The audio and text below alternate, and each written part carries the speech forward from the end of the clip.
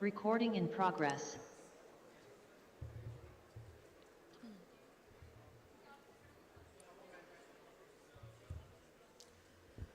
Assalamu alaikum and good morning to you all. I would like to request everyone to take their seats so that we may begin.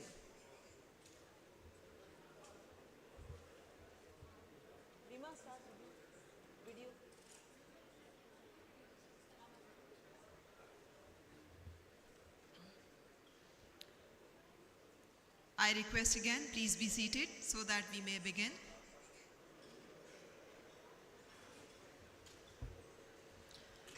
Ladies and gentlemen, we will begin our proceedings with the recitation of the Holy Quran, and I invite Qari Muhammad Umar Farooq Salafi to the stage.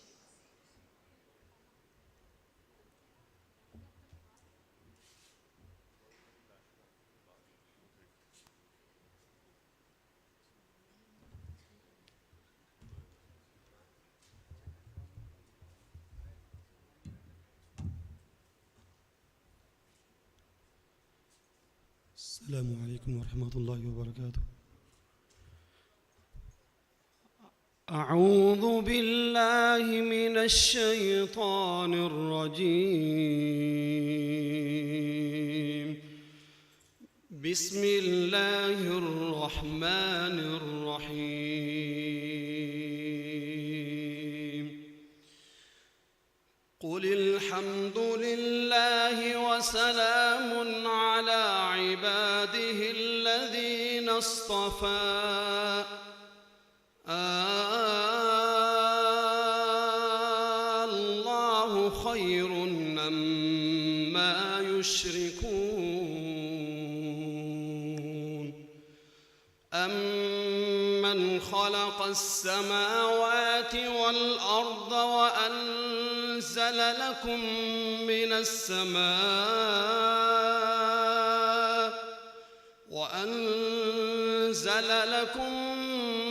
السماء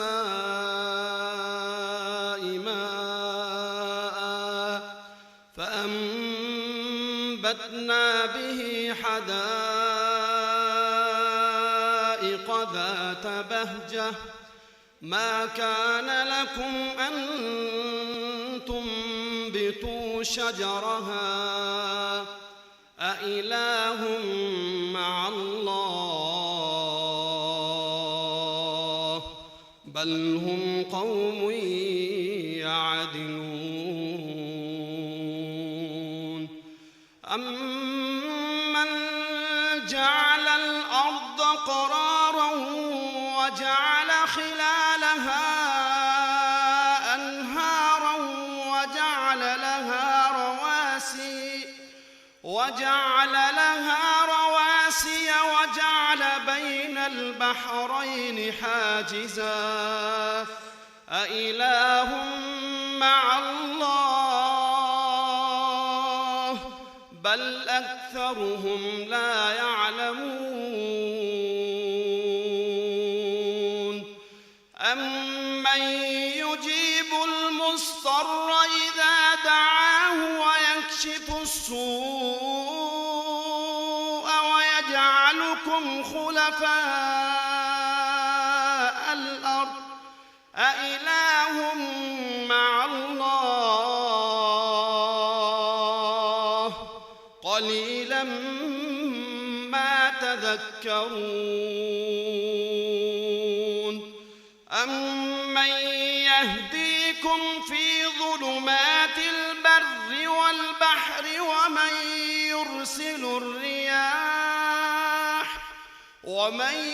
يرسل الرياح بشرا بين يدي رحمته أإله مع الله تعالى الله عما يشركون.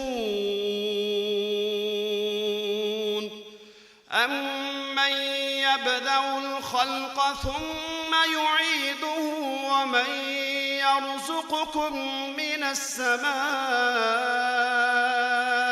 والأرض أإله مع الله قل هاتوا برهانكم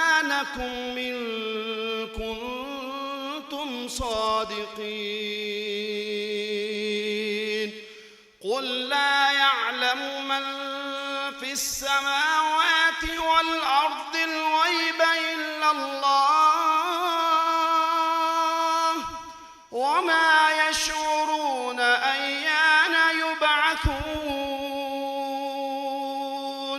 بل ادارك علمهم في الآخرة بل هم في شك منها بل هم منها عمون. السلام عليكم.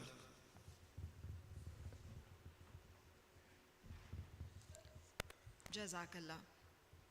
And now I request our CBM team to please come to stage to present the national anthem in sign language as well. And ladies and gentlemen, our CBM team will be presenting the national anthem in sign language, and I'll request you all to please rise for the national anthem of Pakistan.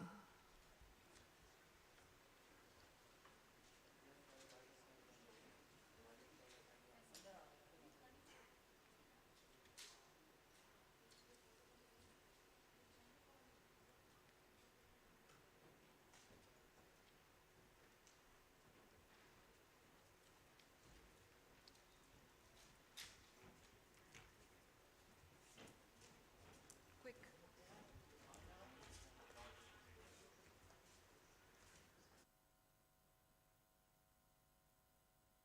Ladies and gentlemen, national anthem of Pakistan.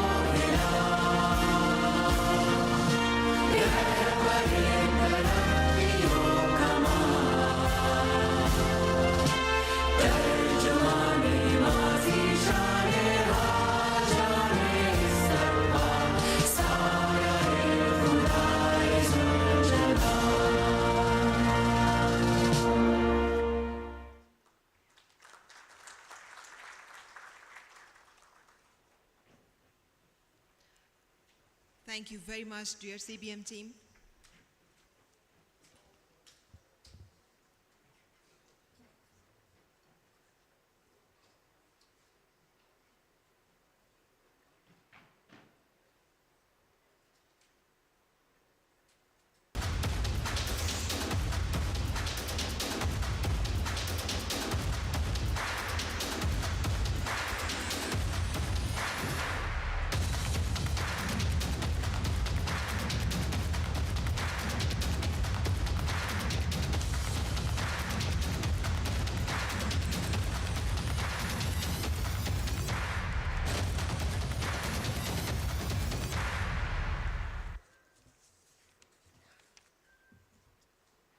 Bismillahirrahmanirrahim. Assalamu alaikum. Honorable Federal Minister of Planning Development Special Initiatives, Mr. Sami Saeed. Excellencies, country directors of international agencies, directors and CEOs of prominent private sector organizations, chairman and board members of NDRMF, other distinguished participants, climate change advocates and disaster risk management practitioners, ladies and gentlemen, a warm welcome to this momentous event on investing in a resilient and adaptive future for Pakistan. Despite contributing less than 1% to global greenhouse gas emissions, Pakistan is regularly placed amongst the 10 countries most vulnerable to the impact of climate change. Our glaciers are melting at unprecedented rates. Some of our southern cities in Sindh and Punjab are reaching temperatures that are beyond the tolerance of human level. we see more frequent and severe flood events, heat waves, and droughts, and the list goes on. So we can say Pakistan is passing through new realities, climate challenges translating into exceeding intensity and frequency of disasters. The floods 2022 might be just a flashpoint of this new beginning, as we continue to face this calamity in Punjab this year too, taking away hard-earned development gains with the real risk of increasing poverty levels in the country. So today's event is profoundly acknowledges the catastrophic repercussions of disasters on our nation's economy. And ladies and gentlemen, that is the very significance and that is the very importance of today's event.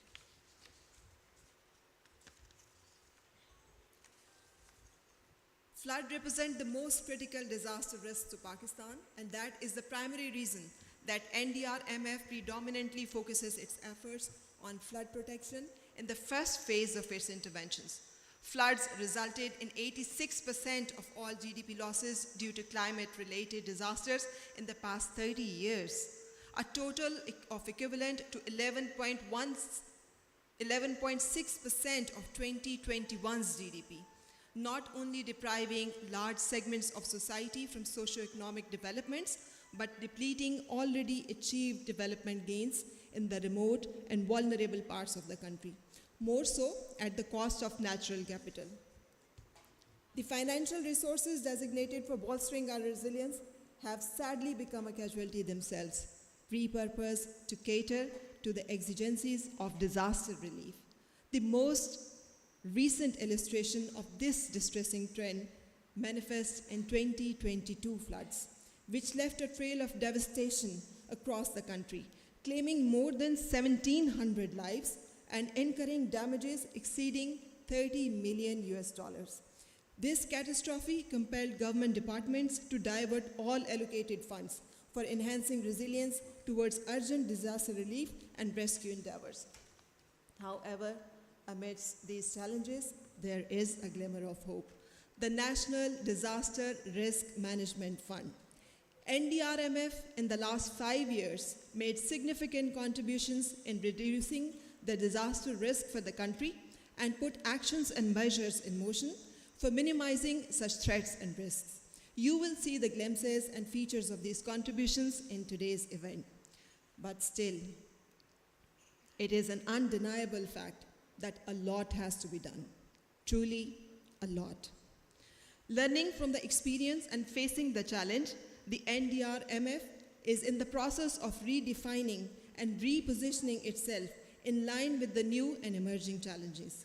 Poised to tackle the issues head-on, it aspires to serve as the central hub for entities seeking to amplify their efforts in enhancing resilience throughout the country.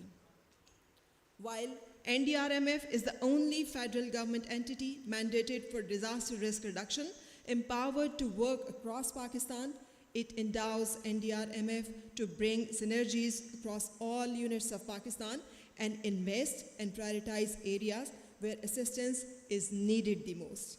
On that note, let us embark on a journey of collective determination and innovative vision to secure a resilient and prosperous future for the people of Pakistan. It is an honor to begin this event by introducing a visionary leader who has been at the forefront of our resilience building journey. Please join me in welcoming to the stage Mr. Bilal Anwar, the Chief Executive Officer of the National Disaster Risk Management Fund, to deliver the opening remarks.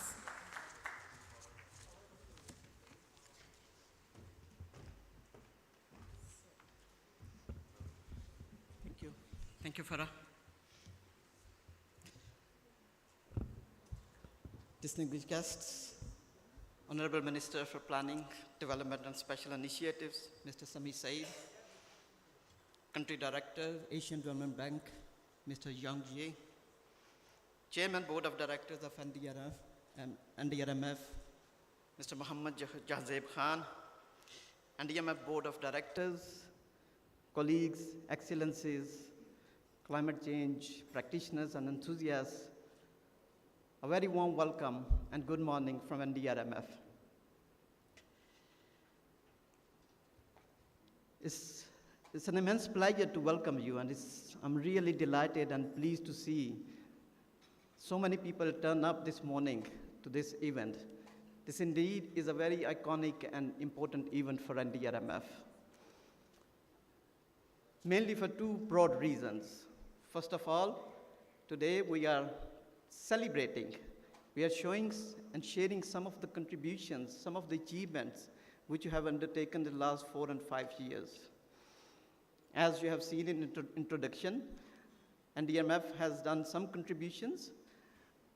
We have worked across the board in all over Pakistan in number of measures.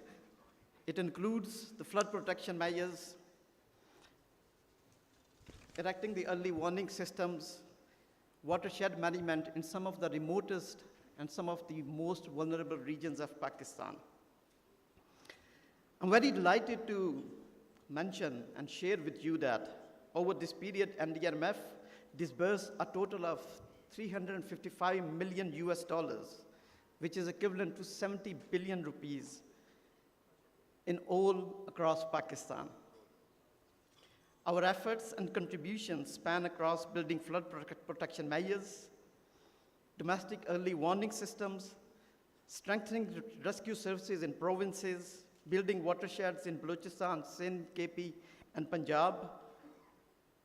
Amongst all the long list of interventions and projects NDRMF completed, it includes seismic proofing of schools in GB and Balochistan, ensuring our children to carry on their learning process in a safe and secure environment.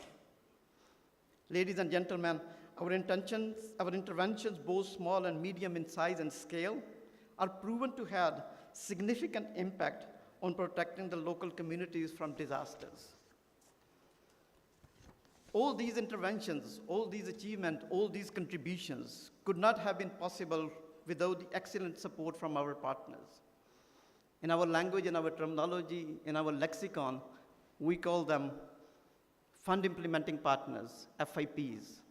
Many of them are in the room today, and I'm very delighted to honor them, thank them, and pass on my gratitude for the excellent work which they have done. NDRMF have truly built on the expertise, on-ground presence, and networks of FIPs with local communities. Be it building small water conservation structures in Qila Saifullah or Chagi in Balochistan, or a flood protection measure in Gilgit-Baltistan and Sindh. This journey of partnership with our FIPs has been immensely rewarding and beneficial. We particularly benefited from their experiences and networks in engaging with local communities for ensuring community-based disaster resilience efforts, which is an integral part of NDRMF interventions and projects which we have carried out. I would like to avail this opportunity to sincerely thank to our FIPs for their unwavering support, and we seek their continuous support in proceeding with redefined and enhanced role of NDRMF.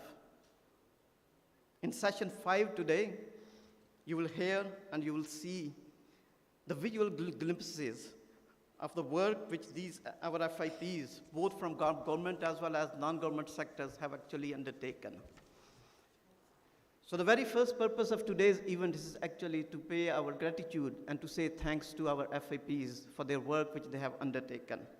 Being a fund, of course, we have our own limitations, and we heavily rely on the contributions and the support which we receive from our FIPs.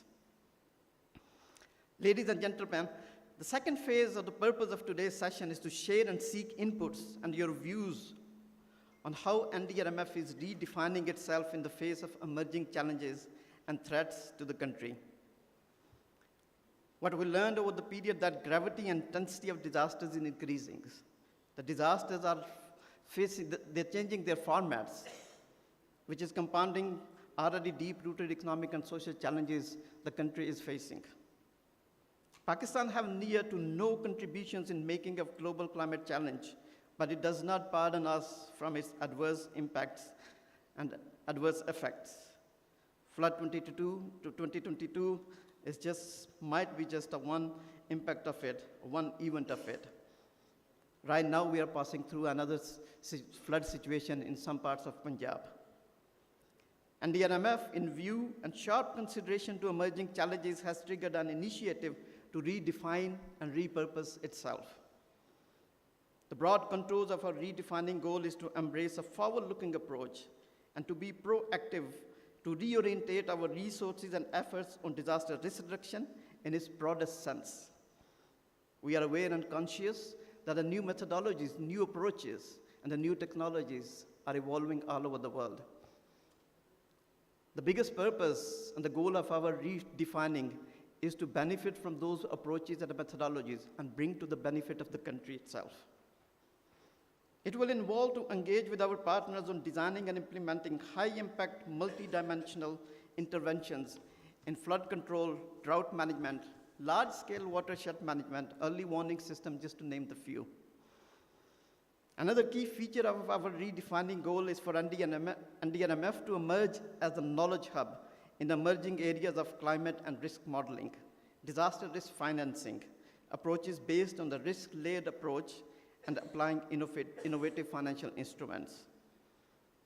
This repositioning of NDRMF will be powered and based on partnerships. We are embarking on building partnerships and working collaborations with a wide range of stakeholders. I see a redefined and much powered role of our FIPs in moving ahead. Also benefiting from the emerging actors who might not have been effectively engaged so far. You might have noted from the agenda from today that we have a strong presence of private and corporate sector in today's event, and we envisage corporate sector of Pakistan playing a leading role in resilience building agenda of Pakistan. We in NDNMF, under the guidance of our board of directors, will be engaging with the private sector in devising new and innovative approaches for leveraging and blending financial instruments for enhancing the scope of our work. Ladies and gentlemen, in the last few months, NDRMF have particularly focused on some very specific areas. The list is rather long, but I'm just going to mention the few. We streamlined our processes to improve the financial flows of our projects, and that's how we eradicated the delays in the completion and conclusion of our projects. We also strengthened our engagements with a wide range of stakeholders and increasingly focus on improving transparency of our operational modalities. As part of these efforts, we are making an effective use of technology, and particularly information technology. In the agenda of today, we are launching our revamped website. This new website is an effective tool to seek information and contact us and engage with us. Similarly, NDRMF YouTube channel, which is also going to be launched today, is aimed to provide you not only update on new developments, but also a source of new and emerging methodologies and best practices.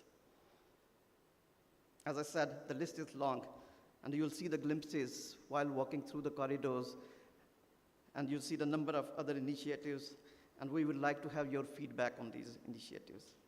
At the end, I would like to thank once more to expressing your confidence and trust on us. This truly means a lot for us, and we are committed to translate this trust into actions which are absolutely needed for a resilience-building Pakistan.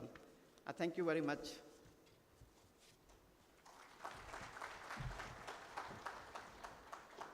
Thank you very much, Mr. Bilal Anwar, for sharing some of the initiatives and many ambitions. Wish you good luck. Ladies and gentlemen, our journey of collaboration and resilience gains momentum with the leadership of individuals committed to our shared cause. It is my privilege to introduce Mr. Mohammad Jahazeb Khan, Chairman of the Board of Directors of NDRMF. Mr. Jahazeb Khan has been providing indispensable leadership in the process of repurposing of NDRMF and institutionally equipping it against the new realities. I request you, sir, to please grace the stage and share your expert comments on today's topic. Ladies and gentlemen, Mr. Mohammad Jahazeb Khan, Chairman, Board of Directors, NDRMF.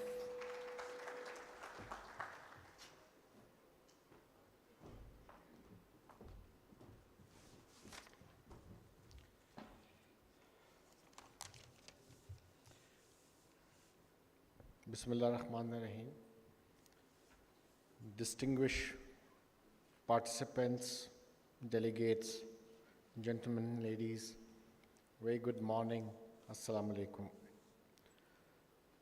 The Chief Executive Officer spoke at length about what has been achieved. I would not be repetitive. Some of the points that I wanted to mention have been mentioned, and I just endorsed them. But I would take this opportunity to thank our partners, the multilaterals, the bilaterals, who have invested in this fund and used it as a conduit to help Pakistan with resilience infrastructure and systems. I also wish to thank the implementation partners who have done a good job in implementing these projects in a timely manner. The Chief Executive Officer mentioned the huge challenges of climate change, particularly from Pakistan's perspective. I'm sure you'll be hearing more and more about this. But the challenge is, how do we address this challenge which is before us? And while we can talk about the reasons and the causes and how to get around it, but it's for us, Pakistan, and our partners to see what can be done. I commend those who thought of structuring such a fund, and I must mention the Asian Development Bank, which was in the forefront of this initiative. It was meant to ring fence some of the funding required for this huge task from the regular development investments by the public sector, both in the federal government and the provincial governments. The idea of ring fencing these monies was to make sure that they are not only spent on the immediate needs, but are more used for durable infrastructure. But we in the Board of Directors have been very cognizant that this fund cannot address the huge needs that are before us.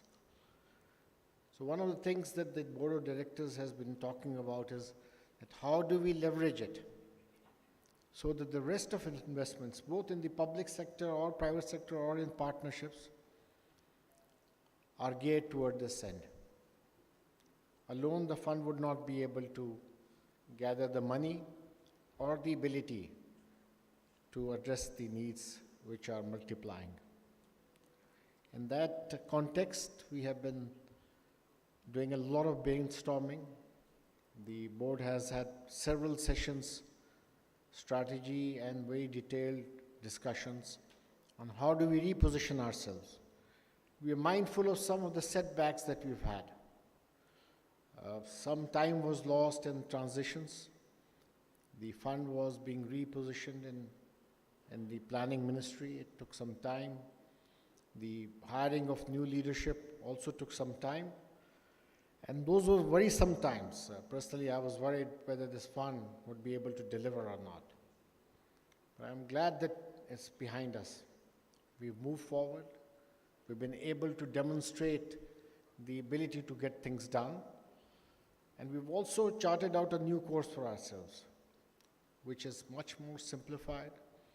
The implementation partners will see the change.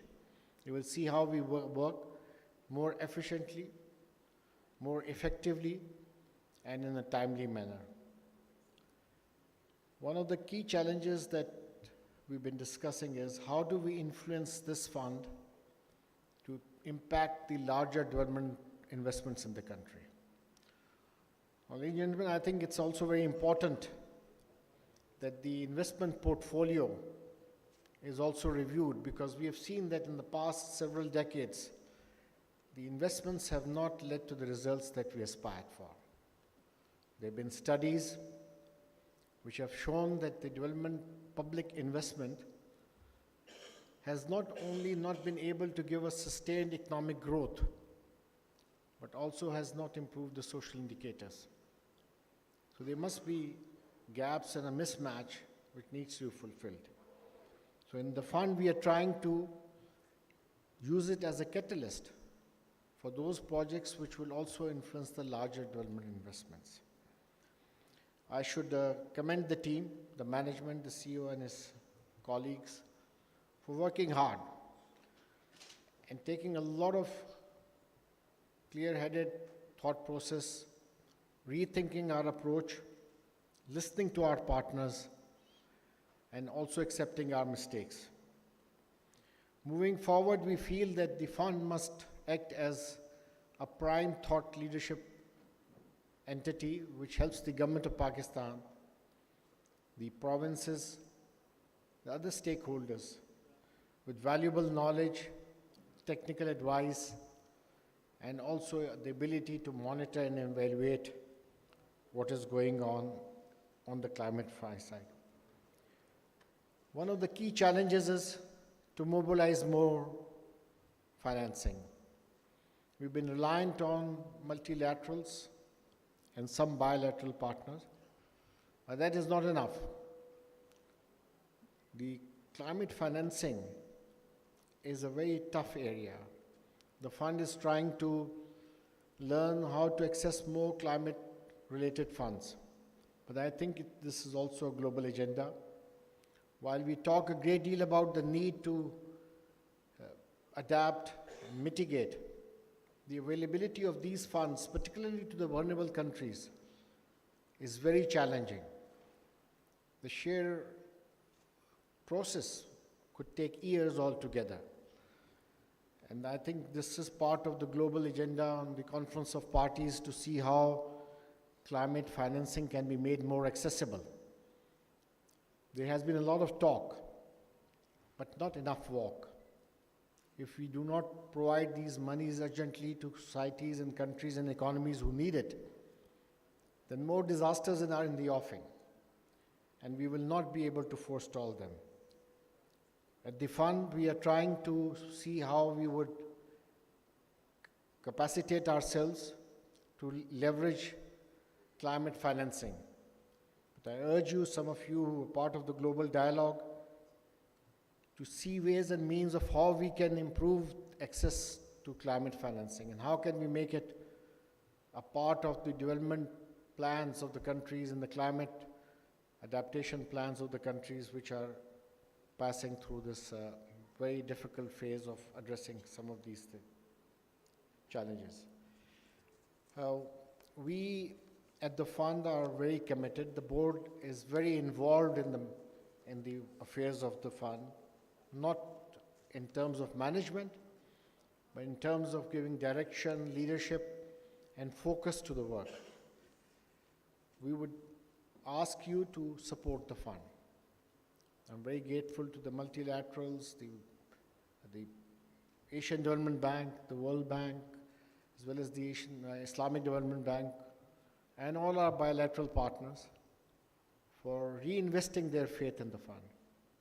Please guide us, see us performing, and tell us where we're not performing. We're very open to critique, and we are willing to change and deliver better.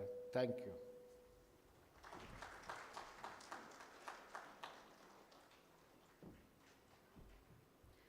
Thank you very much, Mr. Mohammad Jazib Khan, for highlighting the key challenges and the way forward. Ladies and gentlemen, international collaboration underscores our commitment to tackling global challenges. The Asian Development Bank has been a staunch supporter of NDRMF since its inception, and their support is continuing to date. We are honored to have with us Mr. Yongji, Country Director, Asian Development Bank. I welcome you, sir, on stage, and please share your insights on the disaster and climate challenges of Pakistan.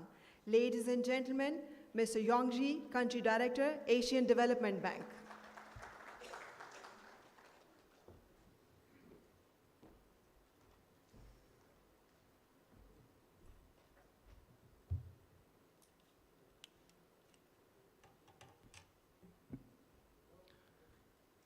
Honorable Minister of Planning, Development and Special Initiative, Mr. Sami Said. Chairman of the NDRMF Board of Directors, Mr. Muhammad Jahangir Khan. The CEO of NDRMF, Mr. Bilal Anwar. Heads of the development agencies, distinguished guests, and esteemed participants. Assalamu alaikum, and a very good morning to all of you. I would start by commenting the NDRMF for organizing a series of seminars and webinars as part of their outreaching and consultation process. As the organization, the funds, embark on its journey towards becoming a leader in articulating the climate and disaster resilient future of the country. Climate change is a real and immediate threat to development. Asian Development Bank recognized that tackling the climate change, building the climate and disaster resilience, and improve the environment is critical to achieve its Strategy 2030 vision of building a prosperous, inclusive, resilient, and sustainable Asia and Pacific. Tackling the climate and disaster resilience are also central to the Sustainable Development Goals. Out of 17 SDGs, 13 of them are relevant to or will be impacted by the action on the climate change, climate and disaster resilience, and the environment. About half of the global natural disaster events happen in Asia and the Pacific, and Pakistan is well known for its risks. Between 2010 and 2022, the country recorded more than 10,000 fatalities and also a very significant financial losses. Last year, the 2022 floods that affects more than 1/3 of the country and lead to the losses and damages. The damage is estimated around $14.9 billion, while the losses are at $15.2 billion. Like many countries, Pakistan has underinvested in integrated disaster risk reduction, preparedness, and disaster risk financing. To reduce the vulnerability of their future generation, as a result, development gains have eroded with increased frequency and intensity of disasters, as we have seen during the 2022 floods. Established in 2016, the NDRMF was primarily created to shift the country's focus from ex-post to ex-ante disaster management by providing funding for implementation of National Disaster Management Plan of 2012 and National Flood Protection Plan 4 of 2017. Both are the overarching framework and plans for the country in disaster risk reduction and preparedness for the disaster. However, uptake of resources from the fund have remained slow due to inefficiency in the process, the slow decision-making, and also poor readiness of the projects. Further, the proposed National Flood Protection Plan and also the National Disaster Management Plan have primarily focused on hazard reduction through construction or upgrading of embankments and other infrastructure. They focus on reduced exposures and vulnerability through a more integrated approach has remained limited in these plans, such as nature-based solution, watershed management, land use planning and enforcement, early warning system, and improved social security safety networks, social safety nets for disaster readiness and response. The overall institutional arrangement for mainstreaming the disaster risk reduction and disaster risk management and for implementation of the national plans along with the coordination among the federal, provincial, and district government have also remained a challenge and require attention and action. As NDRMF has now gone through a few cycles of investment and partnership building, both with non-government organizations and public sector agencies, it is a time to reflect on what worked and what didn't, and also why. This will guide NDRMF in filling the gaps and leverage on the areas where it has comparative advantages and where it can add more value. There will be never enough funding for the DRR exercise, so it is very important to take the approach of prioritization, to build a transparent mechanism of prioritizing the high-value investment in climate and disaster resilience, and develop proper domestic disaster risk funding instrument to transfer the financial risk in case of future disasters. It is also important that NDRMF continues to build on the strengths and capacity it has gained over the last 7 years and make strategic choice to remain relevant and focused. ADB will continue to partner with NDRMF on its journey of transition. ADB, as part of its climate disaster resilience initiatives, is currently supporting the Federal Flood Commission and the Ministry of Water Resources to update the National Flood Protection Plan 4 and develop the National Flood Telemetry Master Plan. One major flagship program of ADB in this space is the Flood Resilience Sector Development Program. The Sector Development Program is an integrated program which will combine the ex-ante policy actions and investments for disaster risk management and disaster risk financing. It will create a mechanism for rapid disbursement of response funds in the event of a disaster using contingent disaster financing. To underpin its flood risk management investment under the Sector Development Program, ADB is currently working with Federal Flood Commission to develop a prioritization mechanism of investment under the Flood Protection Plan. We expect NDRMF to accompany us and the FFC, the Federal Flood Commission, during this planning and prioritization process. That can then be internalized within the organization to guide the investment choice in the future. I would like to invite more ideas and proposals on the NDRMF's future alignment during discussions today.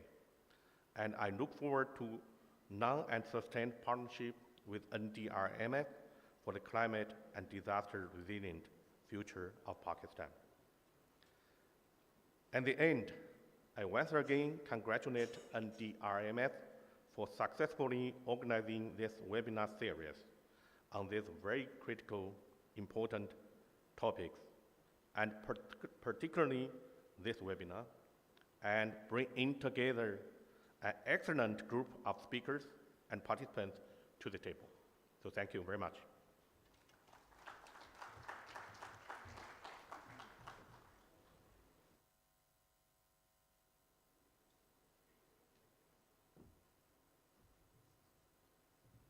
Thank you very much, Mr. Yongji and the Asian Development Bank for your continuous support in tackling Pakistan's evolving challenges.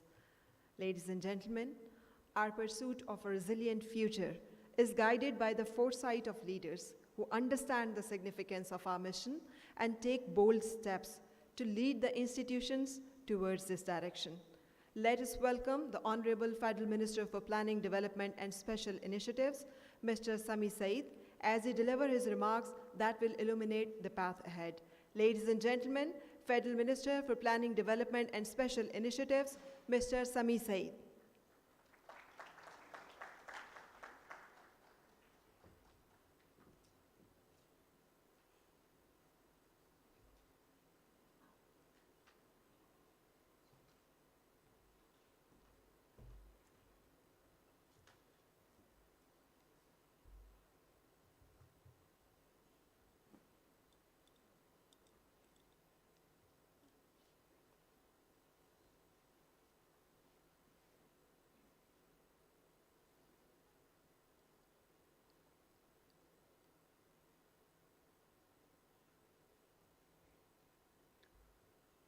Bismillah ar-Rahman ar-Rahim. Uh, Distinguished guests, Chairman NDRMF Board, development partners, excellencies, civil society organizations, implementing agencies, ladies and gentlemen, Assalamu alaikum, and a very good morning to you. Let me at the outset thank NDRMF for organizing this event that marks the completion of first batch of projects they have undertaken, and also acknowledge the good work that has been done. NDRMF is no stranger to me because this fund was set up with the support of the Asian Development Bank during my tenure as Executive Director of the Asian Development Bank. I'm very happy to see that since its setting up and financing, the fund has made great strides and made a great contribution to helping the people affected by calamitous events. I'm sure today's discussion would provide useful input in assessing the impact of the interventions that have been made, and provide useful input for repositioning the fund, as the CEO said, and also redesigning and taking a fresh look at the future interventions. Let me also commend the dedication, diligence with which the NDRMF board and the team have worked to achieve the objectives for which the fund was set up. The topic of today's discussion has a special relevance to Pakistan, as was pointed out in the opening remarks. Pakistan ranks among the top 10 countries in the world most vulnerable to the effects of climate change.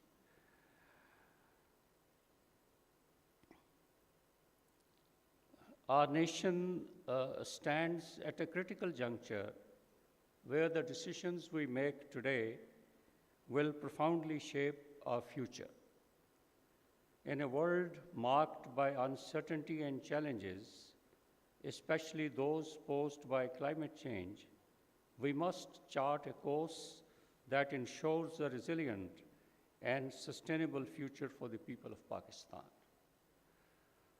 Ladies and gentlemen, with its rich history and diverse potential, Pakistan has time and again exhibited its capacity to endure and evolve.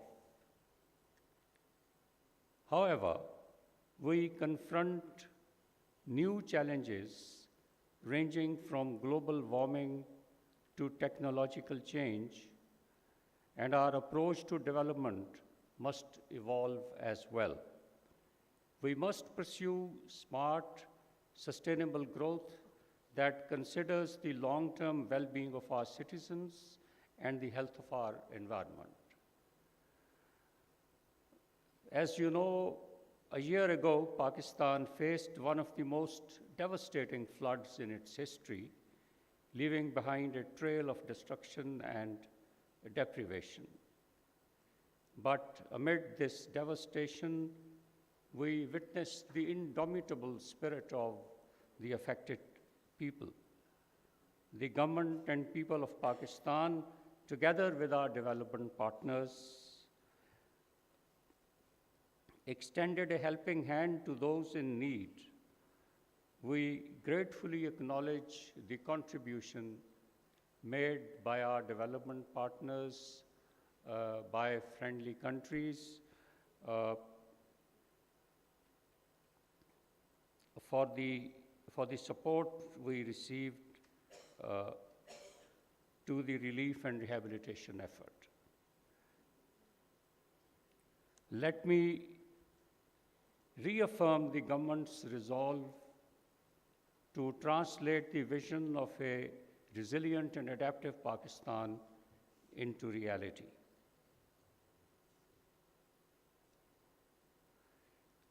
Ladies and gentlemen, let me take this opportunity to share with you some of the transformative initiatives and projects that the government has undertaken in this context.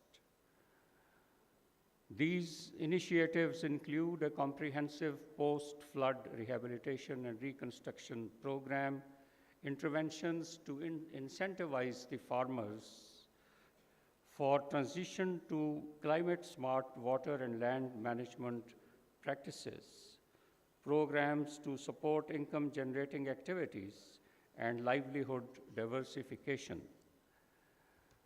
And last but not the least, flood-resilient housing and infrastructure. As you are aware, the primary objectives of disaster risk management efforts are to prevent new disaster risks, mitigate existing ones, and strengthen resilience in extreme weather events. In this regard, we need to pay special attention to investing in state-of-the-art early warning systems, strengthening disaster risk governance, investing in disaster risk reduction, and enhancing disaster preparedness for effective response and to build back better. Adaptability is the second pillar of our approach. To remain relevant and competitive in a fast-changing world, we must foster adaptability. This means investing in education and innovation, encouraging entrepreneurship, and embracing emerging technologies. Our future plan must prioritize sustainable development. Pakistan is blessed with abundant natural resources and a capable workforce. However, the effects of climate change are becoming increasingly evident. We must invest in clean energy, conservation, and environmental protection.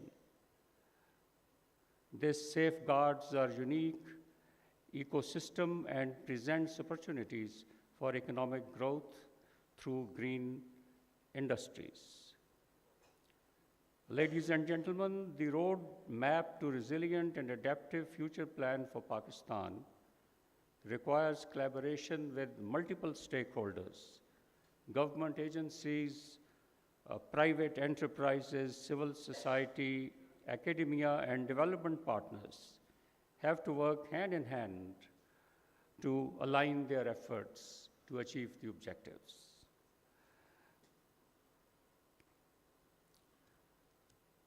Let me conclude by saying that investing in a resilient and adaptive future for the country is not an option, but a necessity, a dire necessity, if I may say so. Our nation's progress is linked with our ability to embrace change, confront challenges, and seize opportunities.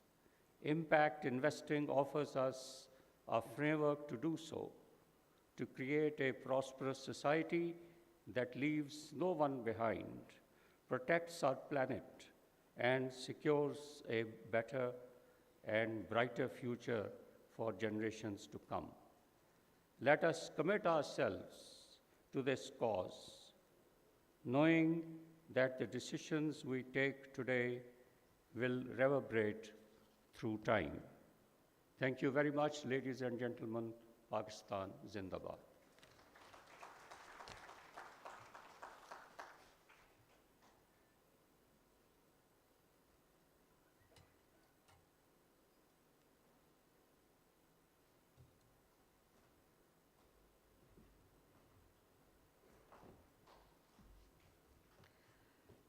Thank you very much, Honorable Minister.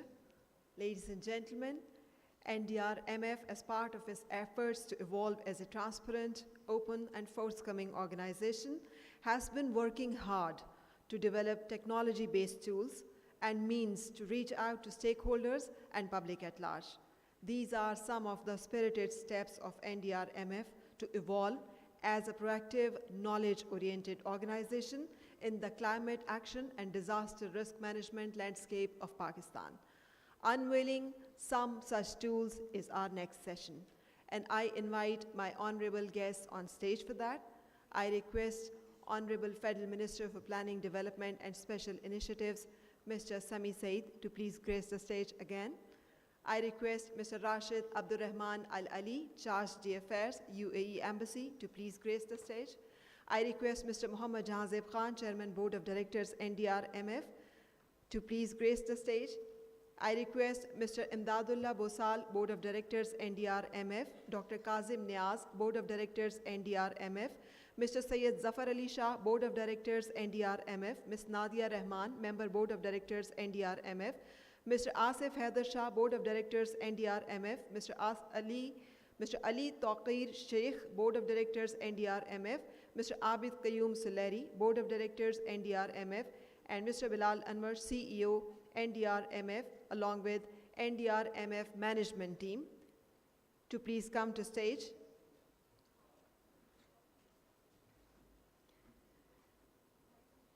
And now, all the team members, I hope all the management team of NDRMF is on stage.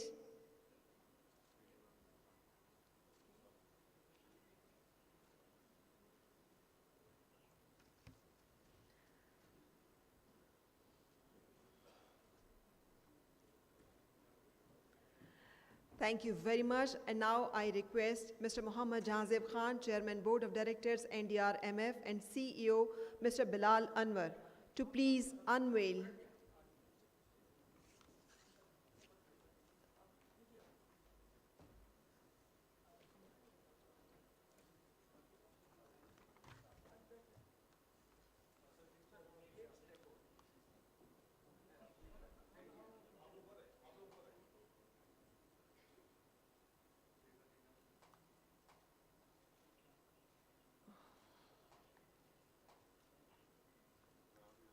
Thank you very much. We were planning to take the group photo later on, but thank you very much.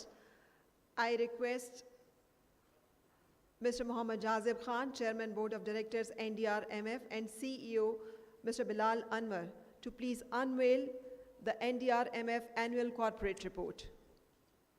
I request all the board members to please stay on stage.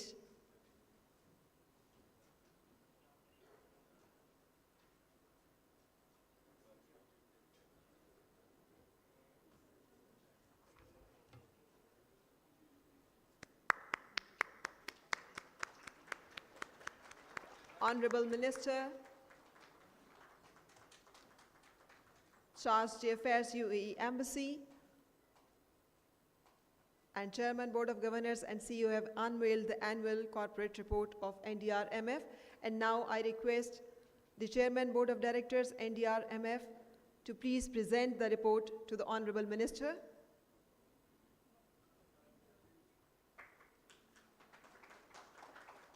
And Mr. Rashid Abdurrahman Al Ali, Chargé d'Affaires, UAE Embassy.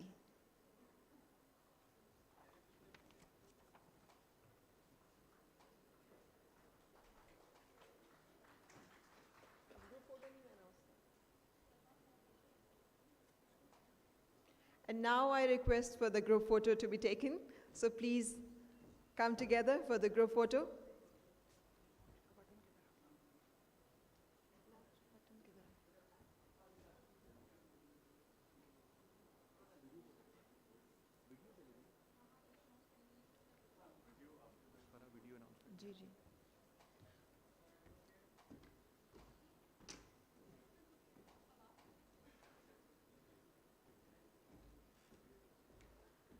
Thank you everyone for joining us on stage.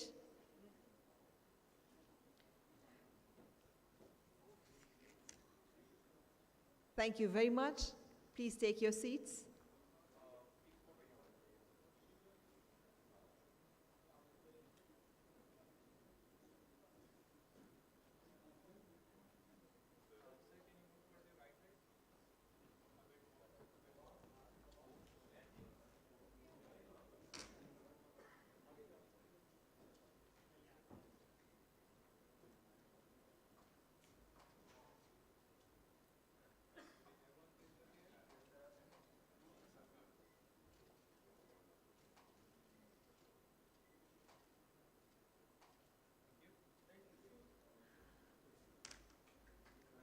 Thank you very much, everyone.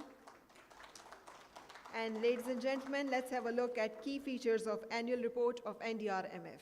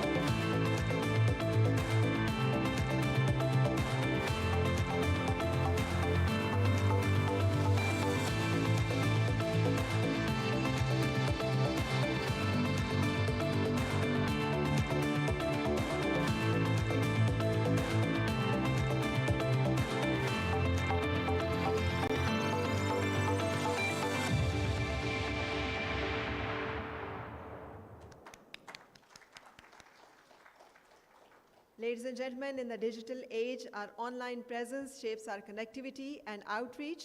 And for that, I request the Honorable Federal Minister for Planning, Development and Special Initiatives, Mr. Sami Said, to please grace the stage once again for the launch of redesigned NDRMF website.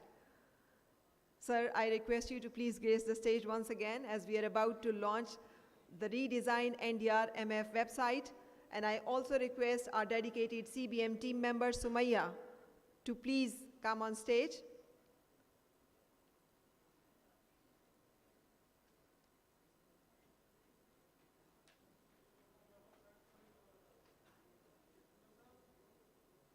Our very special guest, Sumaya, our CBM team member, along with Honorable Federal Minister for Planning, Development and Special Initiative, Mr. Sami Said, is requested to grace the stage for the launch of redesigned NDRMF website.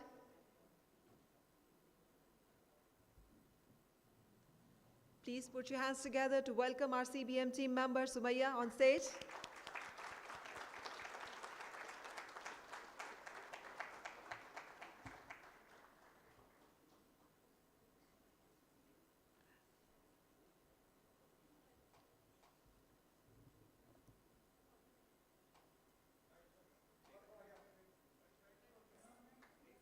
And ladies and gentlemen, Honorable Federal Minister for Planning Development,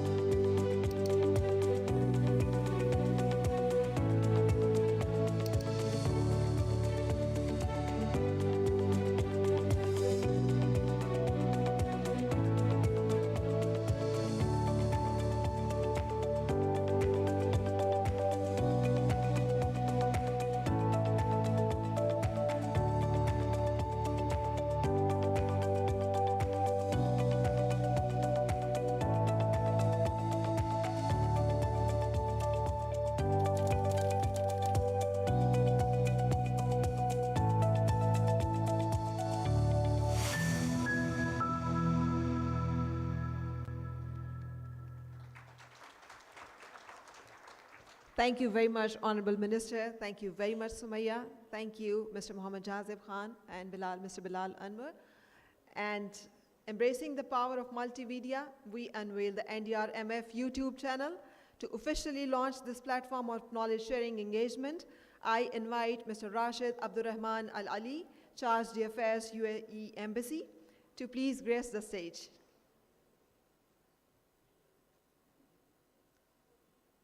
I request CEO Mr. Bilal Anwar to accompany him as well.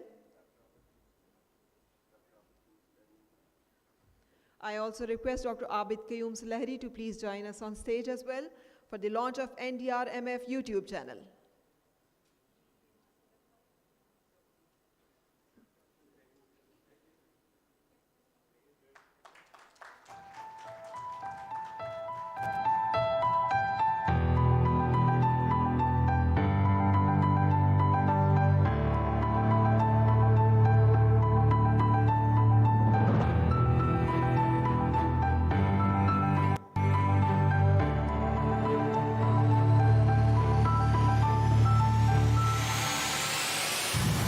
In the world facing increasing climatic challenges, where the lives are at stake and economies are being disrupted, the need for awareness is crucial.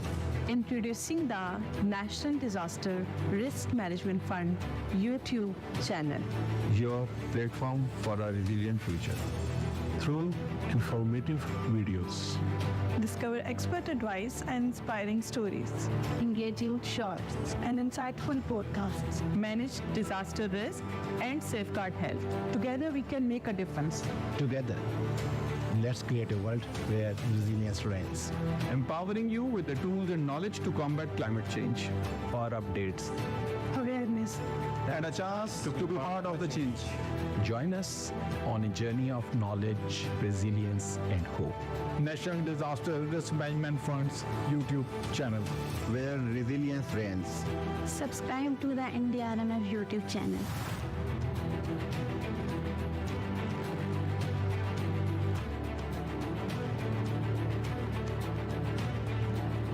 Once again, I'd like to congratulate the board of directors of the fund.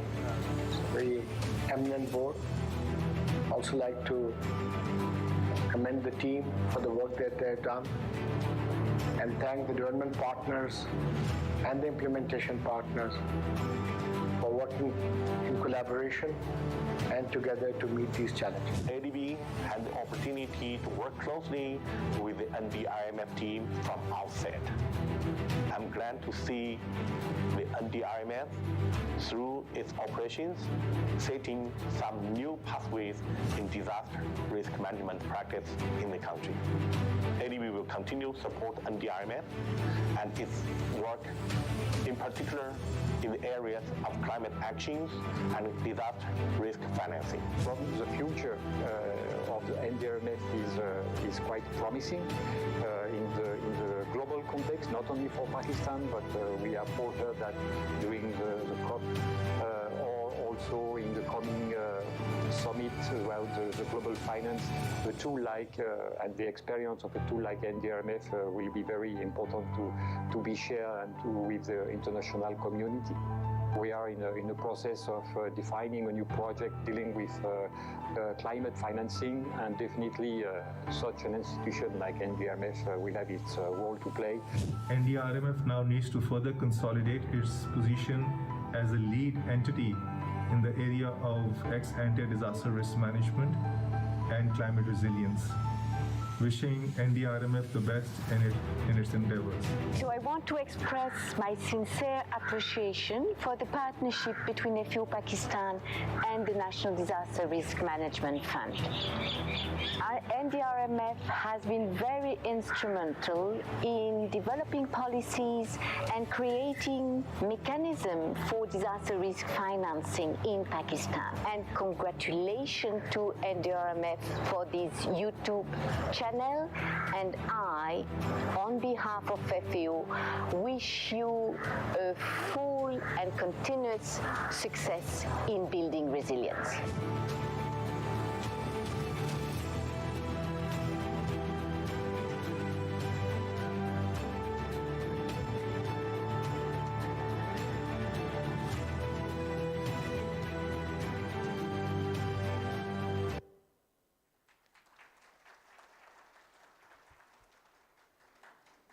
Thank you very much.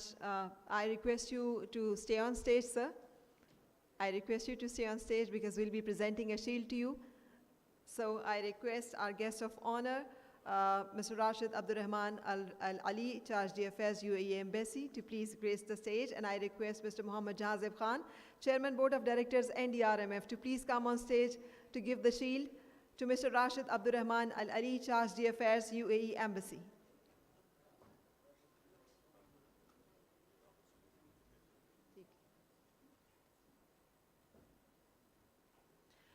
Thank you very much for gracing today's event.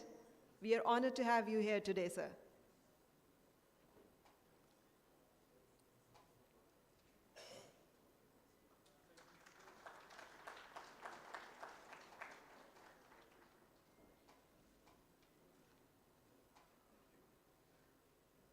Thank you very much. And now I request Honorable Federal Minister of Planning, Development and Special Initiatives, Mr. Sami Said, to please grace the stage and receive his shield. We are thankful for your time, and we are honored to have you in today's event.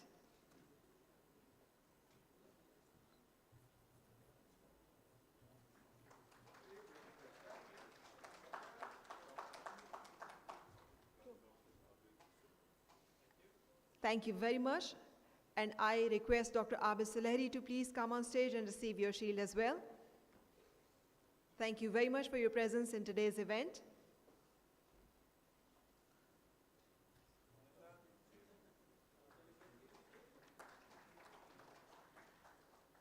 Thank you very much. And now I request CEO NDRMF, Mr. Bilal Anwar, to present the shield to Mr. Mohammad Jazeb Khan, Chairman Board of Directors, NDRMF.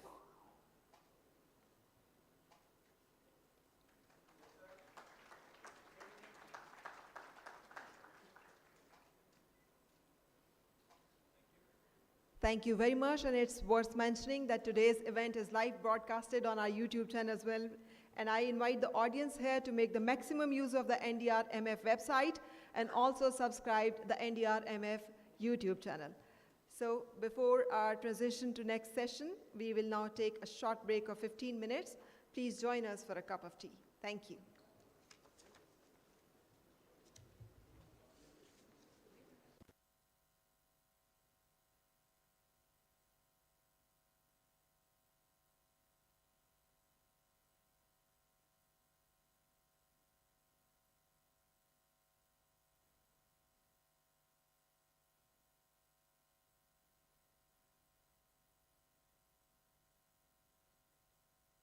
Recording stopped.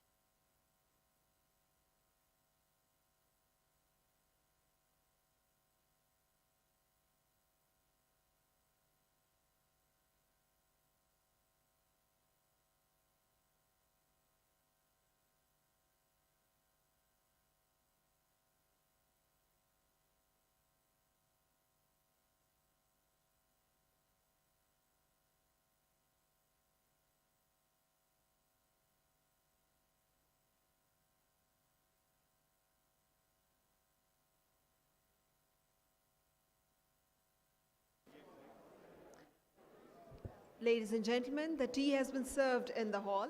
So you're requested to please stay in hall while the dignitaries are requested to move towards the designated area for the tea. The tea has been served in hall, so you can enjoy the tea.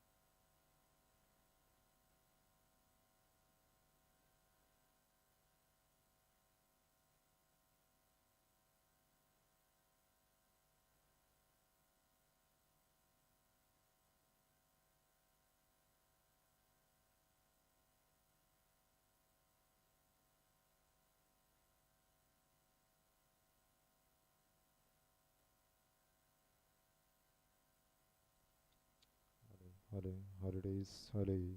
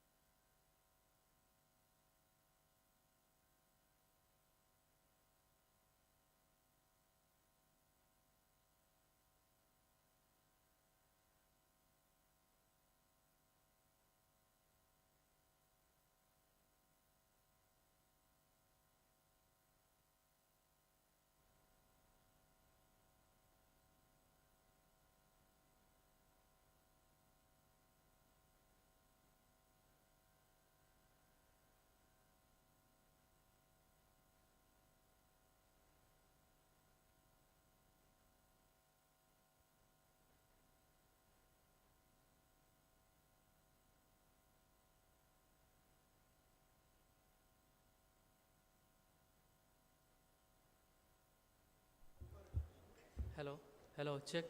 Hello, sound check. Come through, come through. Hello, come through. Hello, bus. Okay.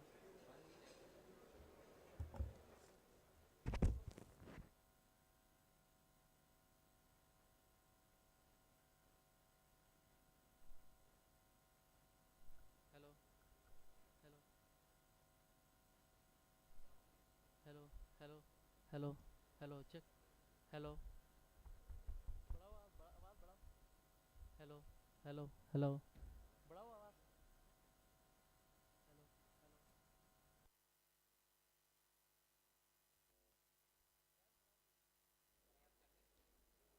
Hello, hello, hello, hello, hello. Sound check. Hello, hello, hello, check. बढ़ाओ थोड़ी सी और. Hello, बस ठीक है. Mute कर दो, mute करो.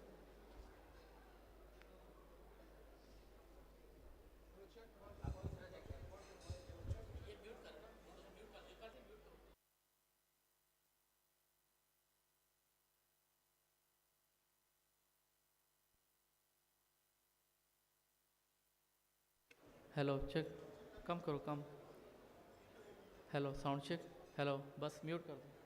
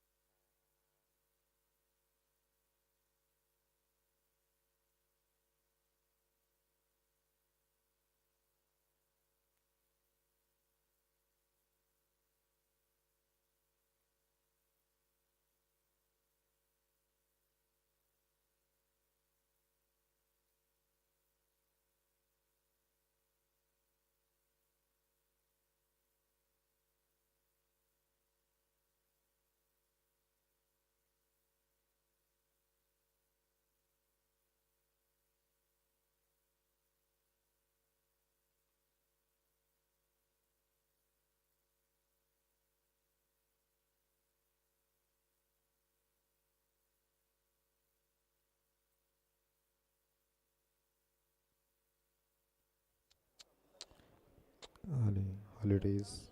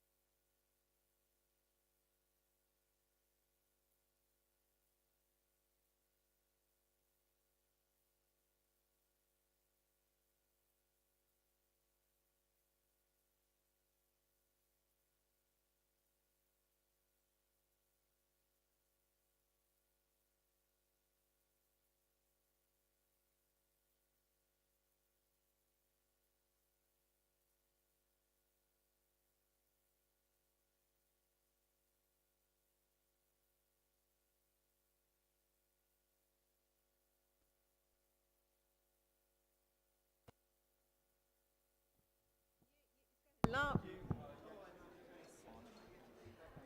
ladies and gentlemen, I request you all to please be seated for our second session.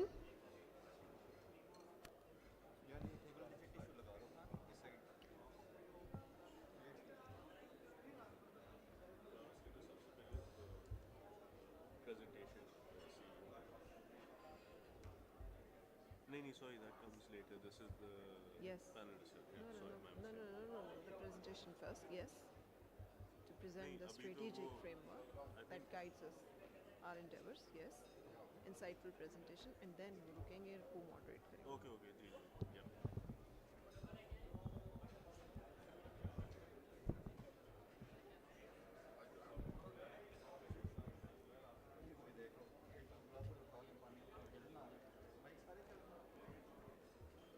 Ladies and gentlemen, please take your seats as we are about to start our second session. जी, आपने presentation कहाँ देनी है?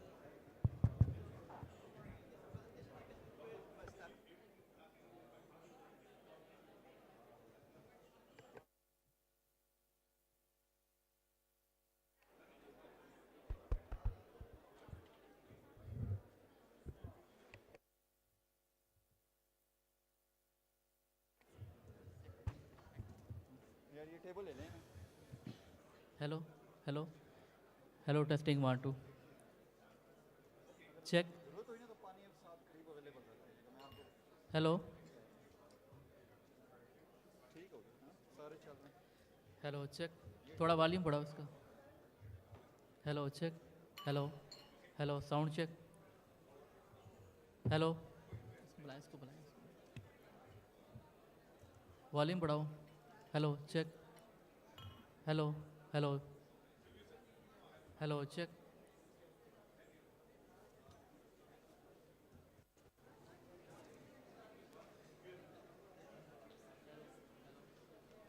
Hello, check. Hello, sound check. Testing 1 2. Hello, sound check. Testing 1 2.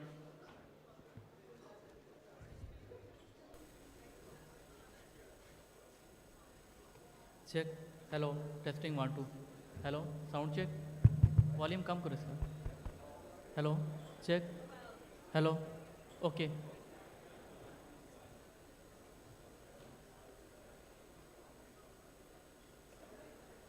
Hello, check. Hello, sound. Hello, check. थोड़ा बढ़ाओ. Hello, check. Hello, check 1. Hello, check 1. Check. बस ठीक है. Okay.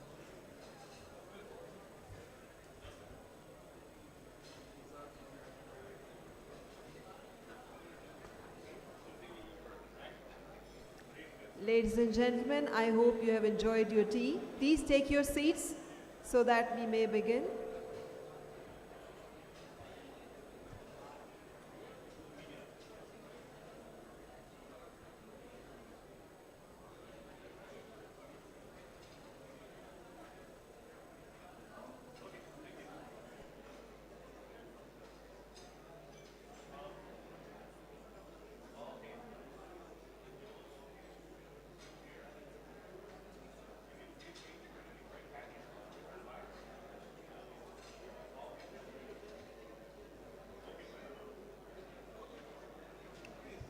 Hello check. इसका वॉल्यूम कम करो.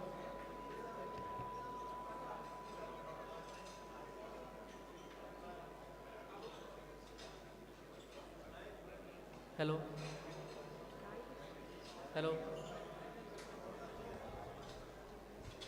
Check. Hello testing 1. Okay.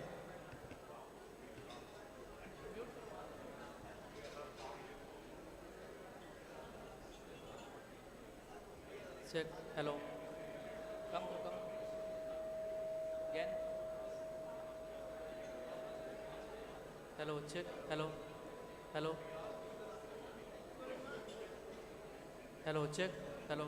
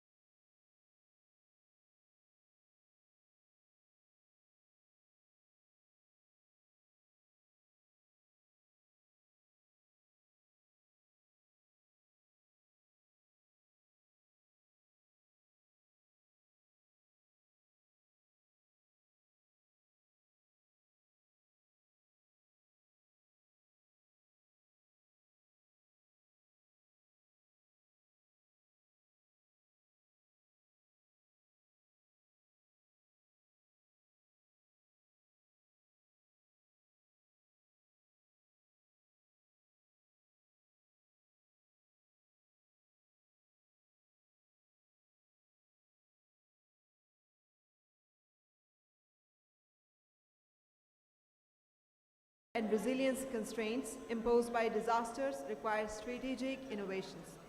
Studies in other countries show that every dollar spent on disaster risk reduction saves between $10 to $15 by reducing disaster damages and losses. The most effective way of DRR is more funds to be allocated to disaster risk reduction in Pakistan. By fortifying our defenses, investing in early warning systems, and maintaining dedicated relief resources, we can forge a path towards a future less marred by economic tolls of recurring disasters. And NDRMF is embracing these challenges. NDRMF is positioning itself to be a knowledge hub in the emerging areas of climate and disaster risk modeling, forecast-based financing, and guiding partners on innovative financial instruments.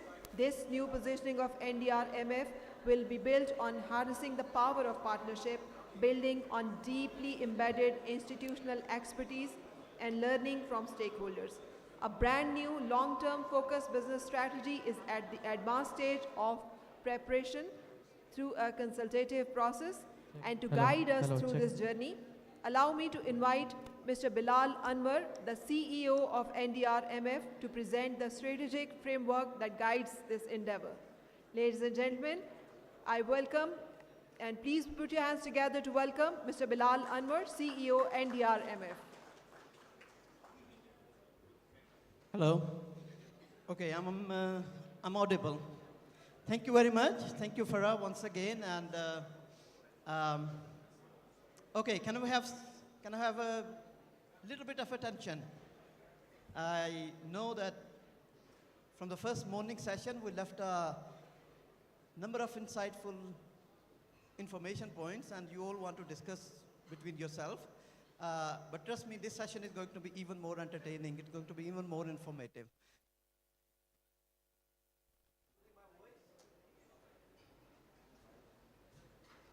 Can I? Okay, I regained. Okay, so in the morning session, you heard few words repeatedly. Redefining, retooling, repurposing, positioning, emerging challenges, emerging threats. This is all what you've been hearing, and this has been designed like this because we genuinely wanted you to take these words home. And these are not the words, they have a meaning, they have a philosophy, and we have actually very carefully, in a thought-provoking manner, we have articulated these words because this is what we mean, and we're going to be integrating this, internalizing this in our strategies, in our working procedures, in our modalities, and in our interactions and engagement with all of you. So the board of directors in its last meeting gave us a very clear direction by approving a strategic framework. And that framework is pretty broad. It basically gives an idea, it basically gives us a direction that how NDRMF should be repositioning itself, how it should be retooling itself, and where they want us to see. So based on the direction of the board of directors, we have immediately started working, coloring the details into the strategic framework, building the narrative around it, and I'm just going to present you a very high-level presentation on it, which just give you a kind of a broad contours of it, a skeleton of it, because we want to hear from you. Following my presentation is going to be a panel discussion, if I'm not wrong. Of course, I'm not wrong, because I have been part of the process of designing the agenda. So, and you'll be hearing from our partners in terms of what they want from us, and we'll be taking your words very seriously and critically, and we're going to be integrating this into the new business strategy. The strategy is not. Mr. Young Yi, in the coffee break, he was talking with me, and he said that what Pakistan needs from the leadership, from institutional aspect, from policy aspect, is a long term. So, Mr. Young Yi, this strategy has been designed, or is being designed, with a 10-year horizon, a perspective in our head. So 10 years might not be a long period of time when we're talking about the countries, we're talking about the nations, but at least this is the horizon, this is the perspective we are actually building on. So what are the overarching approach to the business strategy? What we're going to do is we're going to be fostering diversification, and diversification with the goal, with the aim for transformational impact. And that basically means, or what it entails, is diversification in our funding resources, funding sources from domestic, regional, international. Of course, we'll be building and we'll be capitalizing and we'll be heavily reliant on our existing donors, but we'll be reaching out and we'll be integrating innovative financial instruments and financial resources as part of our business strategy. At the same time, the big focus is going to be on the transformational or the diversification of our projects and the project ideas. And that's where we need the partnerships, and this is another word which you'll be hearing in the rest of the day again today. We'll be broadening the resilience portfolio through improved and most relevant thematic areas. What you heard this morning, that we're working in some traditional, some non-traditional areas. We have done a wonderful job, and I'm very, very happy and pleased, but at the same time, the challenges are increasing. The challenges are changing their format and the shape. Now, in reliance to that, aligning ourselves with that, we are going to be venturing into the new and emerging thematic areas and making sure that we are creating those linkages between the different thematic areas. So I'm talking about the multidimensional, the multi-sectoral, the multi-thematic projects. And that's again, it's only possible that those kind of partnerships not happening at our level within NDRMF, but those are happening at your level as well. We are putting together, we are actually clubbing many of institutions together, and you basically help us in doing so. Being a funding agency, will be very open and transparent for entertaining and accepting those ideas. Improving programmatic modalities, this is all about streamlining programmatic operational processes. A lot of work has already been gone into it, and this has to carry on for some more time coming up. Emerging as a knowledge hub. This is something, again, you heard from our board of directors as well as from me and other speakers as well. I think this is very much needed, and the reason is that most of the intervention, most of the funding is not really happening in Pakistan on anything evidence-based or science-based areas. So this is a knowledge gap which we want to address, and we want to fill that knowledge gap. And we have actually already invested ourselves into some of the applications, NetCat being one, which we're going to implement. And building on that, we are working on a phase 2 of it, which is going to be further empowering us. And we are very, very excited about this particular area. Optimizing institutional operational capacity, something very internal. So we are, based on the existing expertise and advantages, so we are going to be broadening the partnership. We are going to be integrating some of those areas into our internal processes as well. So the goal is, and there's a lot of work has already been undertaken into this, is the development of 3, 5, and 10 years business strategy. So 10 years is going to be very high level. 5 years is going to be more tangible kind of KPIs. And the 3 years is going to be, which actually give us the near-term targets. So these are the 4 strategic pillars which have been proposed or which have been agreed by the board of directors. Disaster risk reduction in its typical format is going to be the main one. It's going to play a key role and key part in the coming many years as well. Climate change and climate finance and the areas within those the reforestation, conservation of biodiversity, ecotourism, blue economy, clean energy transition, groundwater recharge, and particularly carbon market. These are the areas where NDRMF has not been traditionally working on, or we might not be having a huge amount of expertise in that, but at the same time, we see that this is what Pakistan is needed, especially if we want to bring the climate finance. We're hearing a lot that Pakistan needs climate finance, and we need to align our DRR, our climate change projects and interventions, aligned with the requirements of the climate finance. Knowledge creation and communication, this is a pillar which is going to be entirely focused on our kind of a pathway, our journey towards emerging and coming up as a knowledge hub. So a lot of knowledge products, a lot of R&D work which is going to be undertaken, and we already entered into some partnership with some universities in the country. And in the coming year, you'll be seeing that the NDRMF is pioneering the work on some flagship reports in undertaking vulnerable hotspots and those kind of studies, and again, based on the partnerships. disaster preparedness, and the trust we enjoy from our partners, we can play a pivotal role in that, and we'll be moving in that direction as well. This all is actually clubbed together under the banner of a capacity development. So in order to build and strengthen those partnerships, we are going to be integrating the capacity development initiatives and the programs throughout all the 4 pillars. So this is the plan. This is a transition to the new business model. What we believe is over the period, the typical projects which we've been undertaking, and we might have a lot of expertise, and this is a kind of a comfort zone for us, and we are forcing ourselves, we are compelling ourselves to come out of it. So over time, the typical projects, and by the time we have built the capacity for other organizations, they are going to go down, and we start taking up some strategically aligned projects and build the portfolio for that.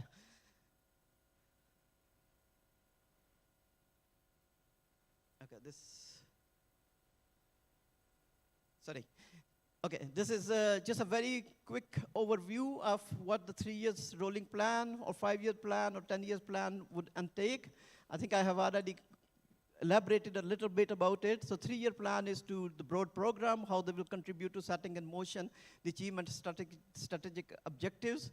The first 3-year rolling plan will be detailed and will serve as the annual plan for the fiscal year of operations. The 5-year plan is the broad and immediate outcomes. So this is, if you see the logic or the philosophy behind this, so this is kind of a reverse engineering process. So we have defined the 10 years goals and objectives, the strategic objectives. We have built the 5-year plan objectives based on the 10-year plan, and that is going to be guiding us for the 3-year rolling plan and the annual plans for that. So I think this is what I just wanted to say. This basically gives you an idea what we are building and how we are moving that journey towards that direction. I think the purpose of the panel discussion is basically giving us some feedback, correcting us at this point in time, and work with us. Thank you very much.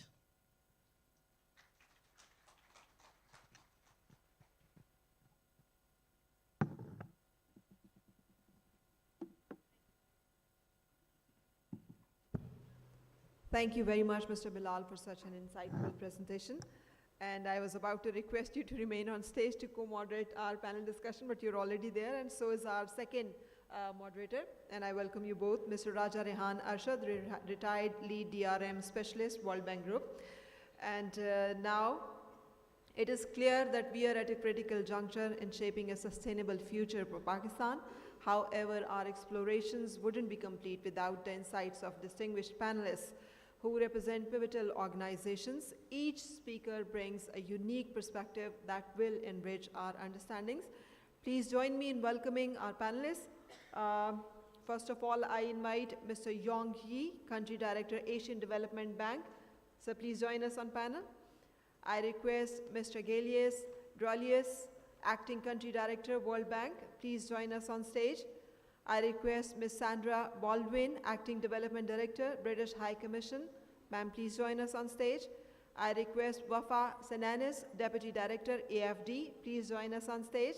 I request Ms. Pauline Asbrand, Advisor, Pakistan German Climate and Energy Partnership, GIZ. Please join us on stage. I request Mr. Ali Yazdani, Pakistan Representative, Islamic Development Bank. Please join us on stage, and I request Ms. Nadia Rahman, Member Board of Directors, NDRMF, to please join the panel. And I hand over the mic to our both moderators.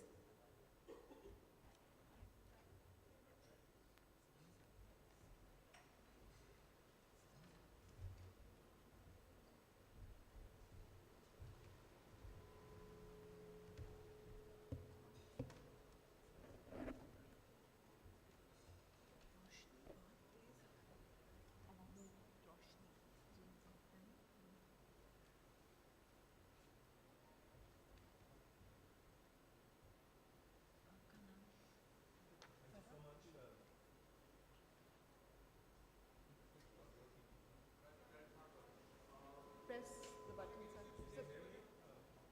No, turn it on. Yes. Yeah, I think it's working out. Thank you so much. Distinguished delegates, ladies and gentlemen, Assalamu alaikum and good afternoon. My name is Raja Rehan Arshad. As I was introduced, I've spent 30 years in the World Bank and worked in a number of regions and worked in Pakistan as well. Last year I took early retirement, and I have the good fortune of advising NDRMF in terms of the repurposing and retooling, as Bilal Saab put it, and coming up with the strategic framework that was just presented by the CEO, Mr. Bilal Anwar.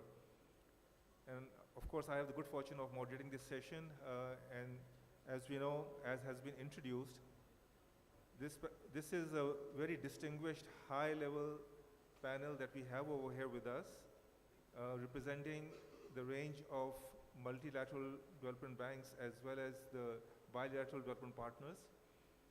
And we are really looking to their insights and their views, both from the perspective of their respective organizations that they represent, as well as their own personal experience that they bring to this country, and having been here for some time. One of the outcomes that we should really be aspiring to achieve out of this session is to see how this very august group of panelists, they can contribute to and deliberate upon how can NDRMF and its impact be optimized in dealing with emerging challenges of Pakistan. Now, emerging challenges of Pakistan is a very broad statement. It's a very broad objective. But NDRMF is very uniquely placed as it is working on disaster risk management and climate change. And these two are really current issues, and they can really be used as entry points to inform the larger and influence the larger scenario of resilience and a resilient Pakistan. As we all know, if we are looking at overall resilience without disaster risk reduction and without climate resilience, it's going to be very difficult to achieve the larger objective of a resilient Pakistan, because everything is linked to it: institutional, financial, economic resilience, governance resilience, even urban centers where 2/3 of the population now resides in. All this is linked to how well the country can cope with disaster risks related to natural hazards, and of course climate-related risks. Without much ado, let me just move straight into the panel discussion. I'm going to be requesting each panelist at the outset to give a approximately 3-minute statement. And of course, as part of the statement, they can talk about the global experience and the global knowledge that their respective organizations bring to this very important subject and debate, and also their involvement in Pakistan with NDRMF in particular, but also in the area of disaster risk management and climate change. So with that, let me first move to our first panelist, Mr. Yong Ye, Country Director, Asian Development Bank, Pakistan. Mr. Yong Ye, if you can give, although you have spoken a lot in your inaugural speech, but it'll be great to summarize it with a specific focus on climate change, disaster risk management, and NDRMF. Thank you. Yeah, thank you, Rajat. Yes, I did really share some of my thoughts regarding those topics already. Let me quickly summarize it. First of all, as I said, Pakistan is really very vulnerable to the natural disasters, very much led by the climate change. So it's imperative for the country to think about how to mitigate the risks. And in this case, I think ADB to some extent is very proud that we helped to create this NDRMF. The goal to create NDRMF is not only for the disaster response, but also to manage the disaster management from ex post to the ex ante. So disaster risk management and mitigation is definitely the mandate NDRMF should take forward in the future. It's very terrific timing to have this workshop and all have seen that NDRMF has taken a proactive approach,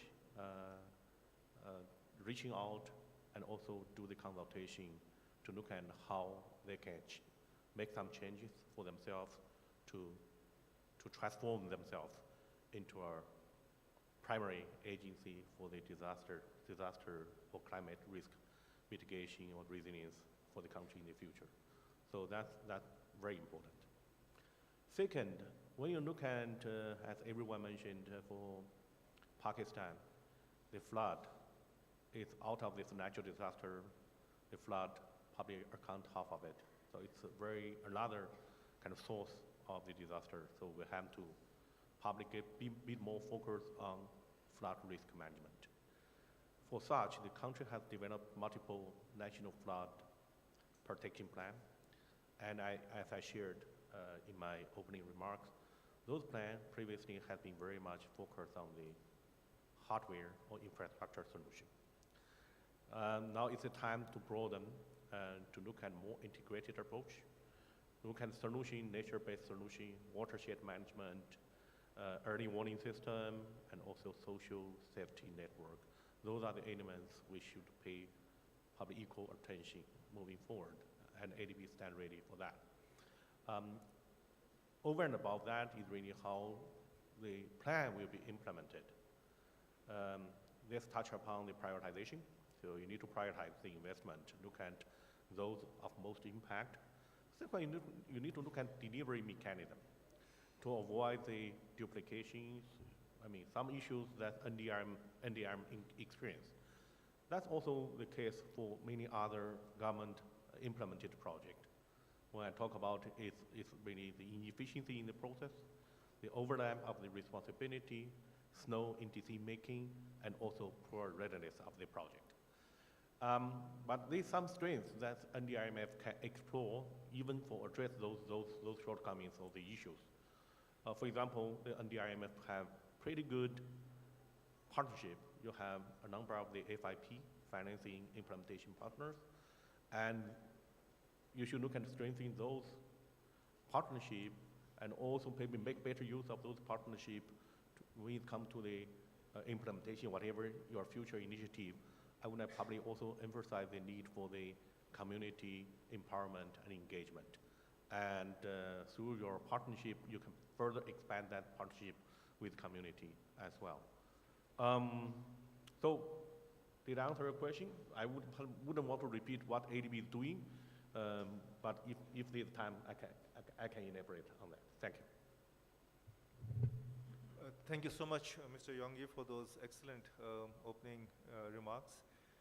With that, and of course, we will come back to some of the points that you made later when we ask you one or two questions, and you can dilate on one or two points that you made, which are extremely important. Let me now move to Mr. Gelius J. Drogelis. He is the Acting Country Director, World Bank Group in Pakistan. And with the request to, of course, give a 2 to 3 minute statement, again focusing on the World Bank Group's global experience in disaster risk management and climate resilience, and how the focus is now on Pakistan and how Pakistan is being informed by the global lessons and experiences. Thank you. Thank you very much. Thank you very much. Of course, natural disasters and climate change disproportionately affect the most vulnerable, including the poor, children, women, people with disabilities, and marginalized communities. Costs of disasters are particularly difficult to bear for developing countries, which often have to rely on ad hoc solutions, such as emergency loans or the diversion of other limited financial resources. The lack of financial resilience mechanisms for disasters often delays economic recovery and prolongs hardships for governments, households, businesses, and vulnerable communities. So in this context, it's particularly heartening to see the government of Pakistan working hard to define a role for instruments like the NDRMF to help to contribute to this challenge. Over the past decade, the bank has focused extensively on disaster risk management through technical and financial support in basically 5 areas: risk identification and assessment, risk reduction, disaster preparedness, financial protection, as well as resilient recovery and reconstruction. And I think that framework might be also a useful filter for NDRMF to look at and somewhat integrate its strategy with the way in which some of the funders see and global practices see disaster risk management globally. It might be easier then to align different interests and financing criteria toward common and shared objectives. In Pakistan, the World Bank has increased its support in disaster risk management and climate change in recent years. The bank is providing analytical and operational support to help country build resilience on impacts on climate change. And across the portfolio in our last fiscal year, about half of our commitments, about $1.2 billion, produced what we assess as climate co-benefits. And that's perhaps one other element of what NDRMF could do, is to support the Ministry of Planning through the to screen PSDP projects based upon criteria, and there are different criteria out there already, no need to reinvent the wheel, to assess to what extent PSDP projects and even at the provincial level ADP projects actually produce co-benefits to the climate, whether that's on that adaptation or the mitigation side. Just as a metric of how, of ways, a metric that then informs decision makers on where to direct very precious development investment resources. In flood response, the catastrophic floods in 2022 affected us all very deeply, and we were very privileged to provide significant financial support last year in close coordination with UN agencies and in partnership with them and the government of Pakistan. We were pleased to contribute to the development of a post-disaster needs assessment that identified priorities from the damages on infrastructure, livelihoods, economic productivity, and identified needs for reconstruction and rehabilitation. This led to an international conference on climate resilient Pakistan in Geneva in January 2023, and then also influenced how we think about where we can contribute and invest, culminating in approximately $1.2 billion committed across 5 projects in December and an additional $400 million in the spring of 2023, working toward reconstruction and rehabilitation activities in the most affected areas, particularly in Sindh and in Balochistan. We also have analytical programs that underpin our investments. In addition to the PDNA, we help to contribute to the government of Pakistan's Resilient Recovery, Rehabilitation, and Reconstruction, the 4RF framework, and Mr. Rehan was very much an integral part of that, that developed a comprehensive plan for Pakistan's recovery and reconstruction efforts. A lot of thought went into that framework, and I think that may also be a useful framing for how the NDRMF could support different priorities. And if everyone comes under one framework, it might be then more easily understood what NDRMF's role would be relative to other initiatives and programs that the government of Pakistan is undertaking to support shared objectives. We've also helped to develop a Pakistan Climate Action Program that prioritized energy conservation, agriculture water nexus, climate resilient communities and infrastructure, as well as macro fiscal sustainability. And in this context, the bank is also supporting, in some ways, the development of carbon markets. One of our big reports last year, and something that we're doing across our portfolio globally, is the development of country climate development reports for Pakistan. And one was done for Pakistan, one of our first, where the bank highlights the most impactful actions that can reduce GHG emissions and boost adaptation while delivering on development goals. And I think this is, again, one of the big challenges we have is the balancing between responding to disasters and reconstruction and immediate resilience activities and balancing those with medium-term development goals.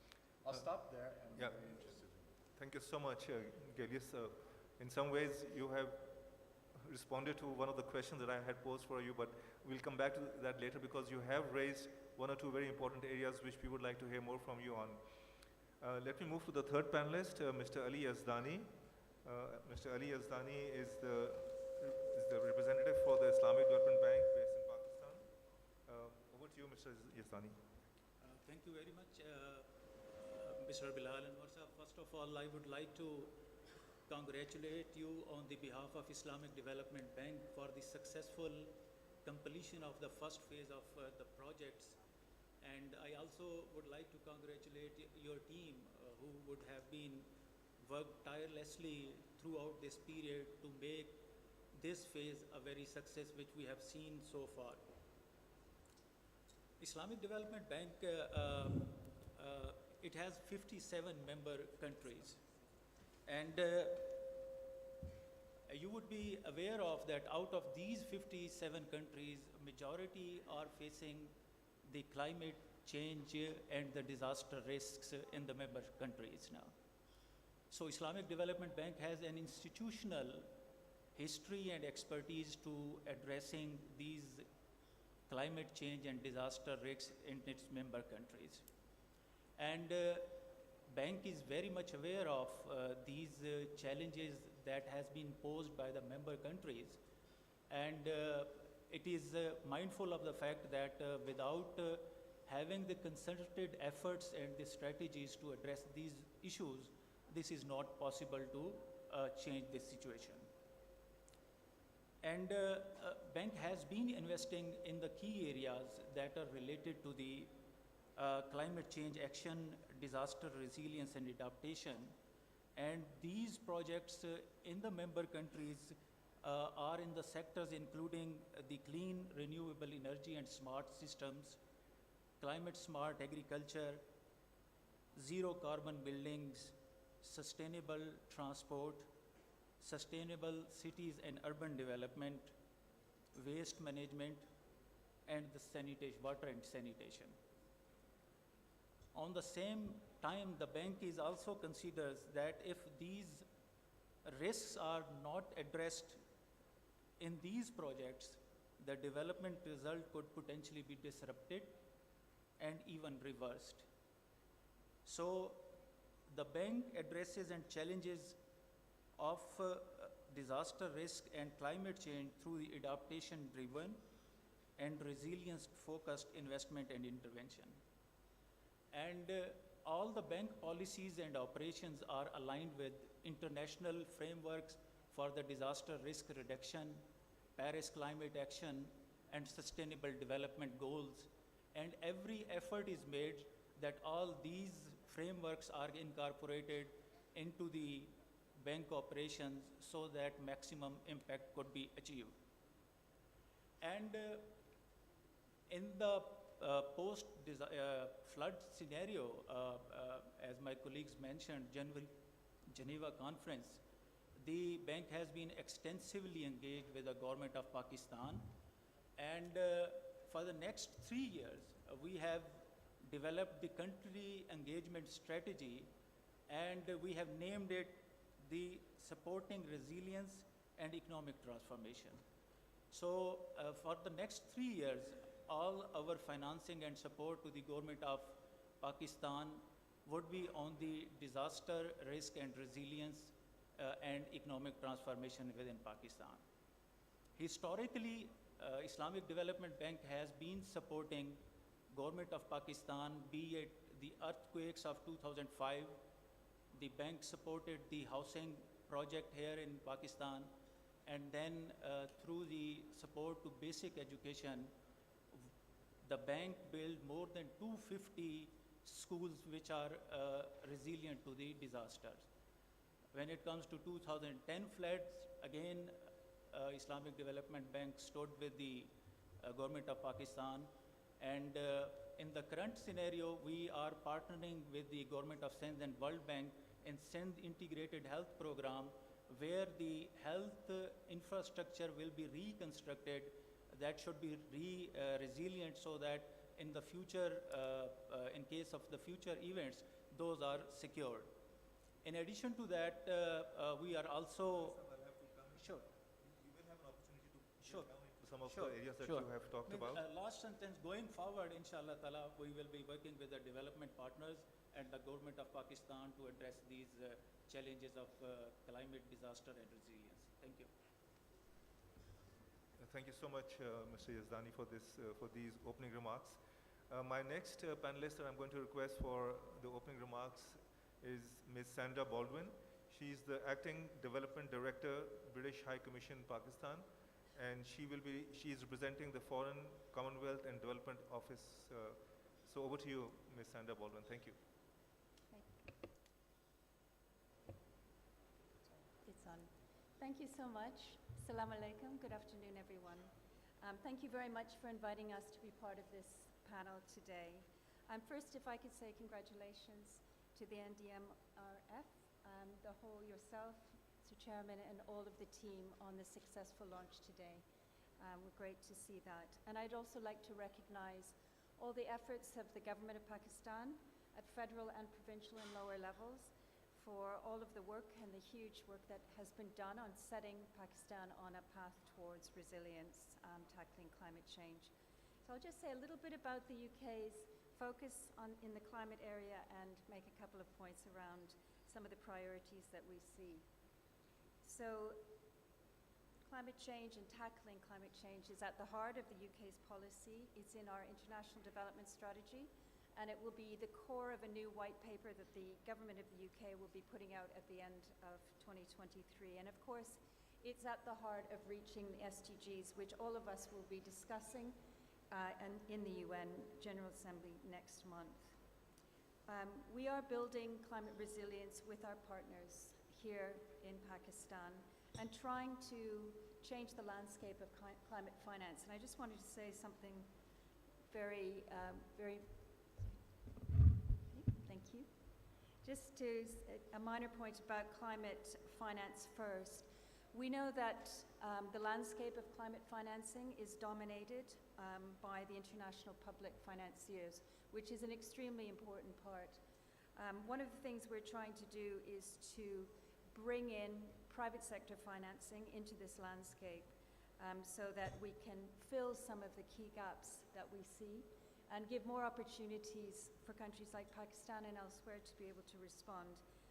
And this is through DFI and also blended finance, green and blue bonds, and also looking at the development of market capital. I think this is a very important aspect of how countries can respond.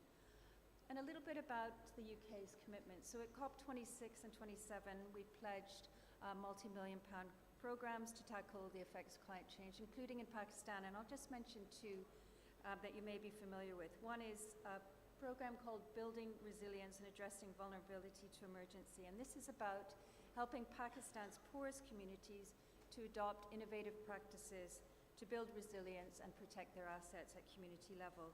And the second is a water resource accountability program. And this is all about water governance to make water use more sustainable in Pakistan and also to make water access fairer. And part of this is working on nature-based solutions. So that's working with and through nature to address some of these huge challenges that communities are facing in being vulnerable to flooding events.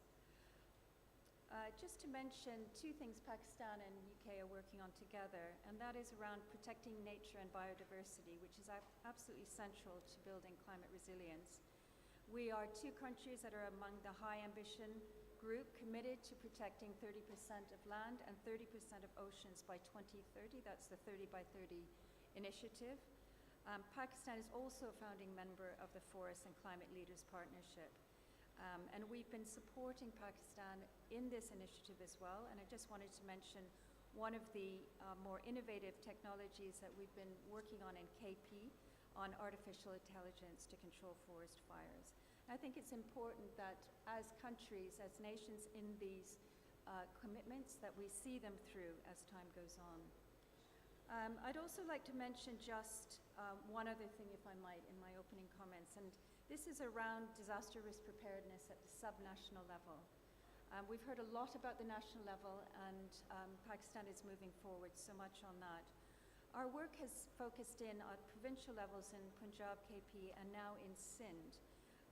And we've identified the issue, and I think that was said earlier, about the capabilities and capacities at provincial and district levels to be ready for disasters and to know what is needed and to have the investment required to make the response at the right time. And we know that district disaster management authorities convene only when there is a crisis. So what we've been working with on provincial level is anticipatory risk governance programs, and that is being piloted at the moment in Sindh, which is mapping resources and working on procedures and mechanisms, including disaster risk in infrastructure investments, town planning, early warning, and spatial vulnerability mapping so that people are prepared for action.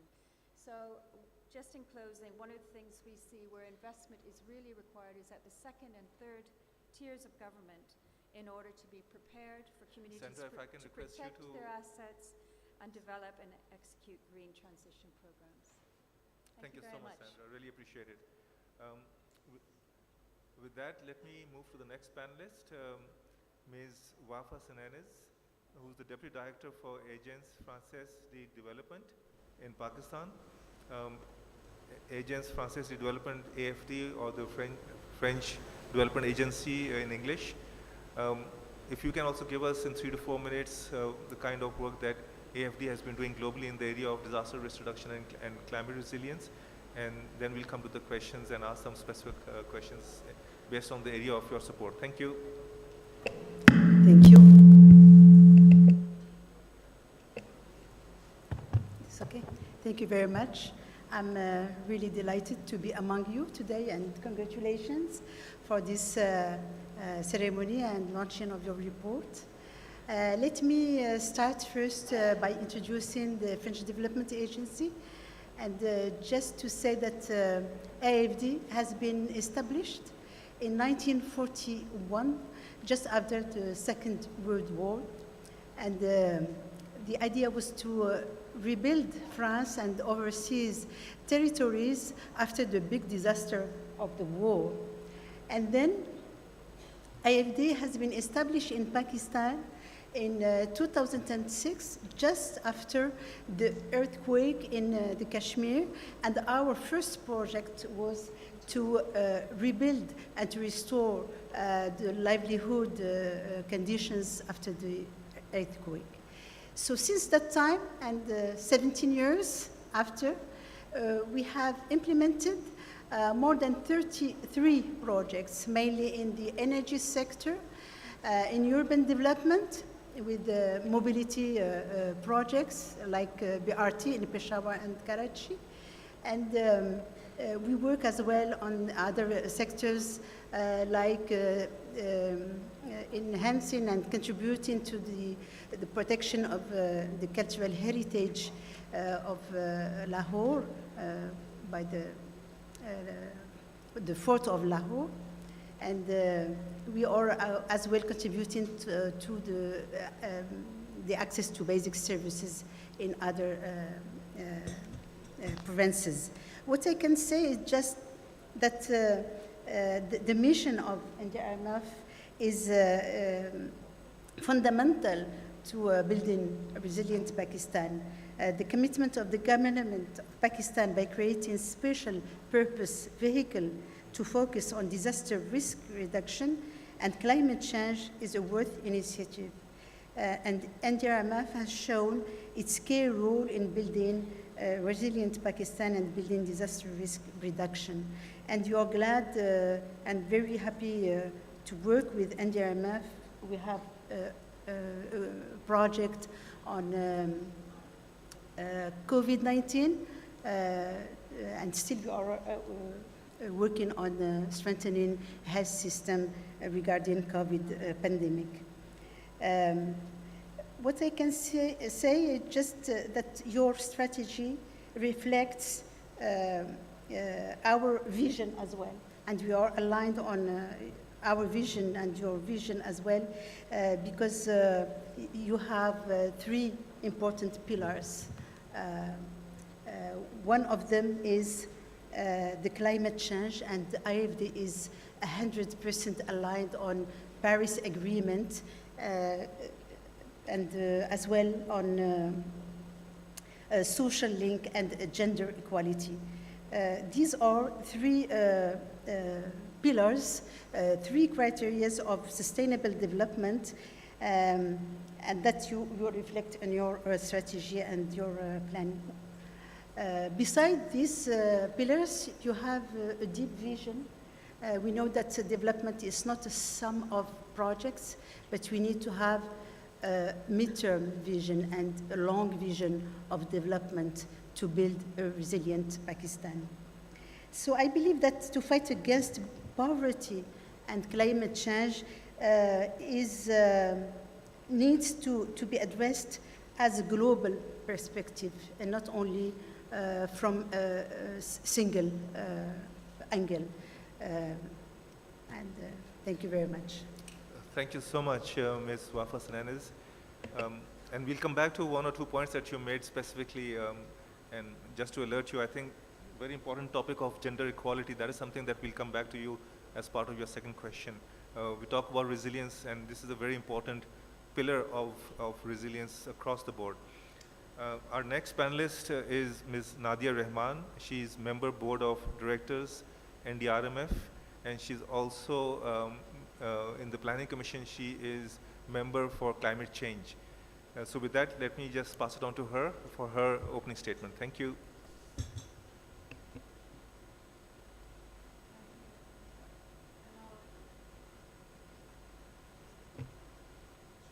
All right. Thank you, Rehan Saab. Thank you very much for inviting me to the forum, and I am happy to be a part of the panel with our development partners who have been instrumental in establishing the NDRMF. NDRMF is a core institution for the government of Pakistan for its climate action.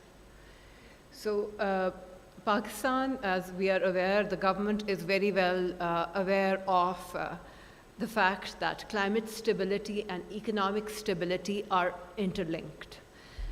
And our climate needs, the vulnerability on the risk index, we are very high. To become a climate resilient country, we need $348 billion. To achieve our NDCs, we need $200 billion. The recent flood contracted the GDP of Pakistan by 4.8%. And this is only going to increase in the future, as our forecast model suggests. So strengthening NDRMF is instrumental and for the government of Pakistan, and we welcome the support of ADB and the World Bank in helping with setting up the endowment fund. However, moving forward, the government of Pakistan also needs to allocate a budget line to NDRMF for its continuity. In the meantime, as AFD and also the British High Commission, FCTO, they stated we need to improve our access to international climate finance. Now, we talk about international climate finance, but there are a lot of bottlenecks with accessing those. So there are procedural requirements, very stringent requirements that have to be streamlined, and as you go, all the development partners and our bilateral partners and multilateral partners, as you attend the international climate diplomacy fora, we are going through a rehaul of the international finance architecture that's going to result in simplifying these mechanisms to make it easier for countries like Pakistan to access the funds. And we also talk about bringing in the private sector, but the private sector has its own considerations. A lot of investments in countries such as ours are considered below investment grade. Our cost of capital is very high. Setting up a solar power plant in US may cost a certain amount, but in a country like Pakistan, it would be much higher. So those structural, that kind of regulation of a private sector should also go into informing the reform of the international financial architecture so that we are actually able to bring in private capital into developing countries. Having said that, we need an institution like NDRMF to be able to have the capital ready, and we need very streamlined and strong interinstitutional frameworks within NDRMF to coordinate across provinces, across our implementation partners, and NDRMF has done an excellent job of spreading its footprint across the country in all provinces, and we have a large range of financial implementation, our implementation partners. So we are working with Islamic Relief, we are working with Pakistan Poverty Alleviation Fund, the Red Cross. So it is also building capacity of rural organizations, of NGOs and civil sector organizations. And now with the new strategy, we are seeing a shift towards bringing in the private sector and helping blend private sector investments to tap into not only CSR, but ESG related investments. So as a board member, I am happy with the progress and the shift that we have made, and I'm very grateful and look forward to the increasing partnership, because to make NDRMF instrumental in making Pakistan prepared not only for disaster risk response, but the whole DRM cycle: disaster risk finance, disaster risk retention, disaster risk reduction. With recent, while I was on the board, we saw a reallocation of about 50% of fund that was given to NDRMF. It was for disaster preparedness and disaster risk reduction. It was reallocated towards recovery and went out in the form of cash transfers, which was the need of the hour. But we need to, in the future, talk about more medium-term, longer-term activities and ring fence our funding in such a manner that we are able to prepare and invest more in our long-term response while being also prepared for our short-term recovery. So that's my statement. Thank you. Thank you so much, Ms. Nadia Rahman, for these excellent comments. And while we have the multilateral development banks and the bilateral development partners over here, it's very important to hear from Ms. Nadia Rahman the very important perspective from the government and how the government owns NDRMF and is fully supportive, as we've heard in the morning sessions, with the presence of the minister and then the chairman himself of the board. And now, of course, we have these remarks coming from Ms. Nadia Rahman. So with this excellent backdrop, where we have a very good flavor of how the different multilateral development banks and the bilateral development partners have a certain comparative advantage when it comes to dealing with disaster risks and dealing with climate change related impacts, and how in a very forward-looking manner their support is helping countries to move towards resilience against natural hazards, and of course climate resilience in a very overarching manner. With this as a backdrop, let me first move to the ADB country director, Mr. Yong Ye. And we have heard him talk a lot in the morning opening remarks or opening keynote address, as well as in his opening statement over here. And I don't think so we'll have time for 2 rounds of questions, so I'm going to collapse the 2 questions that I had into one, and picking up on what he has already presented in his opening statement. Mr. Yong Ye, Mr.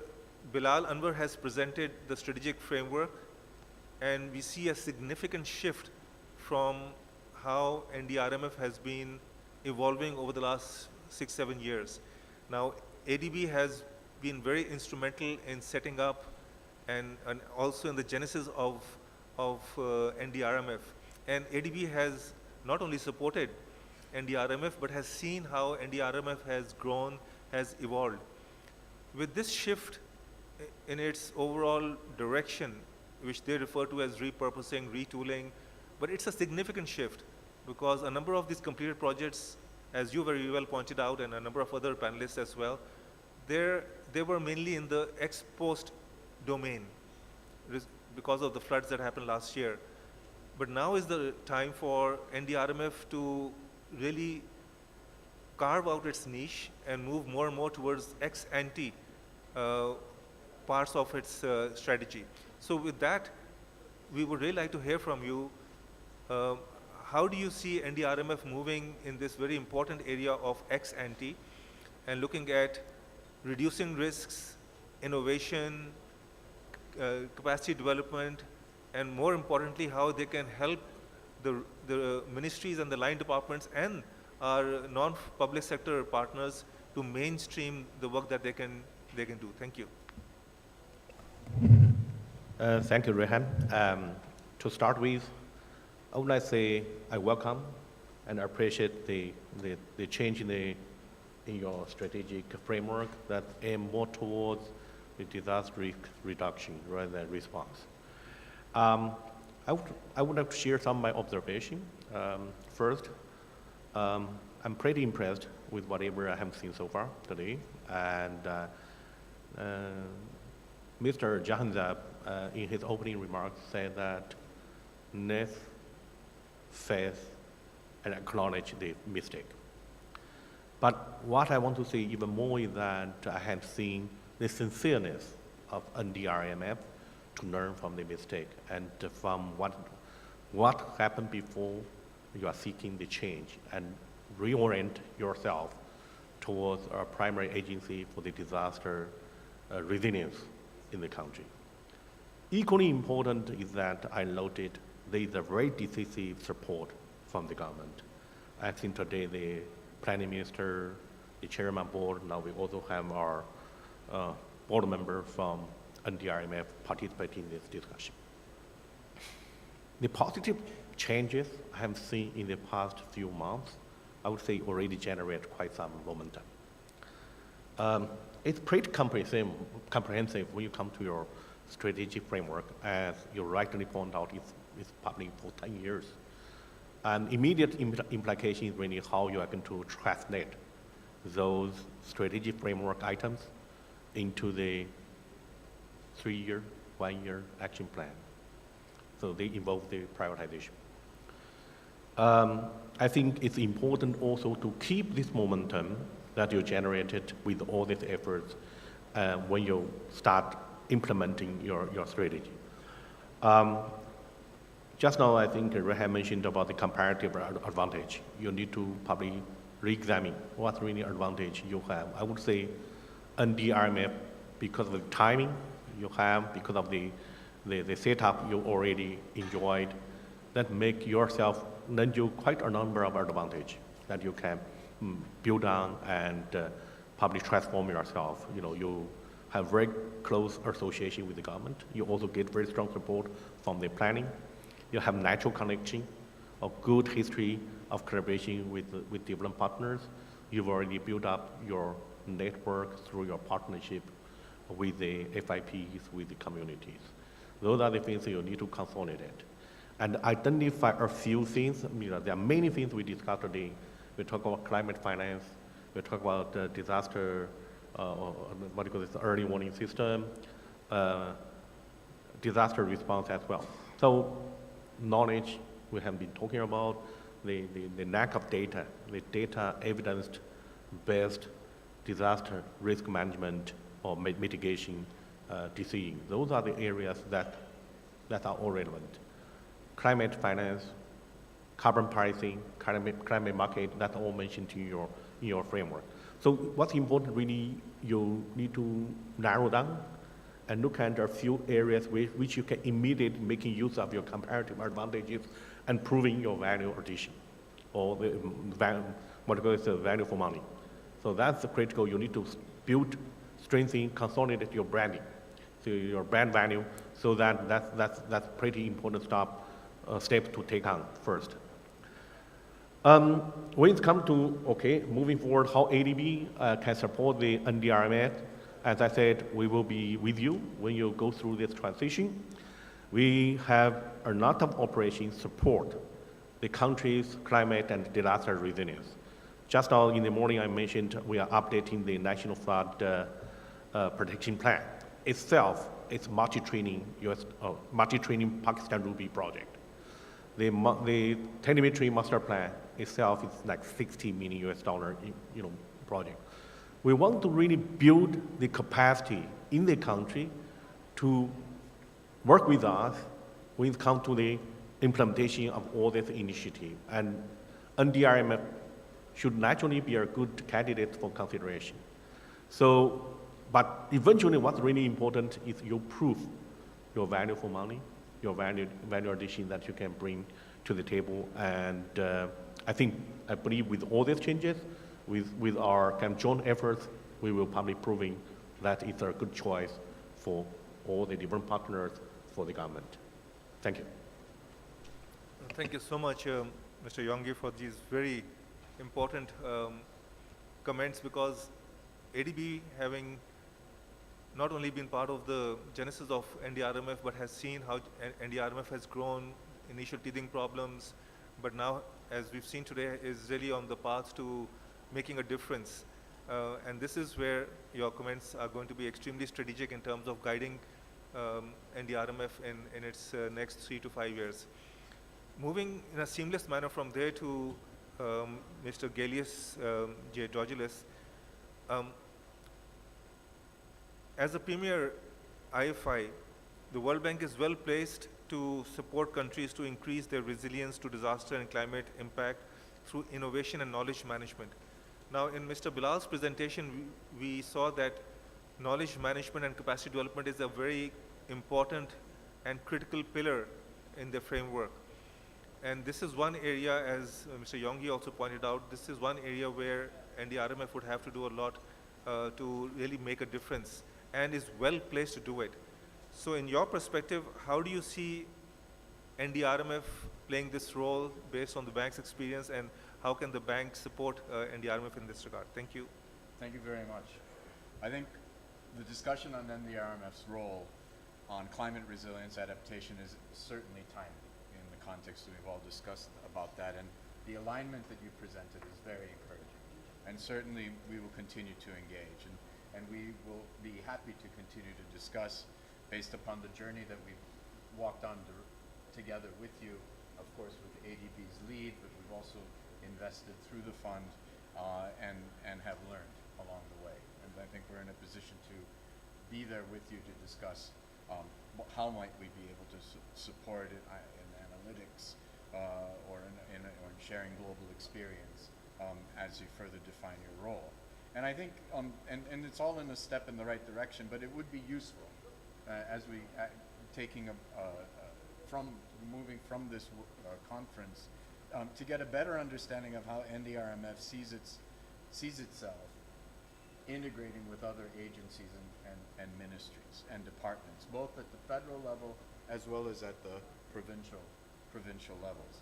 And that will really help identify gaps that NDRMF is well positioned to provide. For example, one approach could be a facility of bringing together research and creating analytics, supporting and implementing departments, rather than being an implementing agency itself, supporting implementing departments and agencies and breaking down silos that exist at national, international, federal, and provincial levels. That kind of facilitation role. Investing in the creation of new knowledge and analytics that could be disseminated.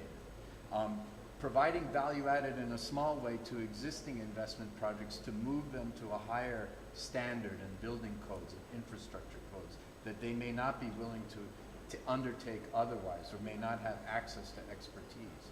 Being that conduit between global expertise, both through the development agencies and through your own context as you strive to gain access to these other climate funds, and drawing on those and channeling those in an efficient manner to projects on the ground. I think capacity building is another area as a cross-cutting theme that you've mentioned, and I think really resonates with us. And it's a very important strategic objective, and certainly should emerge even more prominently in the strategic vision, at least in my personal opinion. NDRMF could have the capacity to bring, to build and help build that capacity at the provincial level and local levels, because that's essential for being able to engage to design projects where the rubber really hits the road. I think another facility to look at is the World Bank's Global Facility for Disaster Reduction and Recovery. This is an old program that tries to do what NDRMF is doing now, which is trying to address the disaster reduction and recovery efforts, which are cross-cutting themes, touching upon the transport, energy, agriculture. Not possible for one facility to be an expert in all of these things, but for those siloed sector experts, not necessarily knowing what's the latest on resilience. That's where NDRMF could really provide value. With, again, the creation of new analytics, innovative solutions, generating tools,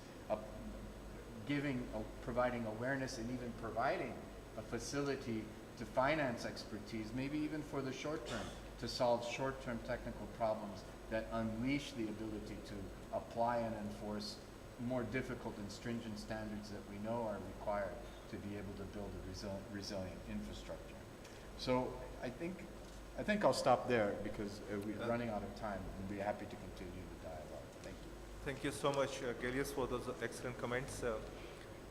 Moving to our other multilateral development bank over here, the Islamic Development Bank, and just building on the excellent comments that have come from Asian Development Bank and from the World Bank Group.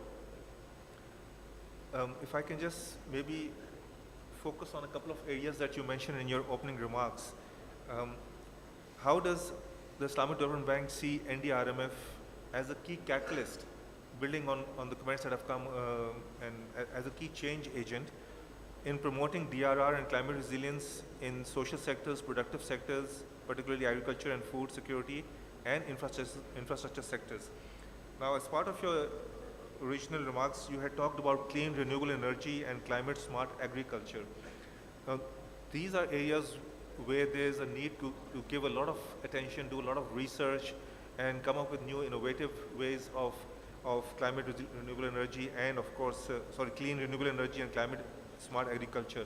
So we would like to hear from you, how can NDRMF take the lead in this, being well placed for this purpose, and how can Islamic Development Bank support NDRMF and the government in this regard? Thank you.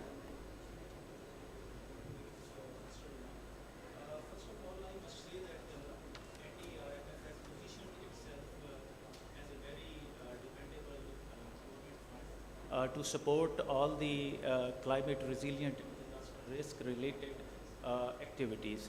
It has come out of the age, and 7 years it has consolidated its position. And the unique factors that I see in the NDRMF that makes it a catalyst in this sphere means it has the government ownership, and it has the financial stability, and its legal status is such that it can mobilize funds from the local and international financial institutions, and it has the flexibility to operate within a given framework it has been given to operate in. And last but not the least, I think it can act as the platform to finance innovative solutions addressing disaster risk reduction and resilience. So these are the factors. And one more thing, while I was listening to Mr. CEO's presentation, trust me, I have not shared my notes with the Gelius and Young, but the only thing that came into my mind among the 3 strategic objectives was the capacity building. Capacity building of the government agencies, right from the identification of the bankable projects till its implementation. This is the one aspect. I think the middle management in these ministries should be trained to become the champions of disaster risk finance, because when we talk it with the ministries, means we see that there is a understanding gap. And in addition to that, what Galius mentioned, I echo with him related to the knowledge creation and the knowledge management. Because when you look at the knowledge that has been created over the period of time, that is immense, but that is scattered. If NDRMF can create a knowledge repository on disaster risk mitigation, financing, and the resilience, then all the data or the knowledge that has been created so far, that is placed in that repository. Because if any government agency or the development partner wants to work on any aspects of disaster risk resilience, they can find that what has been done in the past, instead of engaging again the consultants doing the same thing again and again. It would be helpful to have that repository where all the knowledge has been placed together. And when it comes to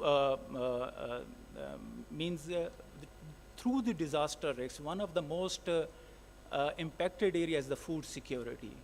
And it is a coincidence that at the outset of the floods in Pakistan, Islamic Development Bank Group initiated the Food Security Response Program, which values at $10.2 billion US. And one of the two of the interventions among all, these are related to the building resilient infrastructure leading to the food security. And I think that is the venue or the place where we can talk to NDRMF, that where we can support in that regard. And one of the other initiative where we can support the NDRMF is our reverse linkages program, because I would like to quote one of the interventions that we did is with the Pakistan Meteorological Department and the Seismic Research Institute in Turkey. We provided the Pakistan Meteorological Department with a robust early detection system for the earthquakes, and through the cross visits, the team from the Pakistan Meteorological Department went to Turkey Research Institute and got the hands-on experience of all those equipments that were provided to them as a part of this initiative. And then the experts from that Seismology Research Institute came to Pakistan, and they trained the PMD staff in the field locations, how they can use and get the data from these initiatives. So I think if Pakistan is able enough to share their expertise to the OIC or the bank's member countries, we would be very well, we would welcome to support that initiative. Or if among the member countries, there is a country which has the expertise in the disaster risk and resilience, we may send the people from Pakistan to that country so that they can learn from the best practices and implement in Pakistan. Thank you so very much. Thank you so much, Mr. Ali Yazdani, for those excellent comments. And I think just picking up on the last comment that he made, or the example that he gave, knowledge management has a number of different avenues, and one of the key ones is how cross-border learning can happen. And this was mentioned by Mr. Youngie as well. One has to learn from lessons, whether they are failures or successes, and this is something that that Mr. Yazdani is also referring to. Now let me come to Ms. Sandra Baldwin, and the question that I have for her is, and again it's building on the very important point that she made, and this was also a very important point that was made by Ms. Nadia Rahman as part of her opening statement.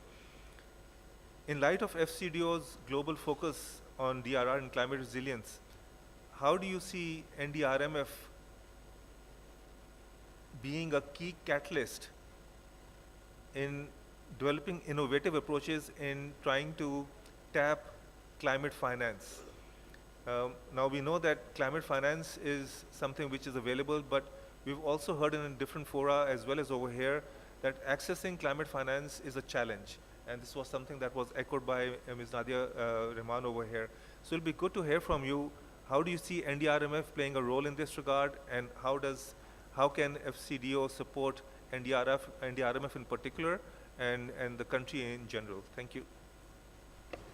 Thank you very much for the question. And I actually wanted to get back to Ms. Rahman's comments earlier, and thank you for that.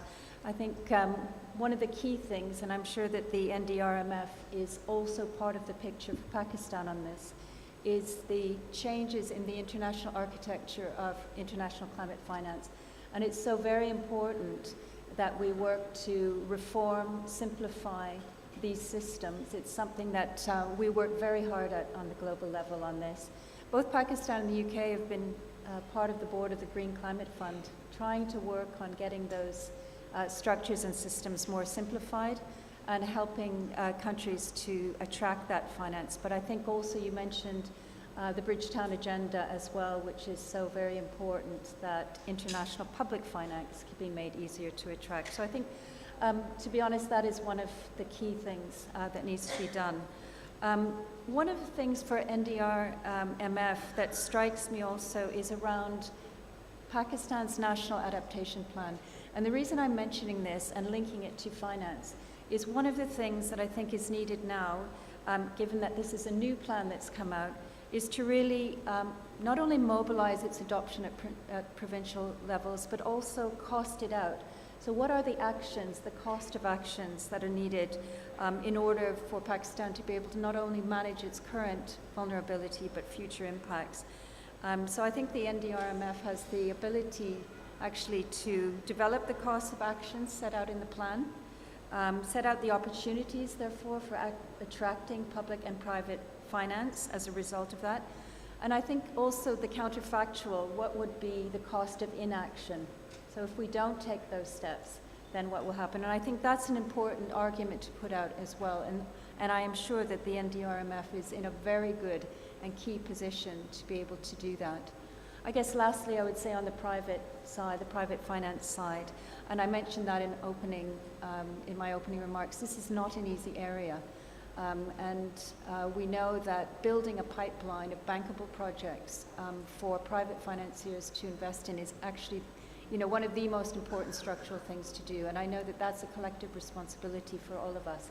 And I'm sure the NDRMF has a way forward in trying to help that as well. So I'll stop there. Thank you very much. Thank you so much, Ms. Sandra Baldwin.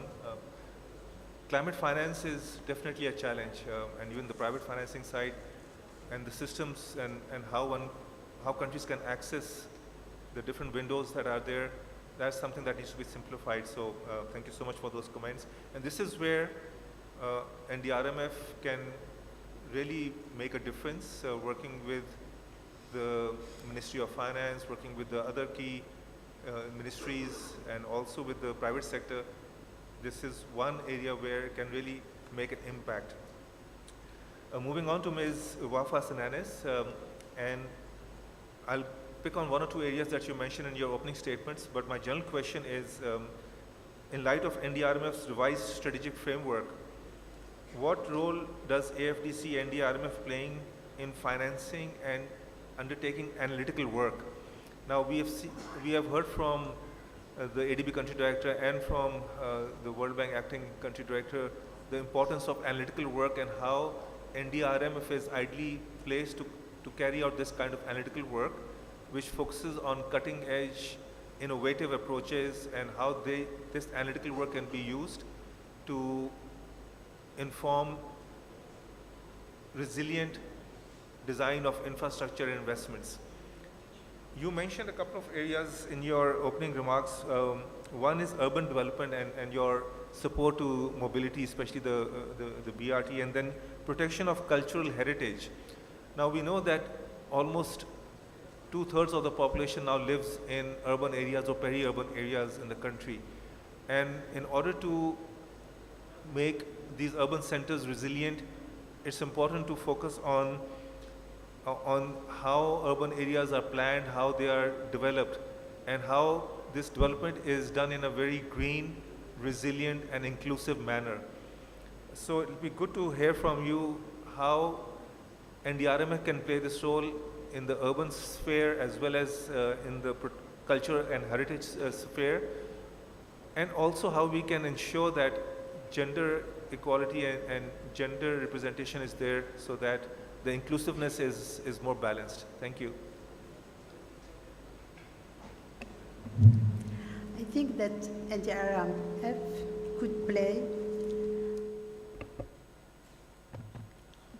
a central role and have leadership on development issues with a global perspective, not only implementing some projects, but playing a role to build a resilient Pakistan with the different sectors, with different projects. What we do at IFD is that we give a central attention to the global perspective, and as I said, that we are not working only on infrastructures, but also on cultural heritage, because when it comes to disasters, it doesn't impact only a human being, but also our memory, history, and cultural heritage. I think that NDRMF can be involved in many innovative actions and policies, such as the early warning system, data collection and analysis, and put in the center the consideration of women and girls. I talked about gender perspective. I would like to share some experience with you and the practices we have with the AFD. All our projects are screened by a gender perspective and a G marker of OECD.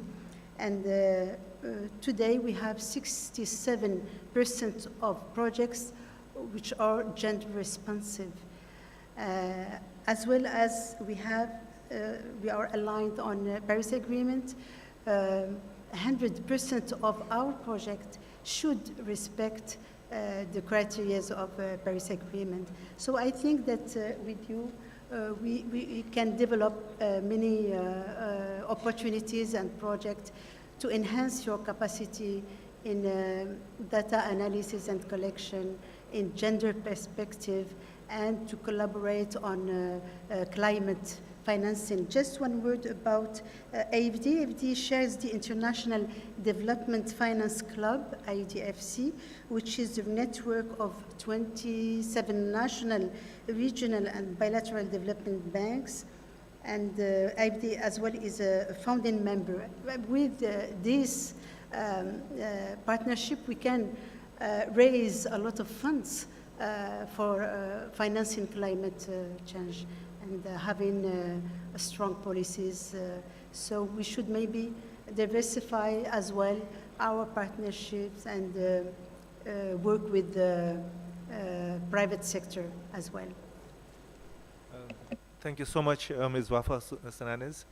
Now to the last but not the least, the most important panelist when it comes to the government and the kind of ownership that is coming from the government to not only provide all kind of support to NDRMF, but also, as has been discussed over here, and we've seen this in the morning also, the government is fully behind NDRMF and would like to see NDRMF play its new revised strategic role that it's setting out to play now.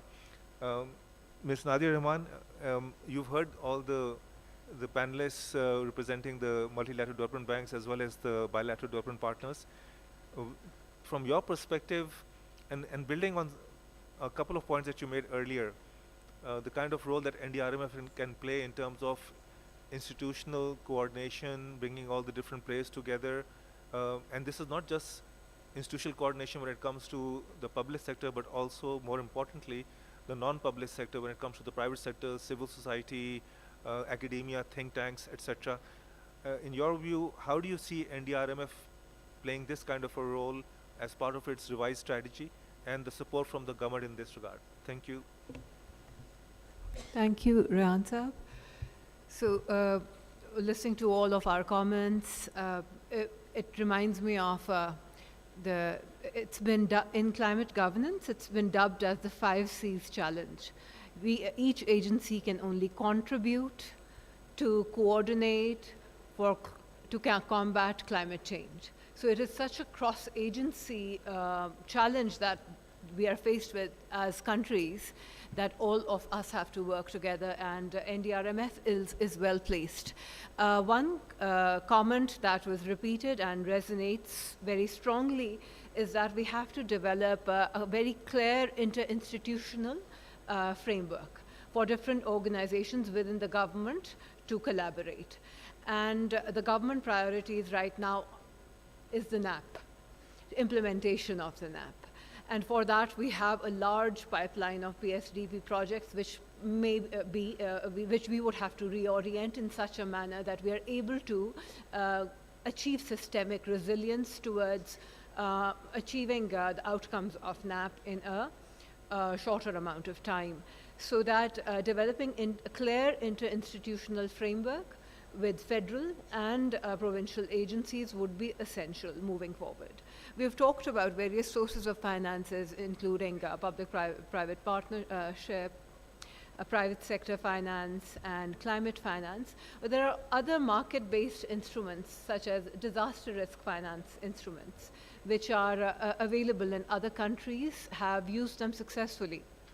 We've discussed earlier the example of Mexico. Their National Disaster Risk Management Fund started off with budget allocations from the government, but now, building on a model like NatCat, a probabilistic catastrophe model, they've developed innovative risk transfer instruments from which they're able to earn premiums, and they're able to self-finance some of the disaster risk DRM activities. And with the NatCat model and the knowledge-based hub and data analytics that we are talking about, this is something, and you have also prepared the DRF strategy, the disaster risk finance strategy. That is another avenue of a market-based instrument that NDRMF could look at. And the strategic policy of NDRMF, it highlights several areas. There are synergies with what is going on in other departments where the clear interinstitutional framework would come into play, and then we'll also have to work on prioritizing those various pillars in line with the short-term goal of implementing NAP. Thank you. Thank you so much, Ms. Nadia Rahman. We would have loved to have a Q&A session, but because we are running behind time or late, as is always the case in these kind of events. So with due apologies to our floor over here, let me pass it to Bilal Anwar, who with the request to give his summation of the excellent deliberation that has happened within the panel. Over to you, Bilal. Well, thank you very much. Thank you to all participants. And I think I would just like to summarize it. I would say that it's encouraging, it's empowering, it's stimulating. And this is the kind of a message we want to carry. Slightly more specific and focused way. Several areas which came out very, very strongly. Under the flood protection, and FPP4 is now upgraded. We have been very much engaged in that process, and we're very happy that it has actually made a marked shift from a very construction-based kind of solutions to more kind of a nature-based solution, or at least a good combination of the both components.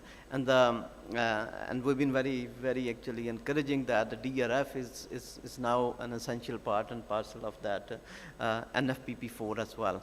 So that gives us a very good anchor, actually, kind of moving into the the flood protection measures in the broadest sense.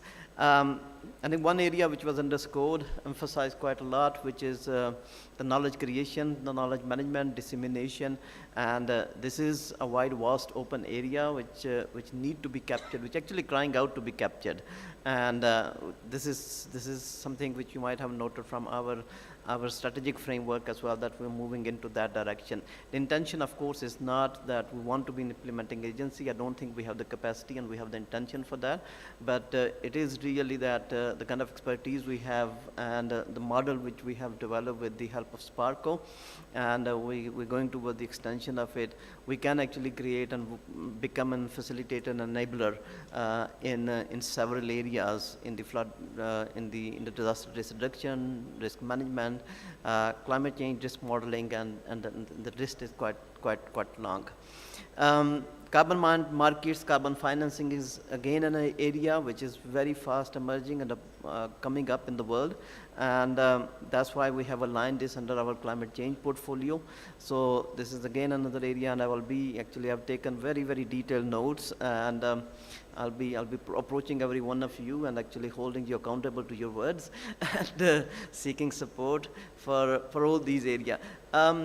Galius and I think it was Islamic Development Bank, they mentioned about the need for capacity development, and this is exactly what we need. And you asked to be further kind of integrated and coming up more strongly, visually and pictorially. I didn't have any other way of kind of encompassing it, so I put a bar at the bottom of it. But the understanding and the philosophy is really of that nature. So thank you very much, and thank you, Raisa, for your moderation.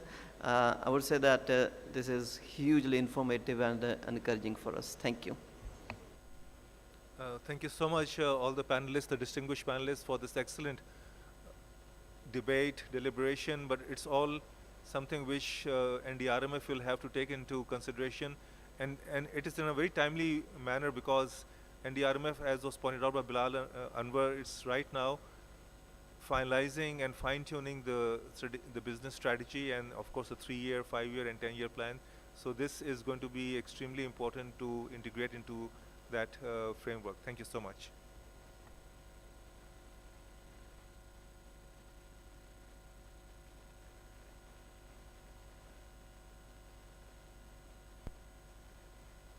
Yes, indeed. Thank you to all the panelists and our moderators for the very useful discussion.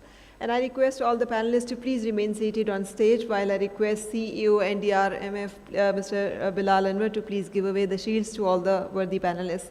So I'll start with Mr. Yong Yi, Country Director, Asian Development Bank. Sir, please come and receive your shield. From CEO NDRMF, Mr. Bilal Anwar. Thank you for your time, your support, and all the valuable inputs.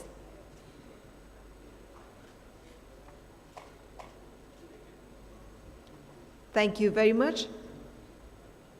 I request Mr. Galius J. Dragelius, Acting Country Director, World Bank, to please come and receive your shield.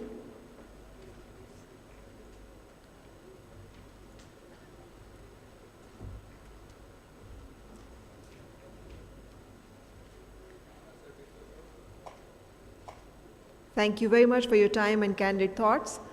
I request Ms. Sandra Baldwin, Acting Development Director, British High Commission, to please come and receive your shield.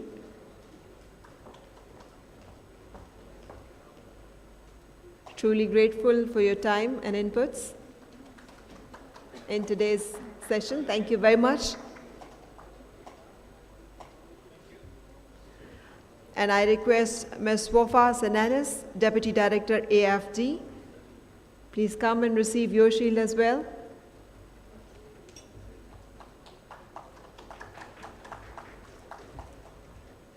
And thank you indeed for your time, support, and all the valuable inputs. Thank you. I request Mr. Ali Yazdani, Pakistan Representative, Islamabad Islamic Development Bank, to please come and receive your shield.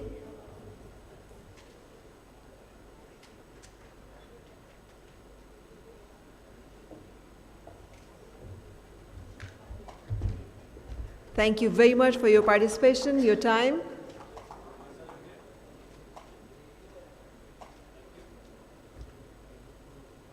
I request Ms. Nadia Rahman, Member Board of Directors, NDRMF, to please receive your shield with token of thanks from Mr. Bilal Anwar, CEO, NDRMF.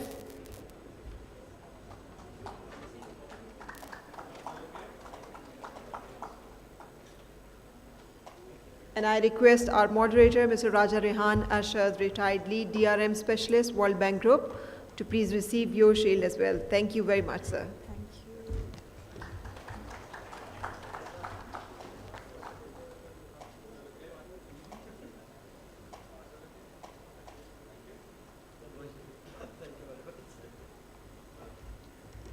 Thank you very much, Mr. Bilal Anwar. Thank you very much.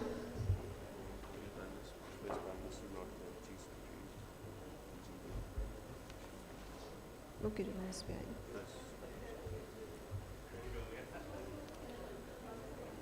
so we were talking about partnerships in this panel discussion a lot. So ladies and gentlemen, you will agree with me that the power of partnership is immense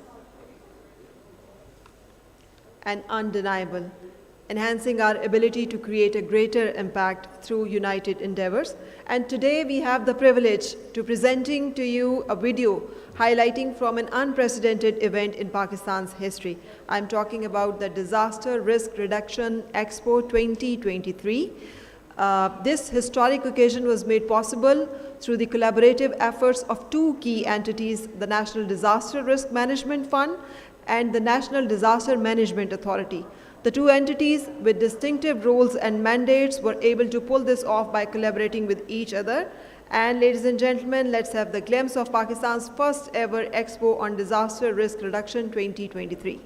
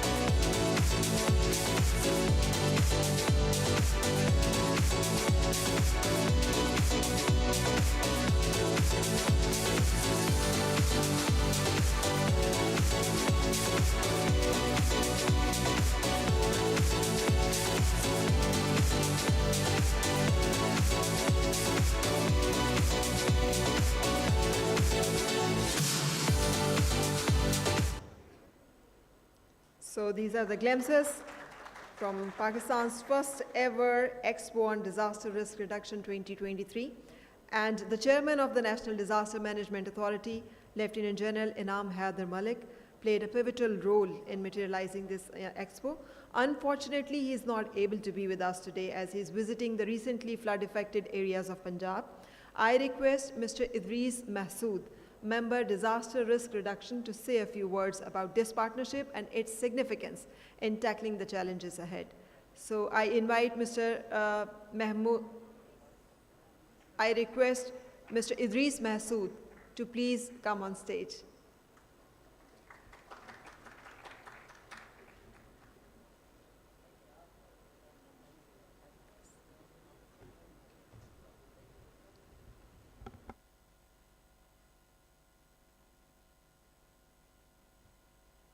Thank you, colleagues, ladies and gentlemen. You have seen glimpses. These were glimpses of 3 days long expo that had stalls and also group discussion, a climate talk, and also seminars. The purpose of this expo, the first ever expo, was to bring together all the key stakeholders that deal with the business of resilience building, disaster risk reduction, climate resilience under one roof, and see for collaboration, innovation, and resilience building. The National Disaster Management Authority organized this and aims to continue with this expo in future as a regular feature. Every year we are planning to organize this. We would like to encourage the humanitarian community, the development partners, to bring in and come up with innovative ideas, innovative solutions that enhances our resilience against different hazards and disasters. We all know that the Sendai framework for a disaster risk reduction lay emphasis on risk identification and risk knowledge, and also investing in risk reduction. For risk knowledge creation and understanding of risk, the National Disaster Management Authority has, along with our stakeholders, including the National Disaster Risk Management Fund, is striving to create that knowledge that would serve as evidence base for all our actions, projects, and interventions. And for that, we have established a National Institute of Disaster Management that is now creating linkages with universities, academia, think tanks, and institutes, not only in Pakistan but also abroad. We have also created National Emergencies Operations Center. It will be inaugurated in 2 weeks' time. Hopefully, all of you would come and see it for yourself. That is going to be a nerve center of all resilience building initiatives. It would create collaborative partnerships. It will base its actions on knowledge and data feeds from all across the globe to understand the risk and then suggest response actions not only for against emergencies but also for resilience building. Then again, the Sendai framework for disaster risk reduction lays emphasis on investment, and I'm happy to say that and inform that Pakistan probably is one of the few countries that has established dedicated investment vehicles in the form of National Disaster Risk Management Fund. And you try to understand risk first, then try to mitigate that risk with interventions, and we have already seen in the morning that these interventions like retrofitting and watershed management, all those actions that you take attempts to reduce that existing risk.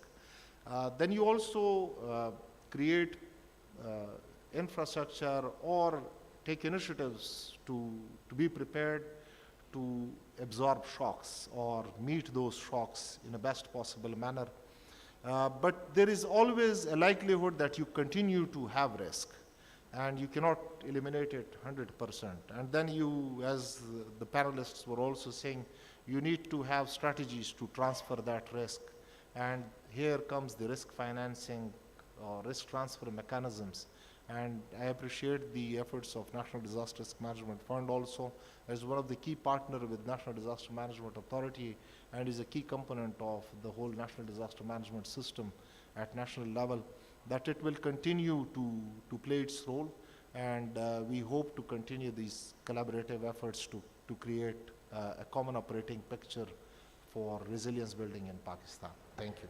Yeah, thank you very much, Mr. Idris, for sharing the resilience building initiatives, and also much appreciated for further honoring the need to partnership and working in a coherent manner. Thank you very much indeed, and I request you to please receive your shield from CEO NDRMF, Mr. Bilal Anwar. I request you to please come on stage again and hand over the shield to Mr. Idris.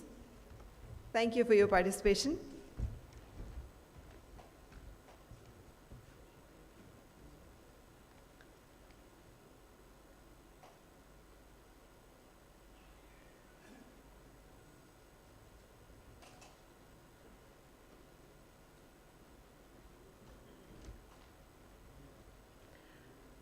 Thank you once again, Mr. Idris Mahsood, for your time and participation in today's event. Thank you, Mr. Bilal Anwar. And moving on, the goal of optimization can only be achieved by building on what NDRMF has already achieved. The contributions we made through flood protection measures, retrofitting of school buildings in the remotest areas of Gilgit-Baltistan so that children remain safe during their schooling hours, or reforestation actions in KP and Sindh. These are just a few examples of a long list of interventions.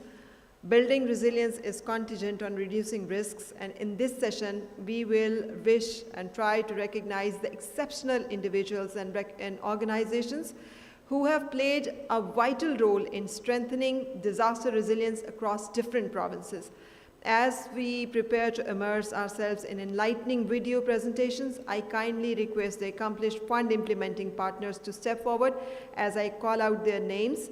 Each of these partners has made substantial contributions that has left a lasting impact, and I request the audience to please put your hands together to welcome all these very important and significant organizations and individuals.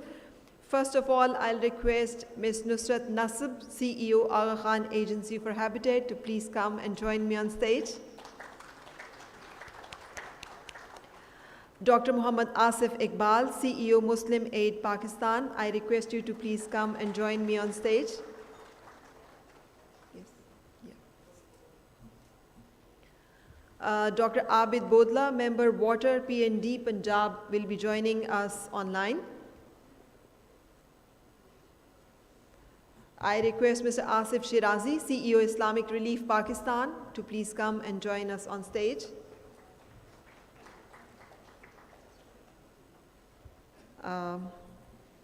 I request Mr. Inayat Chana, focal person for NDRMF projects, Sindh Irrigation Department. Sir, please come and join the panel.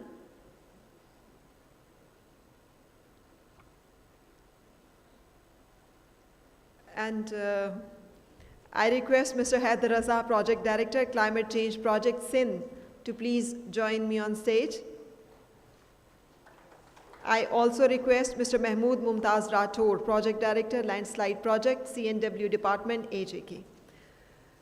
And as we watch videos, I will invite the respective partners to kindly offer their valuable insights into their accomplished endeavors and future prospects, but I'll also request to please limit it to 2 minutes only. I know it's a mission impossible, but still, because for the sake of time. So I request you all to please limit your responses to 2 minutes. So first of all, let's watch a video on the interventions in AJK.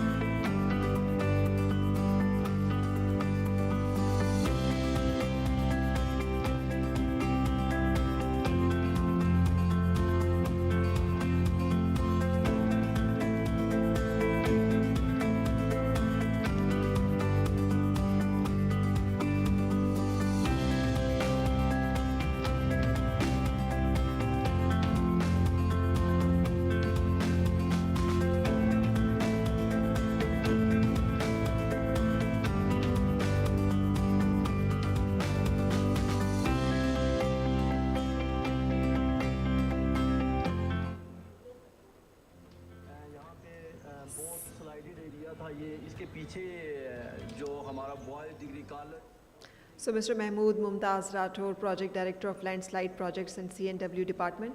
Your leadership in the landslide projects and CNW Department in AJK has brought about significant benefits in landslide mitigation and community resilience. Could you please share some examples of how these strategic interventions have positively impacted the communities? Bismillahirrahmanirrahim. First of all, I just congratulate NDRMF for organizing this seminar. Secondly, on the behalf of CNW Department, Government of AJK, I thank NDRF management because you helped us to just treat these 4 slides. We worked on 4 slides on 3 major roads that link Islamabad to AJK. These 4 slides, because there is a lot of tourism potential in AJK. With your help, 70% share of NDRMF and 30% share of government of AJK, we worked on these 4 slides, and it helped a lot. There is one slide on Dalkot Road, that's from Islamabad to Poonch Division. Other one is from Azad, 2 slides on Azad Patan Road, and 1 slide from Kohala Bagh Road. We didn't have much funding for these slides, and with the kind cooperation of NDRMF, we are able to treat those slides and maintain the flow of tourists in AJK. Once again, on behalf of government of AJK, we just expect there, because in the last monsoon rains, there is a lot of disaster happened in AJK, and we just surveyed all those new slides, and we just want more cooperation from NDRMF in this regard. Thank you very much. So, what are your plans when you say we need more? Our plans are because in this northern part of AJK, Neelum, Muzaffarabad, Rawalakot, we have too many slides. We surveyed those slides, and we are going to treat them with your cooperation, because you know there is a financial crunch everywhere in Pakistan, and that's also in AJK.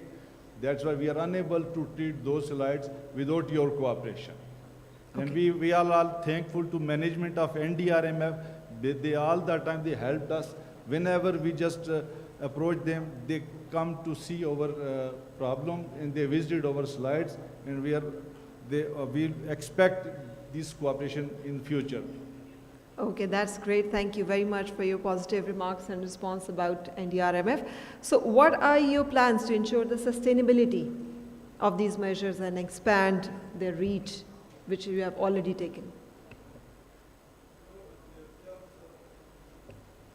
The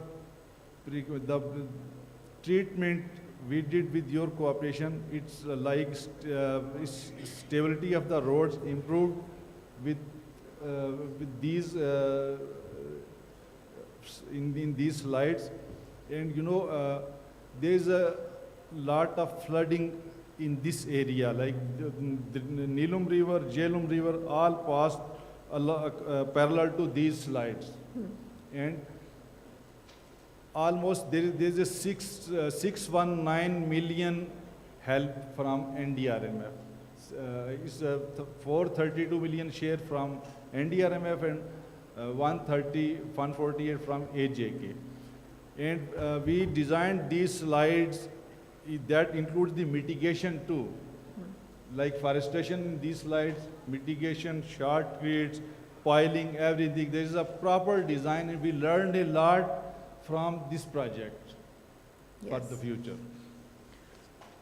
Okay, thank you very much. And as we know that Balochistan was one of the provinces who was worst affected, if not the worst, one of the worst affected, most adversely affected province of the Pakistan in the floods 2022. So let's have a video and a look at Balochistan now.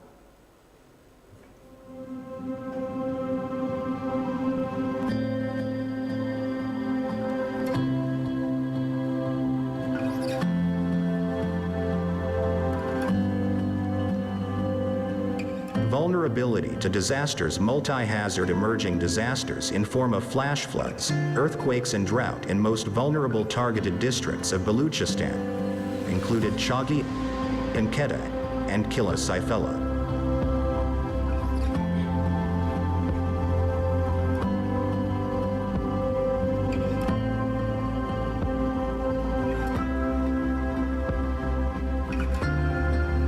और हमें खाइदा में अपादत बंदे में खतरा आगे सानी है अपादत बंदे ही ने मगा कमले ने मगा मरा बंद देता था रमच्चा सा अमच्चा ना आप आबो। और सबसे बड़ा मसला यह था कि जब ये बारिश का पानी आता था तो ज़मीनी कटाव इससे बहुत ज़्यादा हो जाता था और घर टूट जाते थे। So we have two fund implementing partners in Balochistan, and I'll be asking questions to both of you. First, Dr. Muhammad Asif Iqbal, CEO of Muslim Aid Pakistan. Balochistan is one of the least developed and most hard-hit areas I've mentioned by the floods in 2022. So what were the challenges to engage the community and especially to get required NOCs and ownerships from the government as well?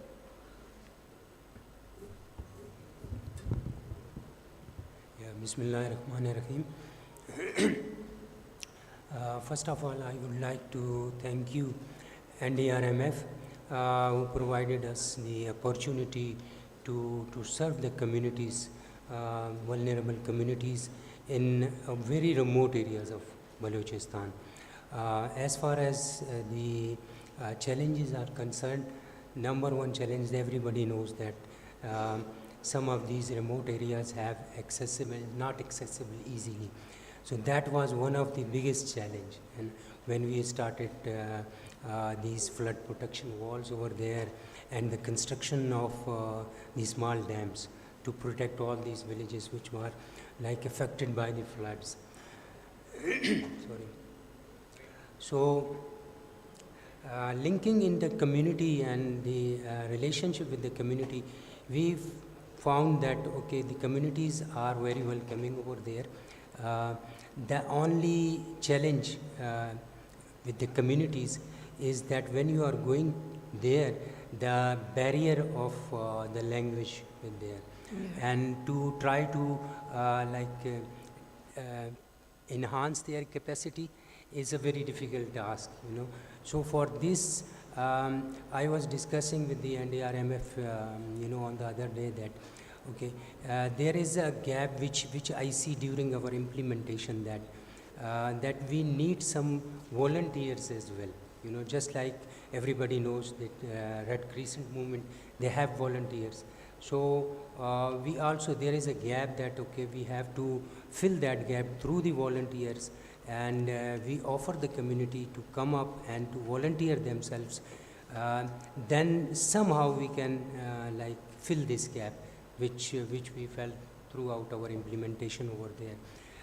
The other access was with the different departments, but thanks to Bilal Saab that, okay, after his arrival in NDRMF, so that gap was almost we found them that only they are facilitating the partners to coordinate and to collaborate. Whatever, for example, the challenge of NOC, okay, that was a big challenge over there, not only at the provincial level but on the district level as well. We are thankful to NDRMF, they also facilitated in that regard. And we hope that we are still working with in the next phase with the NDRMF, and we are rehabilitating the damage schemes in Balochistan in the recent floods. So that was a good experience by partnering with the NDRMF, and we hope that by more collaboration and the linkages which can be developed through the NDRMF between the partners and between the authorities over there in Balochistan, that would help us to have a good access and to reduce the coordination and collaboration gap which we found in the previous phase of our project implementation. Response, right. Thank you very much. And I'd like to invite Mr. Sultan Mahmood, Chief Engineer, Punjab Irrigation Department, to please join me on stage, as Mr. Abid Bodla has not been able to join us. So, Mr. Sultan Mahmood, Chief Engineer, Punjab Irrigation Department. Thank you very much, sir. As I mentioned, we have two fund implementing partners in Balochistan who have done really well there, and one of them is Islamic Relief Pakistan, and Mr. Asif Shirazi, CEO of Islamic Relief Pakistan, is here. First of all, I would like to know about your experience, as Islamic Relief Pakistan was one of the organizations that responded to the emergency very shortly after it was announced on the government level. So what was your experience? And then also, how have the projects contributed to reducing the vulnerabilities of the population at risk? Yeah, thank you very much. And I will not go in much details that what exactly was the type of the operations. Of course, it's mentioned in the video also. But I can tell you the impacts, because when the flood response started, and we started from Balochistan, Islamic Relief reached to more than 1.5 million people in different areas of Pakistan. And when our team visited Balochistan after these flash floods, that was a 4 to 5 feet higher, and interestingly, areas like Panchpai and Chaghi, where Islamic Relief and NDRMF constructed the flood resilient infrastructures that included the protection bunds and protection walls. Those villages were safe in those areas due to the floods, though the other neighboring villages, they were under the water and there was a huge destruction. So I myself have seen the impacts of the work that we did together in Balochistan. And Pakistan is a climate vulnerable country. So we need to build a climate resilient Pakistan, and the role of NDRMF in this climate resilient Pakistan is practical. It's not only like just these type of meetings or workshops, it's also practically on the ground from local to national level, and we are really proud that we are part of the NDRMF first phase, and we implemented that important project for which the impact was very visible even after a couple of months of the completion of the project. Right. So there were soft and hard components of CBDRM projects as well. So would you like to shed some light on that and share some details of those projects as well? And also, how was the response of the communities in Balochistan? The hard components are of course important, but without the community contribution, even those hard components are not possible to deliver. So it's not only like we build the infrastructure in forms of the rectification of the schools or these protection, flood protection things, or the small dams. It's also engagement of the community right from the beginning of when we were planning those things, because they are the one who are having the indigenous knowledge of the area and indigenous knowledge of the situation and the floods. So their participation starting from the planning was important, and then later on, of course, it's not only like this structure, but what are the other actions the communities need to do when there are such type of the large scale disasters. That also include if this required some evacuations. So such type of the community level structures were also formed, and the training and the capacity building was given to them, and making them ready through their community mobilization for any disaster like floods. And of course this some of the interventions were not only for the flood, it was also for the drought. So the modern techniques of agriculture, how to use your water, how to harvest your water. So these things also need dialogue with the community, and later on capacity building through providing them the technical experts from the various departments to help them in shifting of the knowledge. So that was included as a soft component. Okay. Dr. Muhammad Asif Iqbal Sahab, As Mr. Shirazi was mentioning, the indigenous knowledge of the terrain and geography, how significant was there when it comes to your rescue and relief operations and rest of the other projects in Balochistan?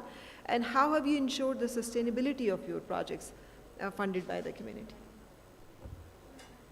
Yes, it's very important that when the work we done or through the NDRMF, the partners or still we are doing over there, that how to sustain that work over there.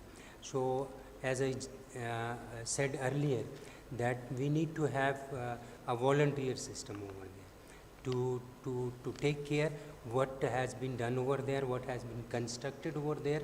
So those are the communities, as rightly said by Asif, that indigenous knowledge of that community that help us, and the technical expertise, building their technical expertise, enhancing their knowledge about the resilience. So that would help us, that they will take care of those constructions or those dams or those protection walls or whatever we are providing in forms of agriculture or other facilities. So they will take care of those facilities, and they, because finally they are the one who take care of themselves.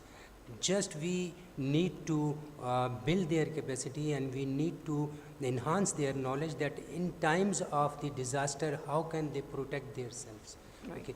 That is the, I think, the only solution. And we also have some, like at the village level and the UC levels, we also need to have these small committees. Okay. It's obvious that, okay, in every project we formulate these committees, but after that, like after the project, what is the fate of those communities?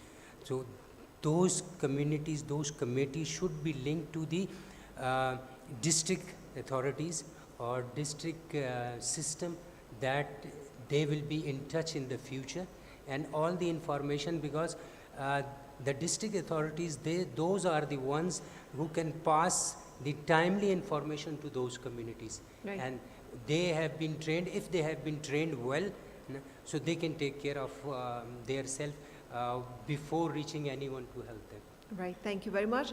And now let's have glimpses of work done in Gilgit-Baltistan.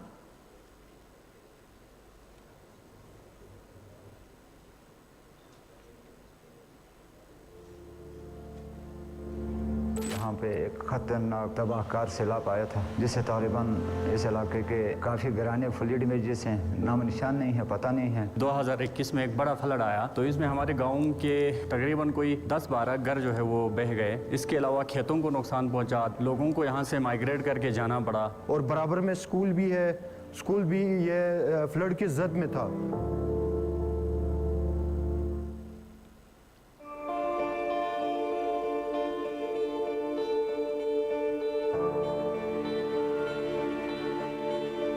तो 2015 में जब flood आया तो यहाँ तक हमारी ज़मीनें थी। फ्लड आने के बाद बिल्कुल ऊपर हमारी ज़मीन तक तकरीबन पहुँच गया।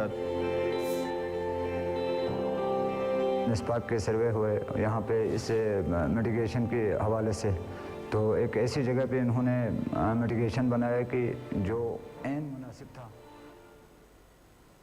So we have with us Ms. Nusrat Nasib, CEO of Aga Khan Agency for Habitat. So we know that the equipment and gadgets were provided to Gilgit-Baltistan 1122 emergency service. So how it has improved the response capacity and response time, and then also the emergency response? I think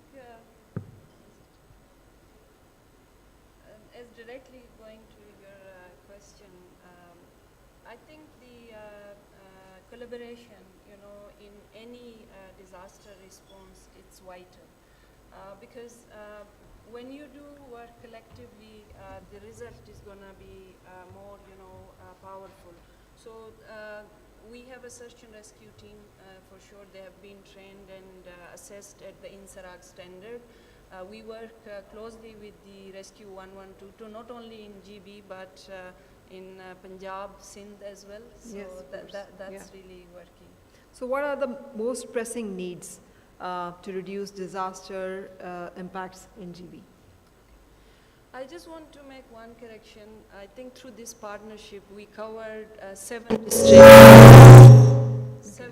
seven districts in Gilgit-Baltistan and KP, Mansehra, 2 districts in Chitral, and then 4 districts in GB.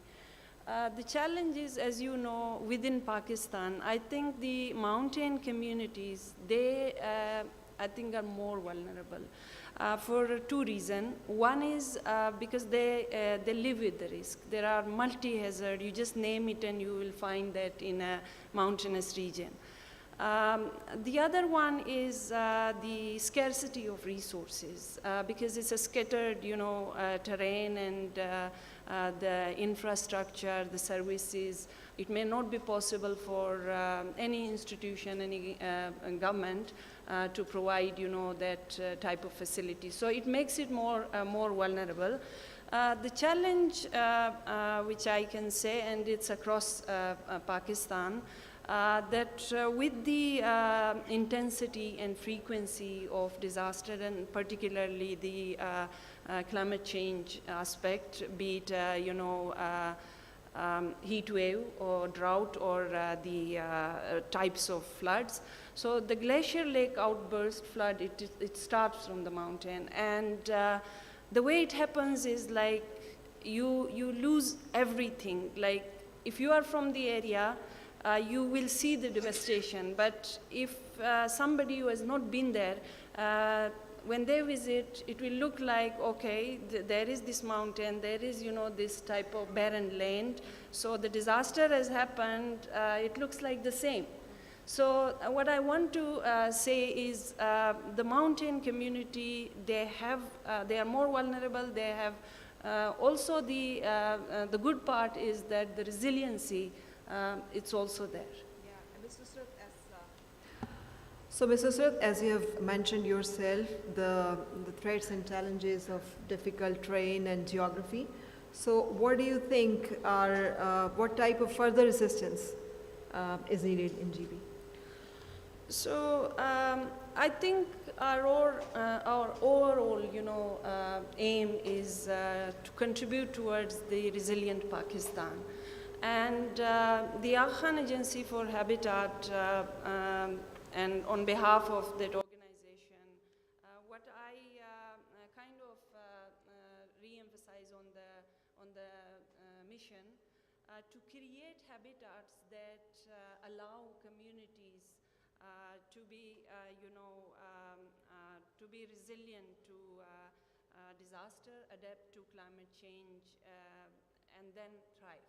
This is what I really look into that. And I was so glad to look at the strategy of the NDRMF because when I look at the organizational strategy, it's so much aligned with, together. So in the strategy, the country strategy for Pakistan, which we have for the next 5 years, it works on 3 goals. One is to plan. Now, it's to kind of enable the communities that plan for their resilient future. That is the goal.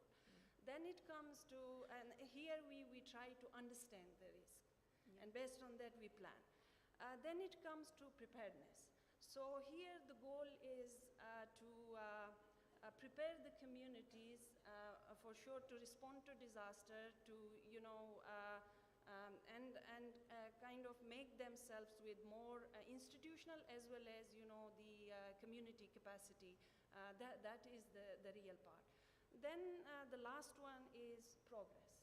So progress is to build resilience. And what does that mean is that whatever interventions we do, it should be more collaborative, more multi-input approach, and it is long-term, because you can't really achieve any development or any resilience in a very short term. So I was looking at that part, and I could clearly see the work which we have done in partnership, and I proudly say that it's a real partnership, and because it's not only, let's say, you are receiving a fund, it is you are contributing together with NDRMF. And in our project, which is part of a habitat resilience program, we mainly cover three aspects. One is like the infrastructure kind of improvement, be it school, retrofitting or flood protection walls or early warning system. And the unique part in here is this organization started the first CBDRM in 1998. Right. So building on that, I would say like when we replicate it to other areas, it's so easy because when you have well-organized, well-informed and well-trained communities, I think everything is possible. Yeah, very true, because raising awareness and preparedness are the two key factors when we talk about the disaster risk reduction. Thank you very much for your inputs. And ladies and gentlemen, now we'll be watching a video depicting the flood management projects in Punjab.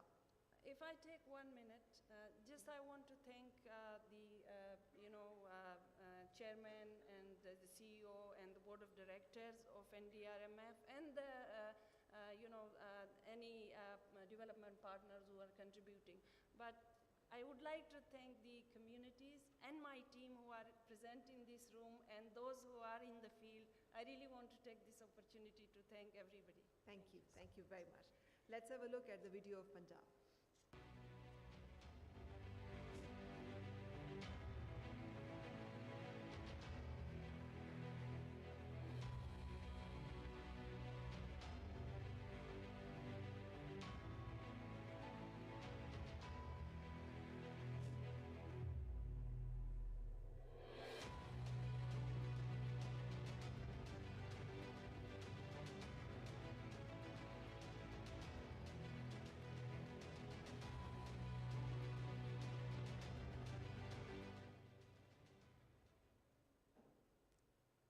Sadly, this year the floods affected the Punjab, and while we are talking, Punjab is adversely affected by the floods this year.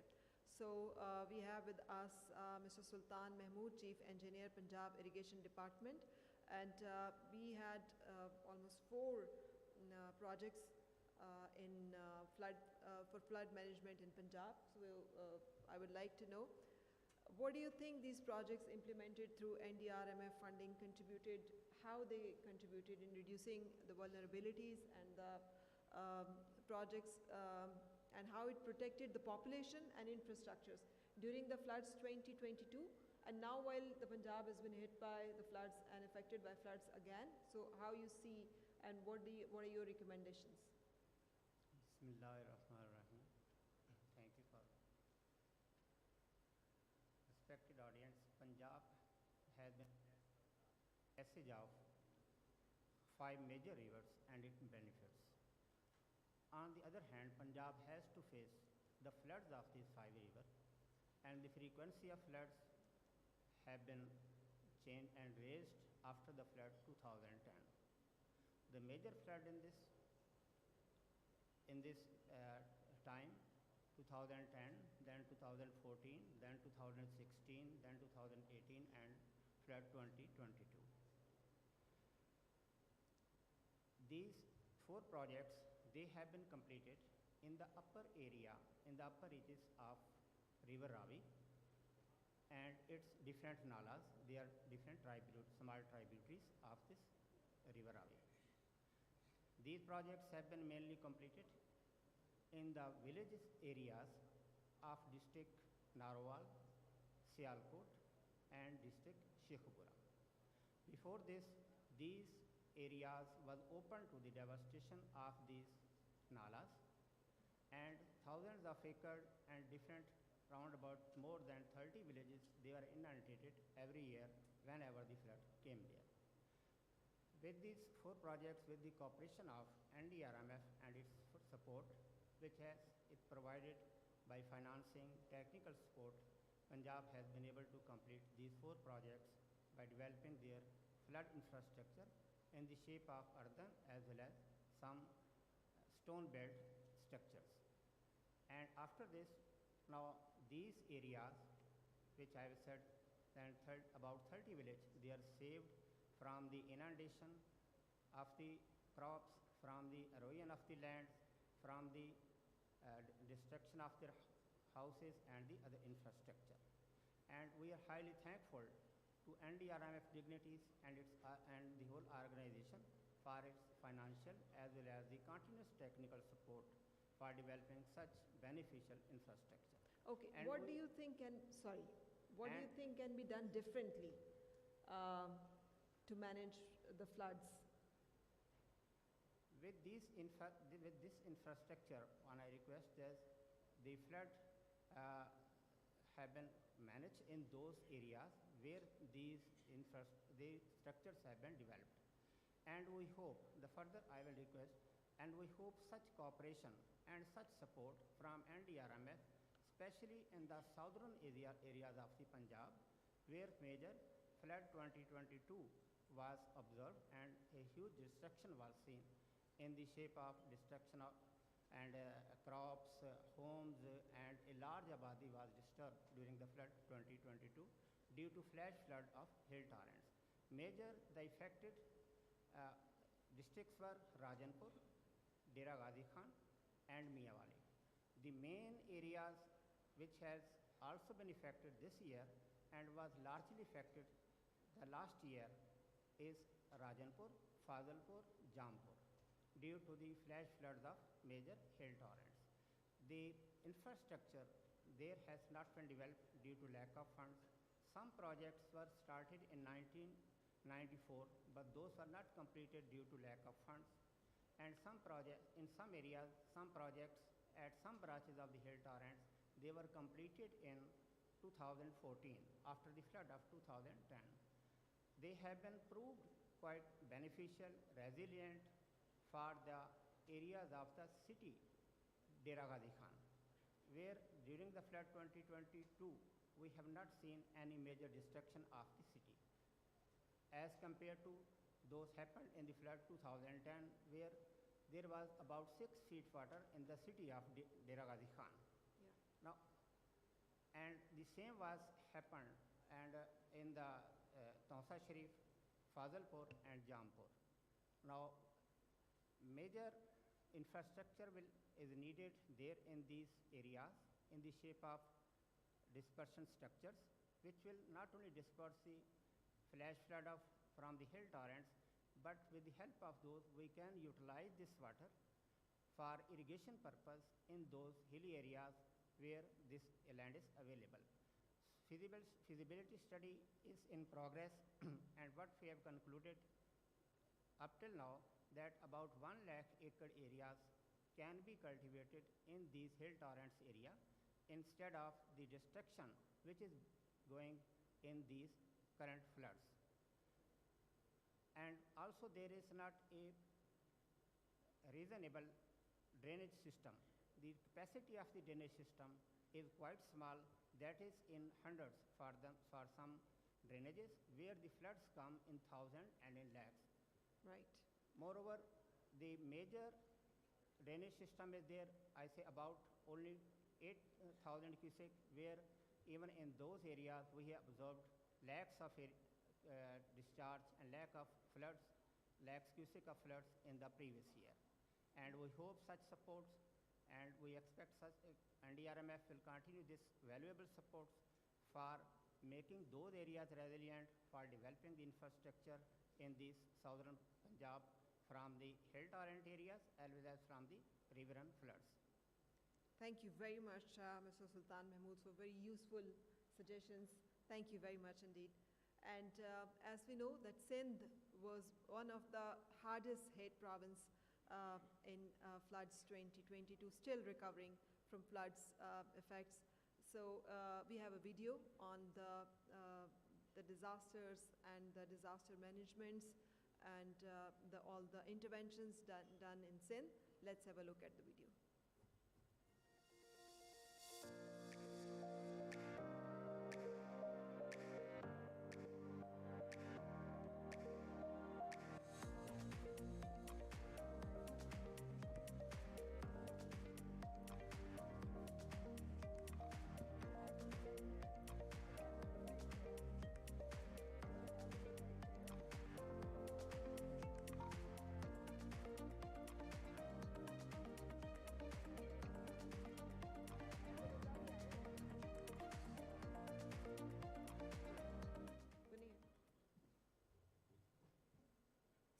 Thank you very much. Mr. Inayat Channa, your focal person for NDRMF projects at Sindh Irrigation Department and your leadership in overseeing the transformational projects in Sindh has greatly enhanced embankment stability and protective measures. Could you provide examples of some innovative approaches you have employed there?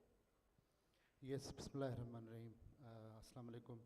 This is Inayat Channa from Sindh Irrigation Department. I would like thanks Mr. Bilal Anwar, CEO, and entire team of NDRMF to invite me here today, and congrats on this ceremony. Yes, I want brief here that we completed 2 projects with the co-sharing of the NDRMF, that is 70% in district Larkana, to protect the Larkana city and Dokri city and historical place of Mohenjo-daro, as well as airport of Mohenjo-daro, with a costing of rupees 609 million. And we conceived and started 6 more projects in phase 1 and 2 along the Indus River in district Ghodki, Sakkar, Nowshera Feroz, Benazirabad, Matiari and Sujawal. These will be completed by January 2024 with a cost of 3460 million. Right. So as project director of NDRMF's climate change projects in Sindh, you have played a crucial role. Can you share some specific achievements of the projects and how they have contributed to the uplifting of the communities? Yes, with the contribution we completed, and we are going for the more completing the projects, and we need more support from the NDRMF, like in Indus River, on Indus River, and for sea intrusion, and more projects that due to the change of climate worldwide, Pakistan is facing multiple problems. Therefore, we are in dire need to financial support in shape of grant and aid from the NDRMF. Fund for the more projects on riverian ban, projects on seawater intrusion and urban drainage. So we expecting from the NDRMF for more projects in Sindh. Right, thank you very much. Thank you to all our fund implementing partners, and we'll be requesting you to come on stage again later for receiving your shields. Thank you very much for your participation, and please take your seats. And now we have a special presentation on 4RF by the Ministry of Planning, Development and Special Initiative. The 4RF is a guiding document that addresses the resilience building needs of Pakistan, and I request you to please welcome Dr. Syed Zahir Shah, Member Implementation and Monitoring Planning Commission, for the presentation. So ladies and gentlemen, please welcome Dr. Syed Zahir Shah, Member Implementation and Monitoring Planning Commission. I think you are all feeling tired, but just a little more to go. Bismillahirrahmanirrahim.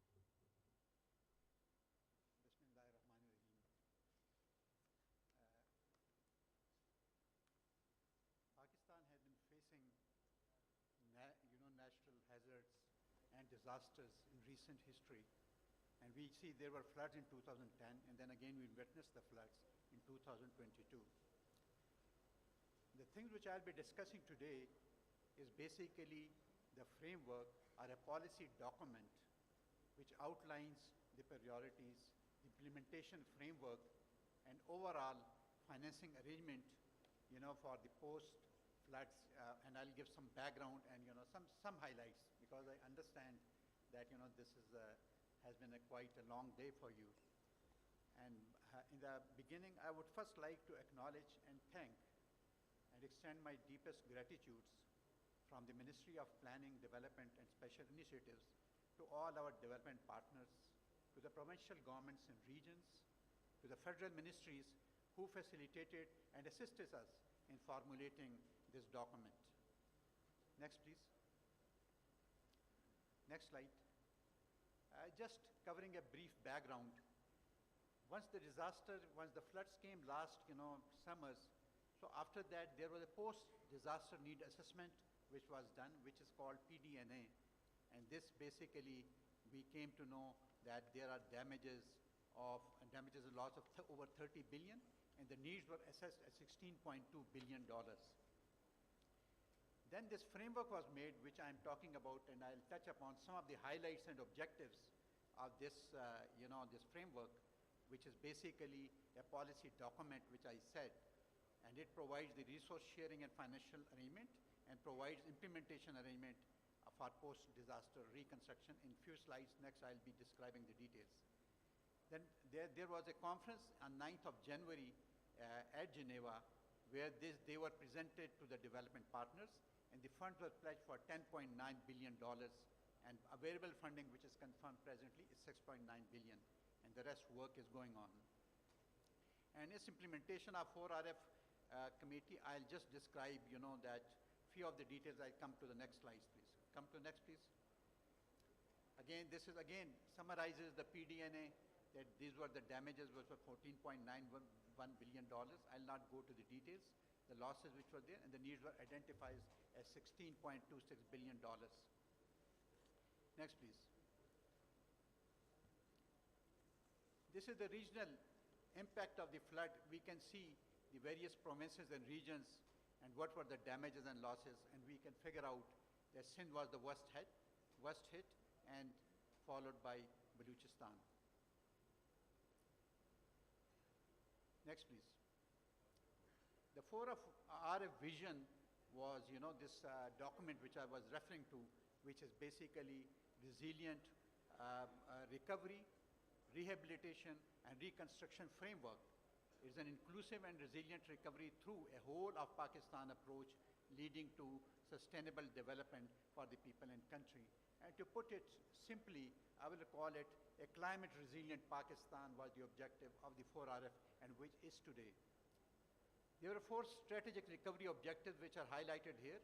The first relates to governance, which is enhanced governance and capacities of the state to restore lives and livelihood of the affected people, especially the most vulnerable. The second strategic recovery objective of this program was restore livelihood and economic opportunities. The third was ensure social inclusion and participation in all aspects of recovery and related development, and then the restore and improvement of basic infrastructure and services. And overall, we wanted to, regain the balance by building it better and make a resilient sort of response so that in future we can mitigate the risk and we are affected leastly. Next, please. This again, just highlights the strategic recovery objectives, which I have highlighted, and these are the overall, objective of this 4RF. Next, please. This was the financing arrangement that 50% was going to be given by the development partners, 30% by the federal and provincial government, 15% by public-private partnerships, and 5% through external financing. Next, please. Now, the implementation arrangement, which was agreed, and we have already, notified it, and the provinces and the regions, they know it, that there's a policy and strategy committee at the federal level, which is ministerial committee, which is the ministers are Minister for Planning, Minister of Finance, Minister of EAD, Minister of Climate Change. So this is overall regulating body. Then there's a federal steering committee, which is led by the Federal Secretary Planning.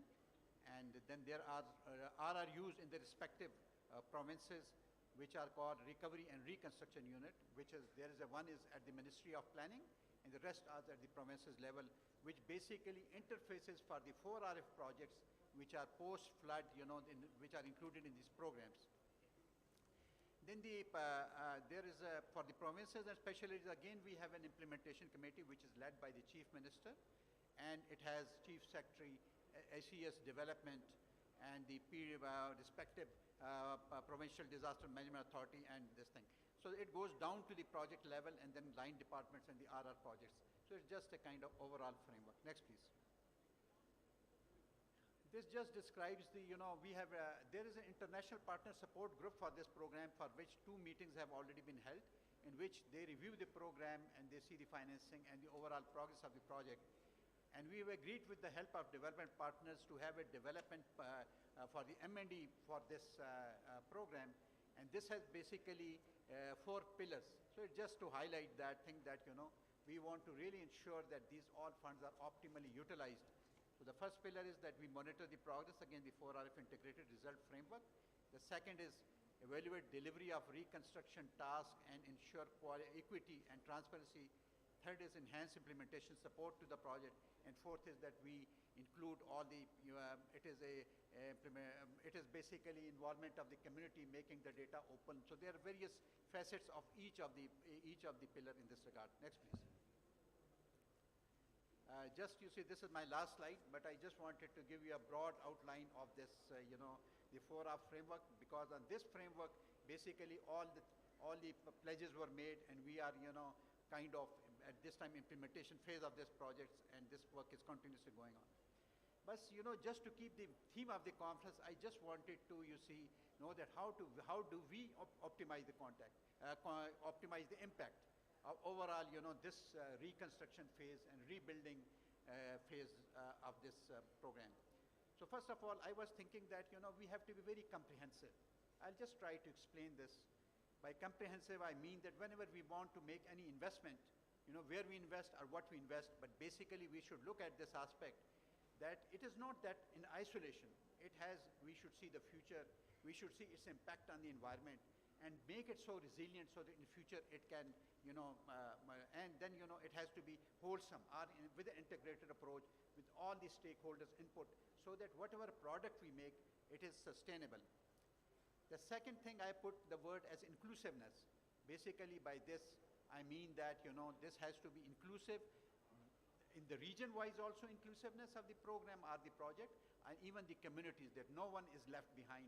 So that if we keep this consideration in view, we can maximize the impact of that service delivery which it aims at to. The third thing which I would like to highlight is, we have found that, normally at grassroots level, there's a lot of need to improve the quality, and really, that capacity doesn't exist. So whether it is formulation of the project, that proposal at that level, or the second is that, how do you really, sort of have that understanding that what is, sort of objective of this project, so that we overall understand the framework. Because I just want to highlight the M&D framework, for example, in this regard, that it is not only that we are going to sort of see the physical and financial progress of the project, or the issues in the project, but we will look at this aspect, that how does it contribute to the strategic recovery objectives. We will have indicators for that, and how does it contribute to this SDGs also. So this is the kind of thing which where we can really optimize this thing. But I would like to thank the RMF forum that they invited us for this talk. But we can, anybody who is interested in more details, they can visit our office and we can discuss in details. Thank you.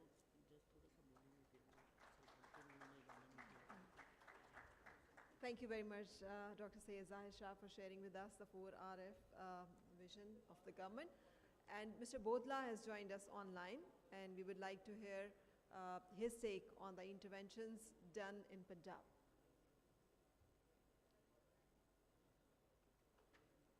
So, Assalamu alaikum, Mr. Bodla. Thank you very much for joining us online. And we are talking about disaster risk reductions and all the interventions done in Punjab. So I would like to know what is your experience and what would you like to say about it? Thank you very much. In fact, this is a great opportunity for me to being here. I wanted to come in person there and join the panel, but in fact, there were pre-commitments here which precluded my joining there. But in fact, in Punjab, the projects which were funded by NDRMF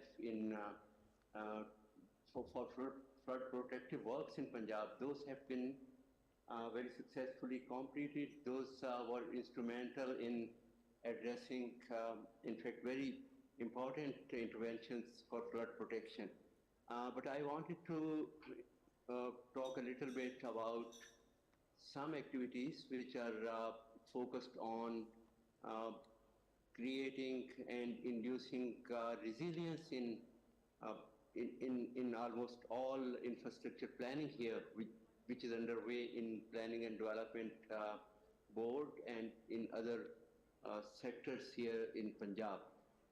This started with two projects. One was Asian Development Bank funded in 2014-15 That was the Flood Emergency Reconstruction and Resilience Project. Another was Disaster and Climate Resilience Improvement Project by World Bank. These two projects provided us opportunity to mainstream disaster risk reduction and disaster risk resilience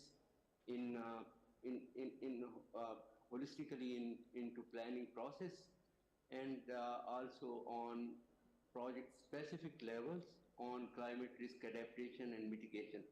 So these activities were in fact kind of pioneering work, which was dovetailed for this 4RF framework, which was evolved at federal level, but Punjab also, Punjab also framed its projects which were in tandem with that 4RF framework strategy. Okay. And within that, there are projects on hill torrents in Punjab. Hill torrents is an area which affected very severely in 2022, end of 2022, havoc which was inflicted in these southern parts of Punjab through hill torrents. Hill torrents flooding was in fact, that was not predicted in time, and that came at velocities which were almost multiple times than compared to the previous years, and the total quantum of that flash flood was also about 4 or 5 times than the average flooding. So that caused, in fact, huge losses in terms of infrastructure, in terms of social disruptions, as well as economic disruptions in those areas. Right. And for that, we have included some projects on that account in National Flood Protection Plan, but we are also expecting another umbrella project coming through assistance of World Bank on that side.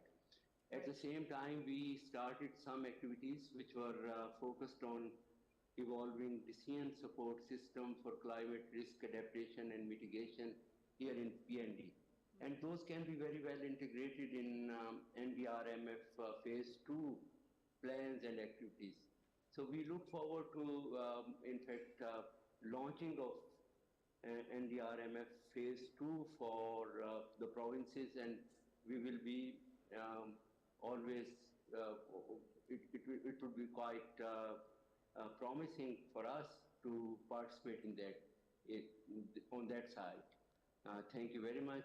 Thank you very there much. are any questions relating to Punjab's coverage of disaster risk reduction related projects, that is a wholesome, in fact, presentation that could come later in the sequence. Right, thank if you very required. much, Dr. Abid Bodla, you member Water PND Punjab. So owing to your experience, just very briefly, as we are time bound, so very briefly, sir, I would like to know what can be done differently for flood management in the future, especially the nature-based solutions. Yeah, in fact, there are some examples which can be kind of, you can say, kind of pilot interventions in this respect.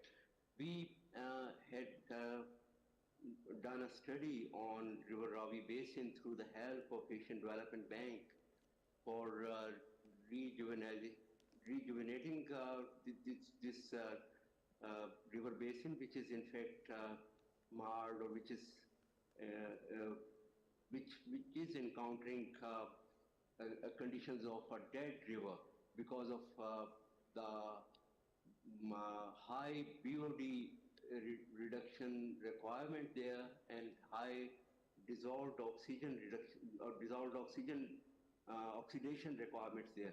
The river Ravi, as you know, is almost a dead river, and it receives quite large quantums of flows from seepage across the border.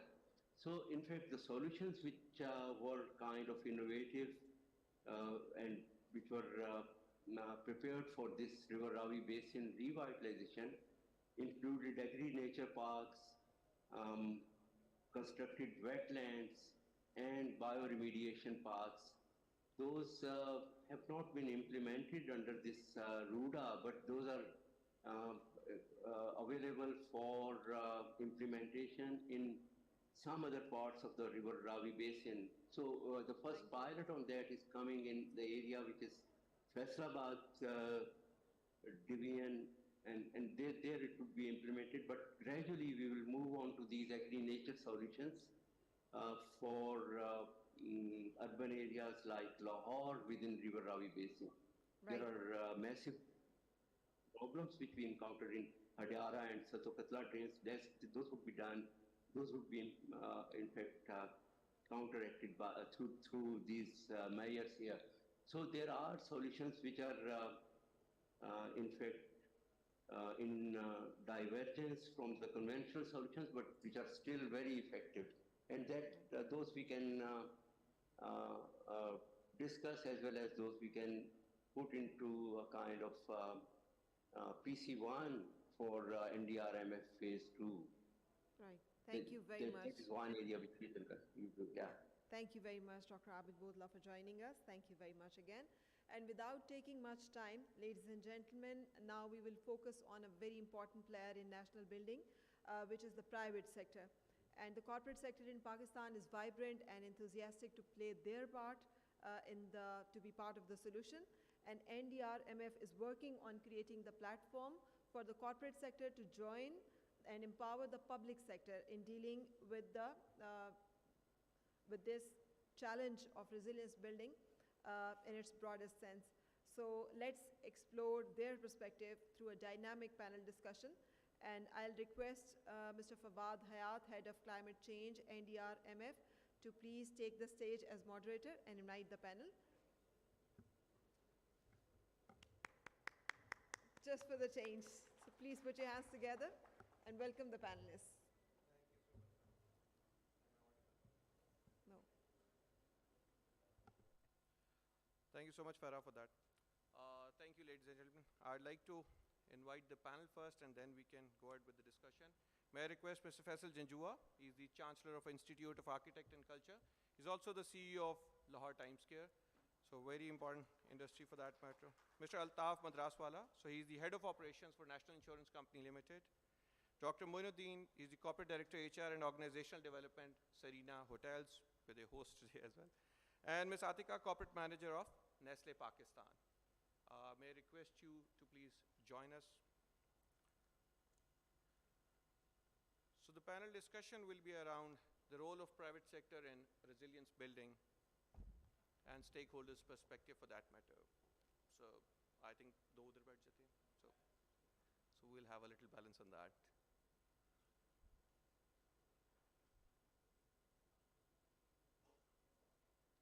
Thank you so much for joining us. Assalamu alaikum, ladies and gentlemen. My name is Fawad Hayat. In our quest for resilience, we often applaud the heroes on the front lines. Yet today, let's direct our spotlight to another formidable force, the private sector. This powerhouse holds the key of sculpting our nature's resilience, recognizing the disasters don't impact just individuals, but the entire systems, where private sector plays a pivotal role. Driven by an unwavering enthusiasm, the private sector steps up as a driving force of solutions. In Pakistan, this fervor of private sector seamlessly aligns with NDRMF's mission, a bridge connecting the public and private sectors. Together, they form an unbreakable alliance, pooling expertise and resources to confront the intricate challenges of resilience building of the country. As we gather today, we bring titans of industry who are pioneers of transformation in their domains. The stage is set for an in-depth exploration of how private sector's engagement amplifies resilience, enriched by the private perspectives of esteemed stakeholders. Let's embark on this journey with us as we unearth dynamic insights, innovative notions, and first-hand experiences. In particular, we'll be talking about how private sector can contribute to the resilience building. You all come from different sectors of society, from different private sectors. We had two other panelists, but they had to reach for a Chinese ambassador signing ceremony at 3, so we shortened that. But I think still we have a very healthy panel for that matter. So we would like to listen to the experiences for that matter. I think we start with Mr. Faisal Janjua right here. architecture role can be transformative in shaping Pakistan's cities. So how do you see architectural visions bolster climate resilience and constructing a robust future for Pakistan? Over to you, sir. First of all, the speed, I mean, I think I have to catch that. We shot, so we've overshot by an hour actually, so we're just trying to, Yeah, but so you definitely. take your time, please. No. I think I'll try to be very brief, and I think 3 points I would like to highlight. I'm wearing 2 hats today. I am CEO of a mega project, mega real estate project, where we are building quite big a complex, and which involves almost every kind of material which we can think of. And secondly, I'm chancellor of a university, a federally chartered institution, degree-awarding institution. As we are short of time, so I'd like to be very brief, and 2 issues which I need to highlight. First of all, education and awareness. I think resilience begins with knowledge, and I believe that we at our institution, at ISC, we are trying to address that. We established a climate change research center, and we started a 4 years degree program.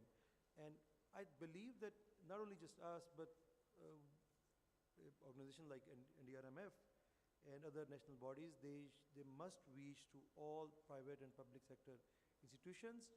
And this message of resilience, I think we need to educate our society. One of the previous panelists briefly discussed, I think Mr. Jazdani from Islamic Bank, that when we go to ministries, we really find shortcoming in terms of knowledge and understanding of this domain. And I think same goes with the private sector. We need to educate people, and we need to come up with the specialized trainings, programs, courses, degree programs to address the need.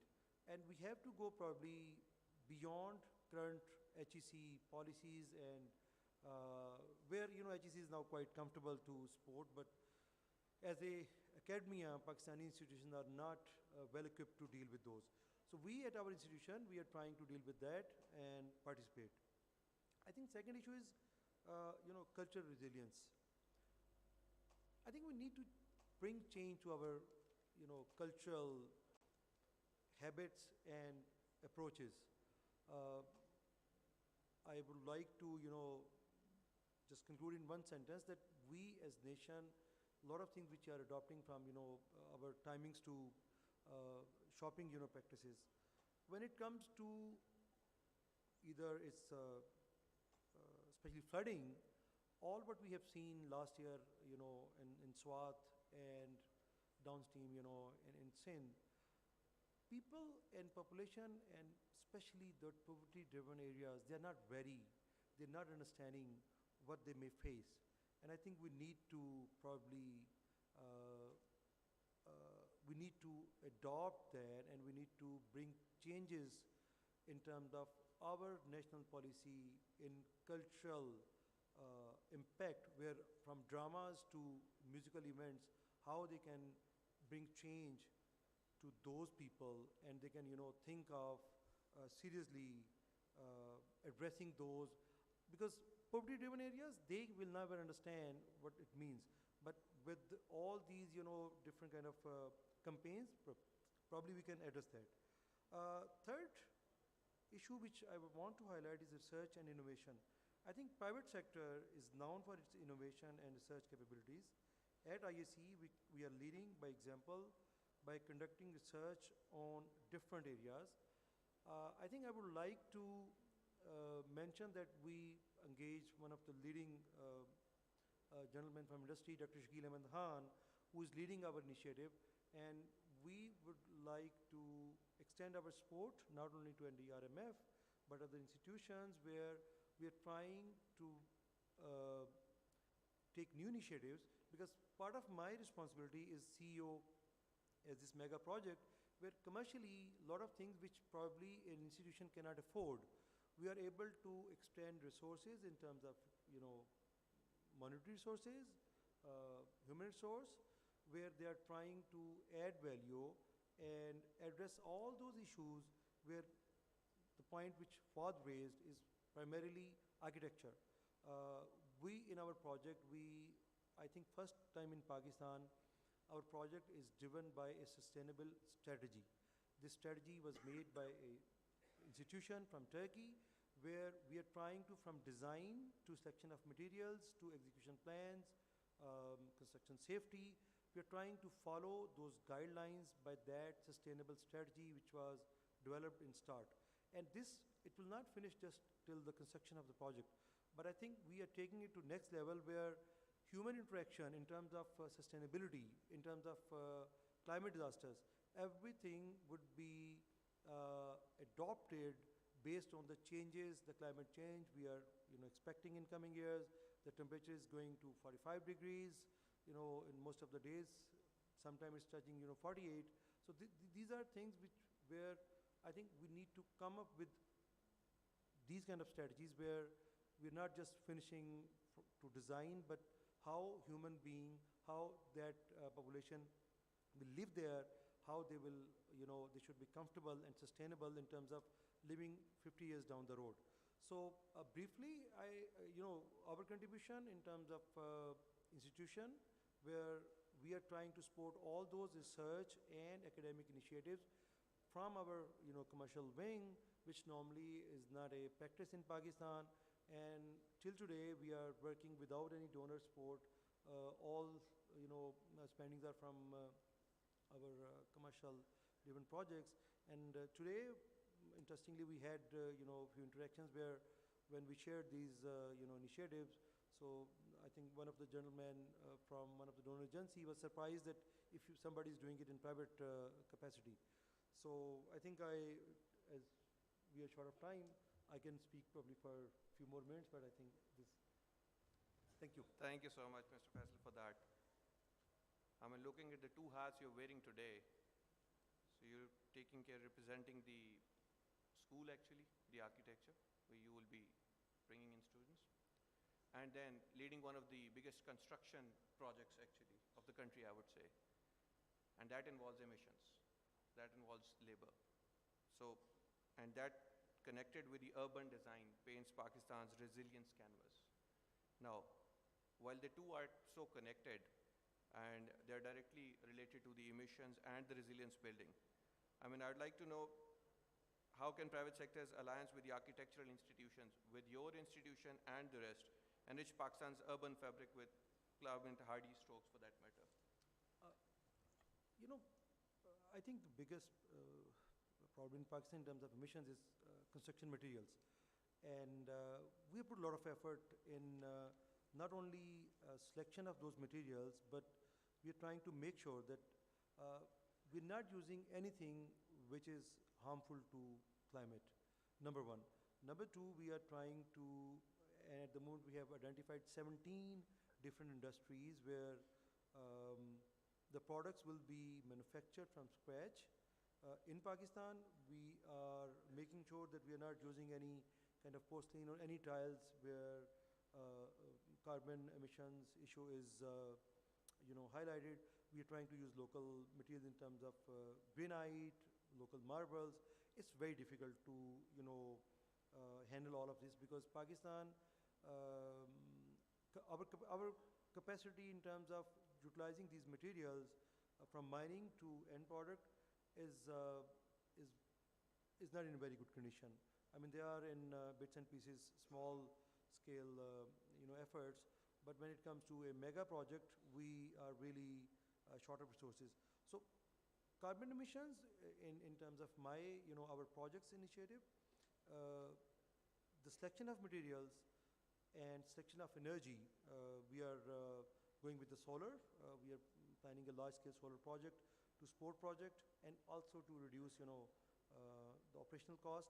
And we are going in terms of heat and heat handling, climate in terms of internal building climate.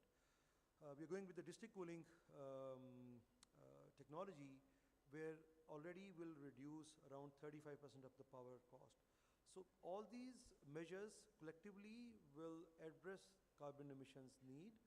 Obviously, as we are evolving all these solutions, So probably after phase 1 will be more mature in terms of presenting as an example.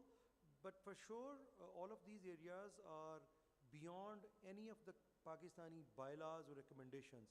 Unfortunately, Green Building Code is not presented DHA, our project is in DHA Lahore, and there's nothing from institution where we can take an example and follow, or even there, even in terms of laws. So we are trying to evolve all that. Not only that, we are trying to follow those in terms of building code, but we have volunteered to change the bylaws of DHA. And our team is working to develop first green building code for DHA Lahore, not just for the small buildings, but for mega development in terms of planning, in terms of infrastructure development, in terms of power utilization. So all that is falling under our institution, research center, led by Dr. Shakil and the team.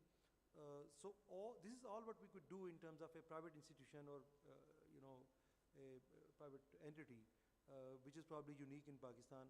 And I hope if we can set this good example, there'll be a lot more to follow and support these kind of initiatives. Thank you so much. While we hear that you're short on options, it's very encouraging to see that you're still coming up with somewhat innovative options, so to say. Connecting that, I'd like to move to Dr. Moin for that matter. I mean, you represent Serena Hotels here, and that's part of international chains, and you have your own core, you have your ESG compliances for that matter, and you've got properties all across the country, including northern areas which are more susceptible to climate changes and disasters. So how do you see yourself playing a role? And that starts from even these non-plastic bottles actually, and they might just go up to extending your domain since you have a property there to the Murray snowstorm incident or incidents of such nature, your properties or your teams could play some role. So if you could enlighten us on that matter, that what is Serena doing, and now we hear you're coming up with a lot of properties up in the north. So how are you catering to these implementation of green building codes, laws, and helping the communities build their resilience? Over to you, Dr. Moin. Thank you very much, Fawad. As a hotelier, first I would like to announce, जिसे कहते हैं ना खाना खुल गया है. So this is the last panel, and we are only few panelists. So coming back to your question, thank you very much. I think I won't talk about Serena only, but everyone would remember that honeymoon hotel going down in Swat. So actually, thank you for giving some opportunity for private sector to be part of this discourse, which normally lands in the policy domain of government or multilaterals. Thank you very much for giving that space to us. Secondly, I apologize for the plastic bottles that are on your desk. From last 1 year, we are trying to develop a supply chain for the glass bottles. So the purchase order is still open. If anybody is interested to provide us glass bottles, we would love to take it. All the vendors, they stock out after some time. The way we have demand of these glass bottles, so we couldn't develop a vendor base in 1 year. So there are a lot of private sector opportunities for sustainable business. So as far as Serena is concerned, definitely there is a static value of a hotel vis-a-vis its geography. But at the same time, with geography, we learn from Apa Nusrat, she is here, CEO of Khan Agency for Habitat. Every week I call her. Every week I send her emails, could you do a disaster risk assessment for my A property? Aesthetically it's appealing, but how would that behave in terms of a Glough? It's close to a lake, but what if, how a lake is going to behave, or how that watershed is going to work, God forbid. And her answer is, or mostly her learner team members we rely on, she says the glacier is going to behave the way it has been doing over a couple of million years, right? So definitely, there is a static value, as you rightly said, sir, about materials, local content. But I think it's the time that private sector should also put their play in the policy side, where they could do some demonstrable projects, like we are doing one hotel in Sust, that's the last border town, and one in Hunza, again ecologically fragile zone. So a lot of effort need to be done while the project is at the design stage. What kind of materials, as you rightly said, using, what kind of, solutions you can do. Like we are doing a water stewardship project in Hunza with community, because water is tribal, water is customary. We are a hotel company, so we thought why not to work on that, stewardship aspects. And then doing local community resilience. So if we are doing an embankment for protecting our perimeter of a hotel, how would that work in favor or against the community? So should we do embankment on one side, which is our perimeter, saving our fortress, or should we do the other side? So corporates are also learning by doing, talking to the community, because normally corporates are not designed that way. We have CSR funds, so anybody comes up with a proposal, I'll do this for you, we'll say, okay, here is the money, go, send me a Gantt chart, and there we go, right? So corporates in those ecologically fragile zones, especially Gilgit, Baltistan, Chitral, or Swat, or Malakand, anywhere, I think there's a lot of education opportunity for the corporate sector. Like me again, where I've got half plastic and half glass. So my journey is still there. And deciding, number one is the planning stage. Well, definitely hotels are high value assets. So everyone would love to have one more hotel next to our hotel. But how would that do in terms of its ecological appeal? Should the EPAs be approved for those projects? And number two, once a company or enterprise is there, how is going to be their footprint? So there's a lot of operationalization, a lot of support that's required from the policy side, but at the same time, a bottom-up, little small pilot projects. If I'm doing like LEED certification or EDGE certification for my building, so there's all the more reason that I should share it with your faculty and your students, and vice versa, where, academia should help us in operationalizing the projects. So for hotels, it's basically three things: waste, water, and energy. So the more we have localized solutions, the more we have a win-win solution with the community. That's a long-term value proposition also.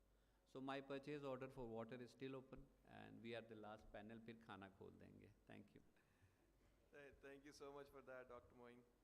I think it's very encouraging to see how our synergy is there and how have they always been there.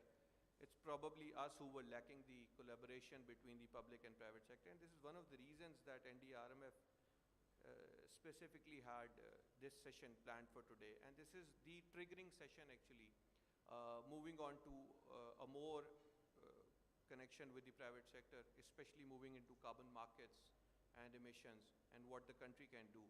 Because this is an agenda which only collectively can be done. While you talk about communities, and you mentioned Nusrat as well from Khan, so they're one of our partners, and we've operated in Chitral and all parts of the country as well. I mean, I think NDRMF is lucky to be part of the Ministry of Planning, Development and Special Initiatives here. So they take care of the entire funding portfolio of the country. And we are also blessed to have our Secretary Zafar Saab here, who's visionary enough to see that, okay, how can we have a good financial mix of that matter. So I think that is where the connections come in, and that's the point where we should be collaborating. I'll move to Ms. Atika Mir. So Nestle, so as we commonly hear, Nestle Pakistan nourishes the nation. How does your supply chain strategy fortify Pakistan's food security amidst climate challenges? Okay, thank you for this. So, just to You'll have to be a little loud, I think. A little closer. Thank you. Is it okay now? Yeah? Okay. So, food supply chains are very complex, and, they're very collaborative. And, thank you. Should I just use this mic, huh? Yeah. Thank you. And they're very vulnerable and extra sensitive to any disasters that we have. So any extreme weather event or any,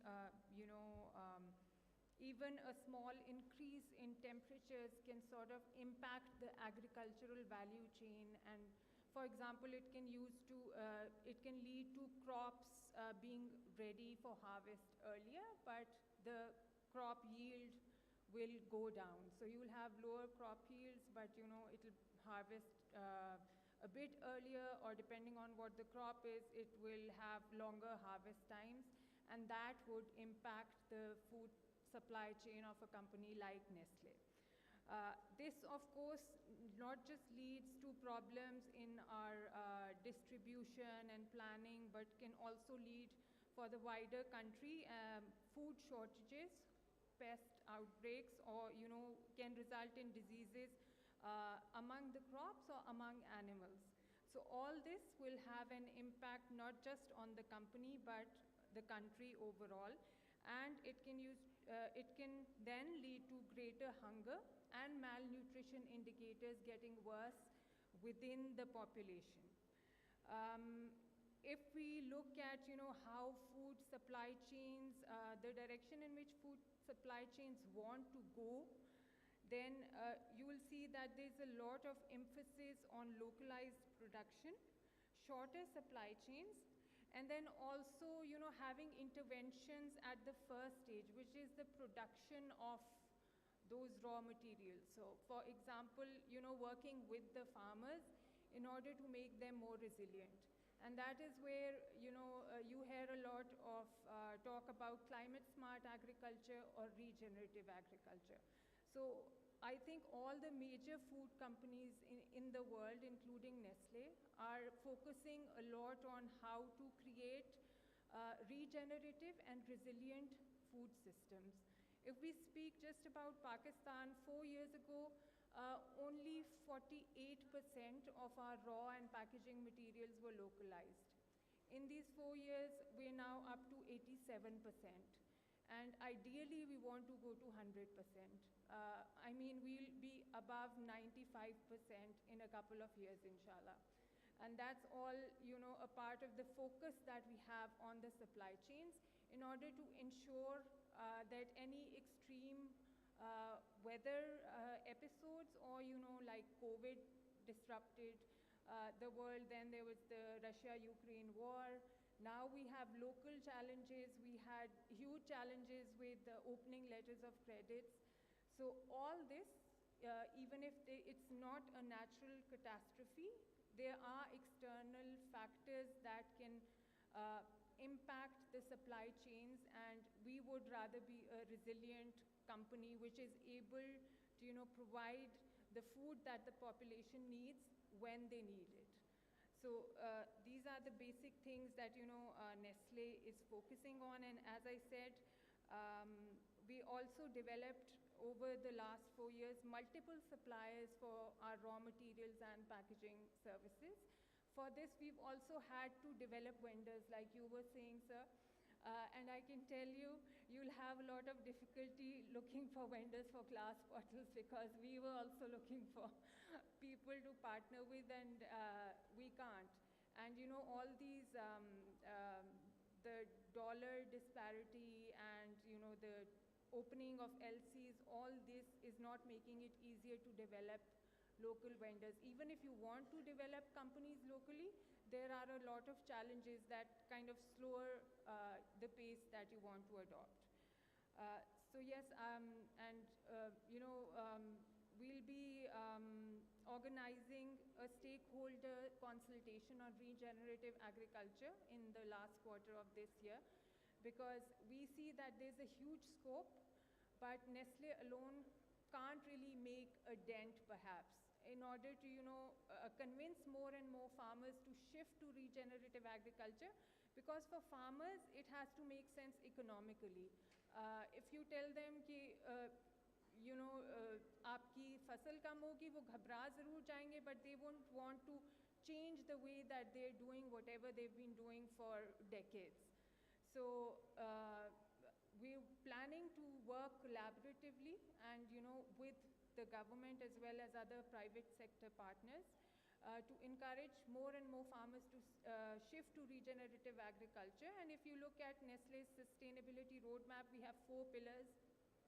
There's climate action, there's sustainable packaging, water, and then regenerative agriculture. And in these 4 pillars, we have our specific commitments that we are working towards. Our first milestone is 2025. And we have set ourselves targets, and we have projects that will help us get to those targets. So just to end with one figure, in 2023 we're spending about 3.5 million CHF on sustainability related projects. Last year the numbers were 5 million, and then to get to our 2025 roadmap, we'll be scaling up the scale of the projects in order to ensure that we achieve our targets. Thank you, Atika. I think while we're here, there's a big business opportunity around here in terms of vendors and suppliers from the two of you. Just a small question, Atika.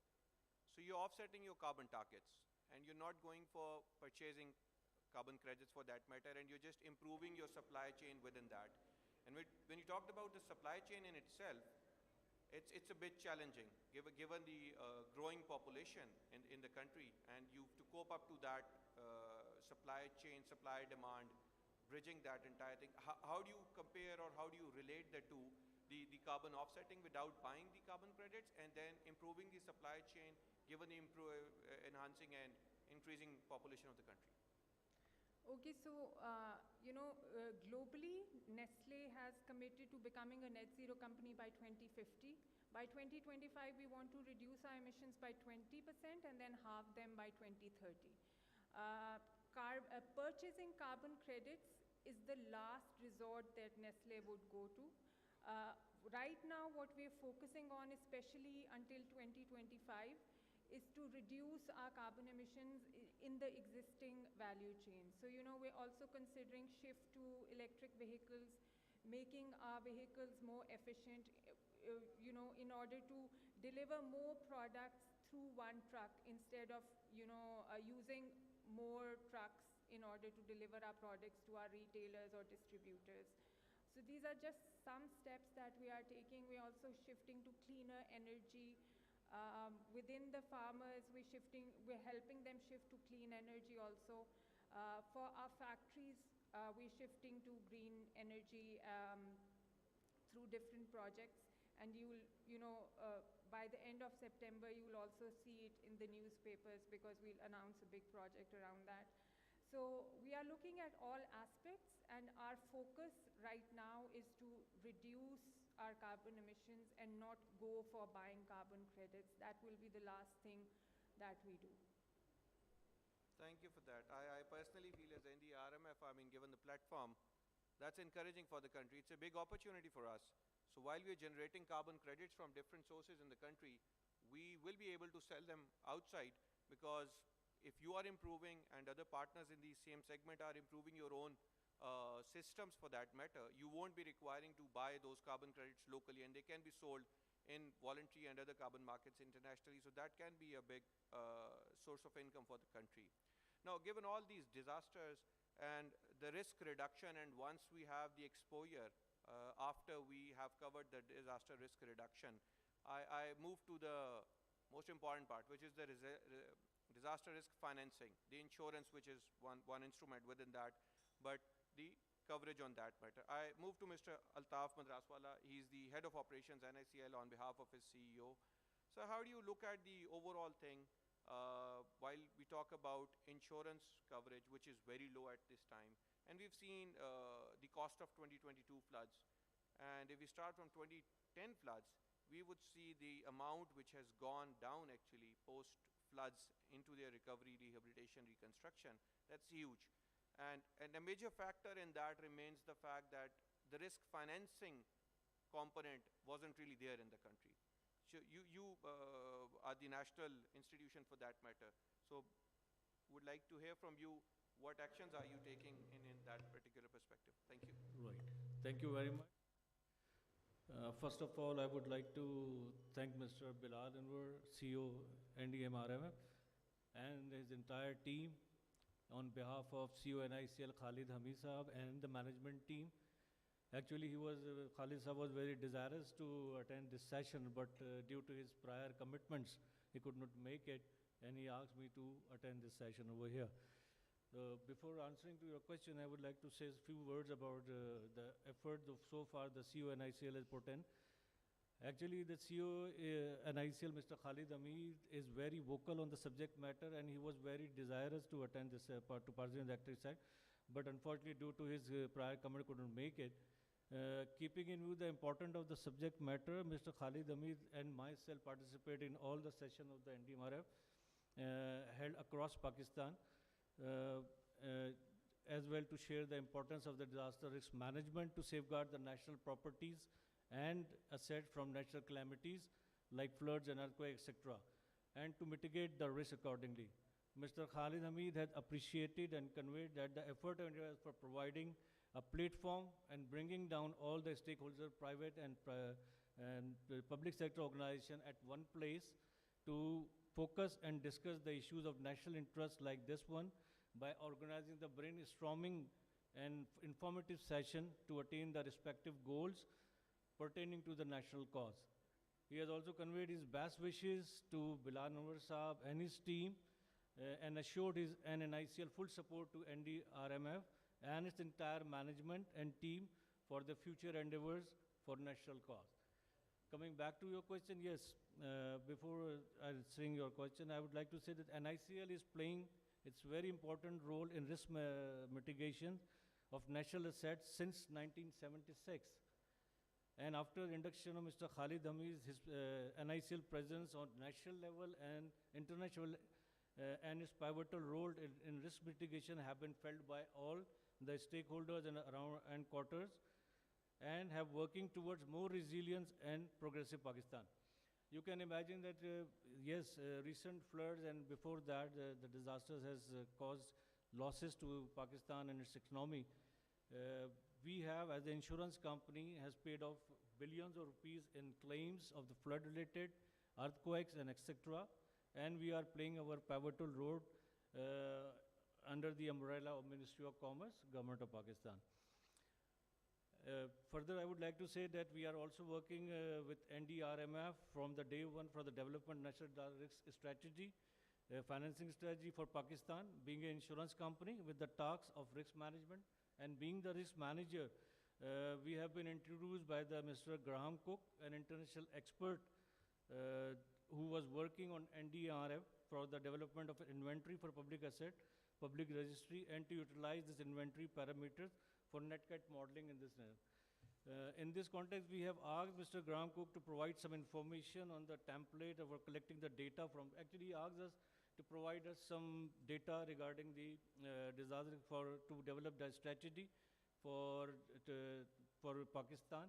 So we have contacted our different clients and we approached them, and we have also nominated risk management surveys as well to conduct the surveys and provide the detail to the NDMRF and Mr. Graham Cook for preparing of that strategy. So we are doing our best to whatever we can mitigate over here and participate with NDMRF for the mitigation of the risks and disaster risk management. Thank you so much for that, Ji. But I think that while we hear that there are other business opportunities around here in a struggling economy, I think there's a great scope for you guys as well in the insurance industry for that matter, and that can actually help the government reduce their fiscal vulnerability and burden on that side. While we reach our conclusion of this private sector panel, I think the important points which have come out of this industry, different titans, is the journey towards resilience. We're all very sure of what is supposed, what is expected of us, and how can we move towards that. Innovative financing models, streamlining and improving your supply chains within that. Within the ambit of climate finance, you can move towards sustainable partnerships. As Pakistan faces dual challenge of adaptation and mitigation at the same time, I think net zero and carbon markets is a big opportunity for us. Moving towards this, I'd like to close this session here and assure everybody that NDRMF will be progressing towards working with private sector on financial instruments, on financial blending and carbon markets, trying to play our role under Ministry of Planning for that matter. I thank you all for being a part of this panel, but before you leave, may I request the Secretary Saab and Bilal Anwar, the CEO, for a group photo, and then would request the Secretary Saab, Zafar Saab, for his closing remarks. So please, if we can have you on the stage, sir. IG, please.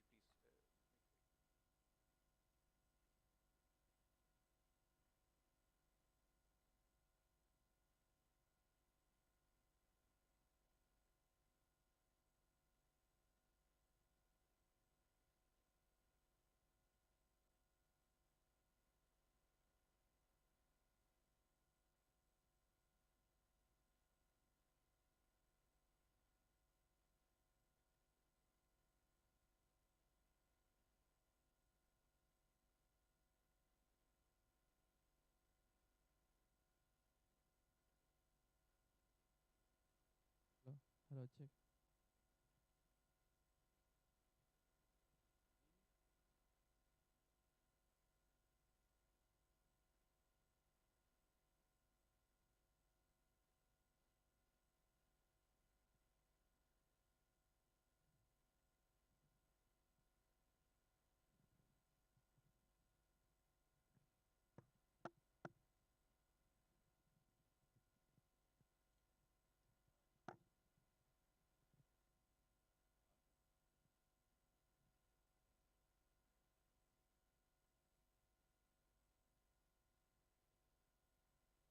Bismillahirrahmanirrahim.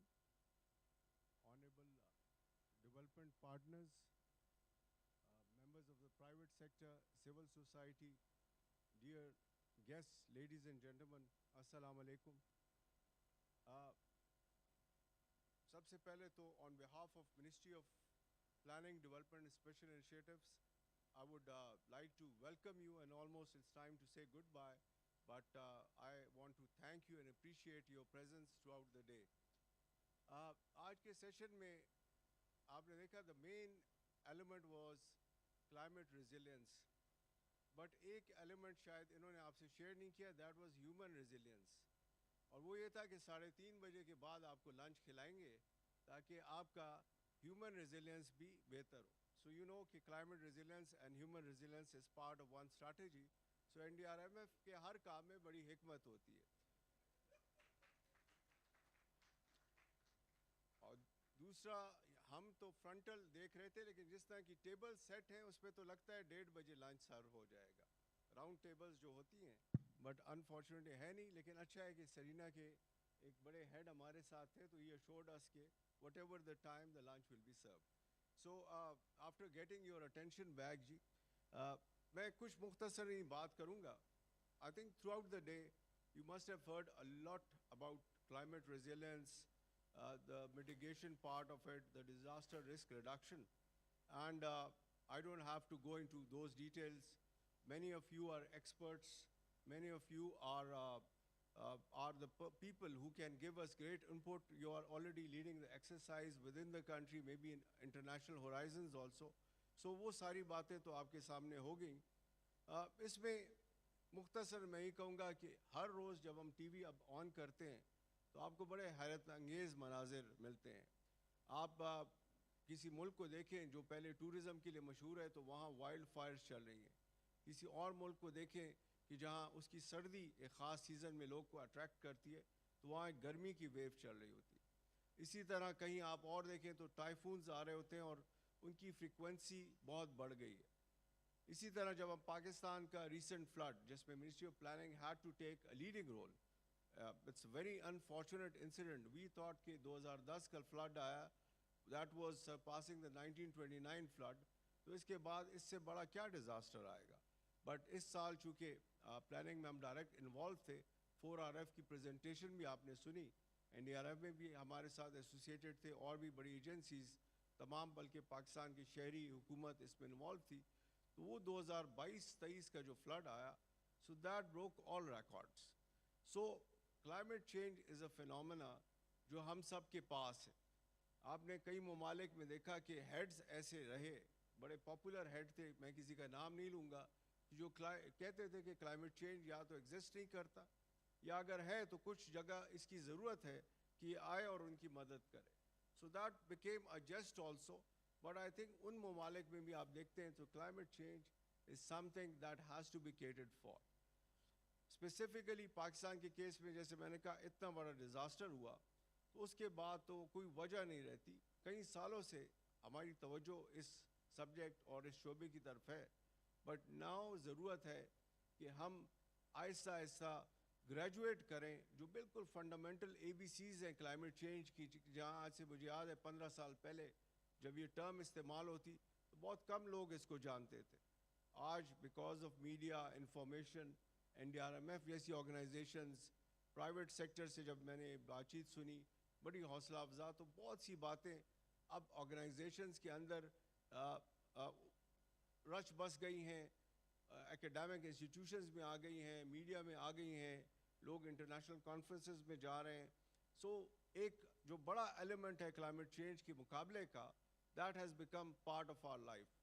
But like I said, we have traveled some distance in the last 10, 15 years, and we need to graduate to the next level. I think आज की conference जिस तरह मुनक़िद हुई, उसमें NDRMF की performance भी आपके सामने आई होगी. ये एक हुकूमत पाकिस्तान की कोशिश थी, और इसमें हमारे डेवलपमेंट पार्टनर्स भी शामिल थे, और इसके बेनिफिशरीज में हमारा प्राइवेट सेक्टर भी शामिल है, इसमें हमारी सिविल सोसाइटी भी है, और आम पाकिस्तानी भी शामिल है, कि एक ऐसा मैकेनिज़्म डेवलप किया जाए कि जिसमें फ़ंड्स को चैनल करने के लिए बड़ी आसानी हो. सो ये कायम किया गया, जैसे कोई ऑर्गेनाइजेशन होती है पहले चंद साल उसको मुश्किलात, बट नाउ आई बिलीव कि it is in that stage कि जहाँ इन्होंने आप जैसे एक्सपर्ट्स को इकट्ठा किया, और जो हुकूमत पाकिस्तान की मुख्तलिफ स्ट्रैटेजीज़ हैं, इंक्लूडिंग आर इंटरनेशनल कमिटमेंट, चाहे वो SDG के ऊपर है, चाहे वो क्लाइमेट चेंज के ऊपर हमारे अपने गोल्स हैं नेशनल डिटर्मेंट, या हमारी अपने लिए जो जैसे हम फ्लड और कैटास्ट्रोफीज़ मुख्तलिफ किस्म की फेस कर रहे हैं, उनका मुकाबला करने के लिए अब ज़रूरत ये है कि हम नए मनाजिल की तरफ जाएँ और नए इक़दाम उठाएँ. NDRMF का बताया गया during the day, I was not here, but I understand कि it is in the process of developing a business strategy. और उसके 5 एलिमेंट हैं जो आपसे शेयर किए गए होंगे, but hopefully all these components would have been discussed today. जैसे मैंने कहा, I'm very happy कि private sector का एक पूरा एक सेक्शन रखा गया, सिविल सोसाइटी के साथ ऑलरेडी बड़ा फ़ाल रिलेशनशिप है. सो तमाम लोगों ने वर्कशॉप में उसके ऊपर अपनी इनपुट दी होंगी. The organization itself has done well. अगर over the years देखें तो कोई $350 बिलियन के प्रोजेक्ट्स इन्होंने किए, और DRR की फील्ड में बहुत से टारगेट्स भी अचीव किए. कुछ मुश्किलात थी, लेकिन recent times में काफ़ी इम्प्रूवमेंट आई है.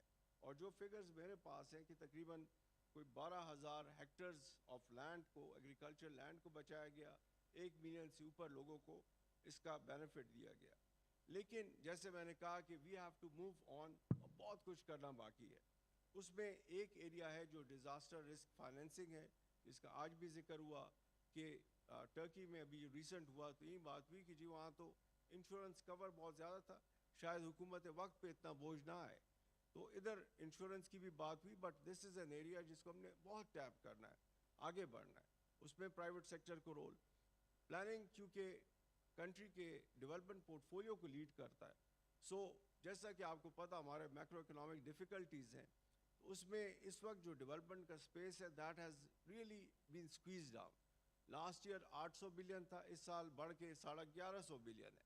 But for a country like Pakistan it's still very small. 14 trillion का बजट है. सो हम मुसलसल कोशिश करें पब्लिक प्राइवेट पार्टनरशिप की. आज भी उसकी मीटिंग थी PM साहब के साथ, वो पोस्टपोन हुई. उसमें जैसे 2 एग्जांपल्स मैं आपको रिसेंटली दूंगा. एक सक्खर हैदराबाद मोटरवे है, जिसमें 310 अरब का प्रोजेक्ट है. होपफुली अक्टूबर में उसका फाइनेंशियल क्लोज होगा. So that involves 300 billion rupees of the private sector and 10 अरब VGF from the government. So एक तरफ 1100 बिलियन टोटल गवर्नमेंट का डेवलपमेंट स्पेंडिंग, और प्राइवेट सेक्टर में वो कैपिटल है, वो वेदाल है कि जो आके करें. We have the PPP authority to facilitate. और एक रिसेंटली आपने देखा होगा एयरपोर्ट इंटरनेशनल हम आउटसोर्स करने जा रहे हैं, Islamabad airport. So public private partnership, disaster risk financing, insurance cover, bringing the private sector, civil society more into the mainstream. I think NDRMF की तरजीहात भी होंगी, क्लाइमेट सेक्टर की भी हैं, और पाकिस्तान की भी हैं. NDRMF के बारे में मज़ीद मैं ये कहूँगा कि जैसे कि हमने टारगेट्स अचीव किए, but I think for them also, और आप सब की इनपुट से with their new business strategy, they have to look into more elements for innovative programs, जिसमें हमारी ख्वाहिश ये होती है कि लोगों से ज़्यादा कम्युनिकेट करें. आप बड़ा अच्छा काम करें, कम्युनिकेट करें. आज की exercise is very much part of that.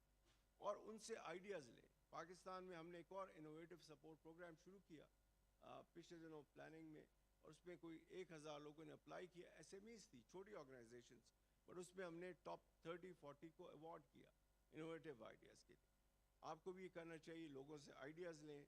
और क्लाइमेट फाइनेंसिंग, जिसमें हम लफ्ज़ बहुत सुनते हैं लेकिन अभी तक हम इतने कामयाब नहीं हुए, जिसमें ग्रीन फाइनेंसिंग है, ग्रीन ग्लोबल फंड्स हैं, ग्रीन बॉन्ड्स की बात होती है, कार्बन क्रेडिट्स की मार्केटिंग की बात होती है. वो सब एरियाज़ हैं कि जिसमें हमें बहुत काम करना है, NDRMF ने भी करना है, हुकूमत ने भी करना है, हमारी प्राइवेट सेक्टर और सिविल सोसाइटी ने भी करना है। दूसरा एक प्रोसेस है जिसमें एक्रेडिशन का प्रोसेस है, जहाँ ऑलरेडी कैपेसिटी डेवलपमेंट का काम हो रहा है, बट ज़रूरत इस अमर की है कि बड़े लिमिटेड है हमारे accredited organizations, so we have to bank on the international organizations. So now it is high time कि NDRMF भी मज़ीद फाल हो इस मामले में, कैपेसिटियाँ बढ़ाए, लोग भी more proactive हों. Of course, private sector can itself play a great role. So इन तमाम बातचीत के बाद आई बिलीव कि इस किस्म की एक्सरसाइज, इस किस्म की गेट टुगेदर जिसमें हमारी आउटरीच भी वाइडर हो, वो भी हो, और जो हमारे ओवरऑल क्लाइमेट रेजिलियंस के एलिमेंट्स हैं उनके ऊपर भी हम तवज्जो दें आप सब की मदद के साथ.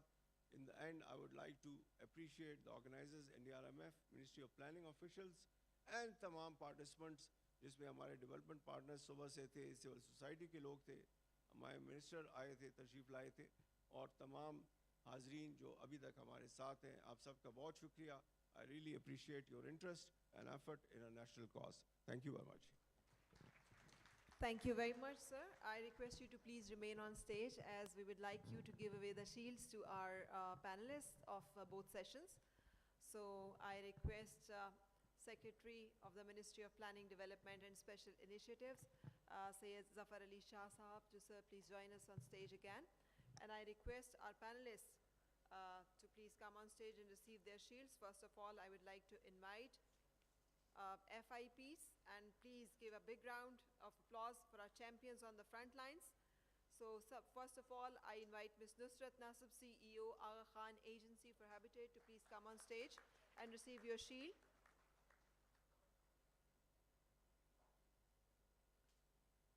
I request Dr. Muhammad Asif Iqbal, CEO, Muslim Aid Pakistan, to please come on stage and receive your shield.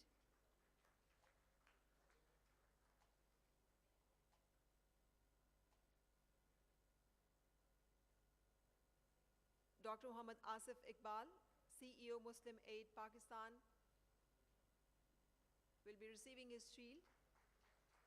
Thank you for your participation. I request Mr. Asif Shirazi, CEO, Islamic Relief Pakistan, to please come on stage and receive the shield.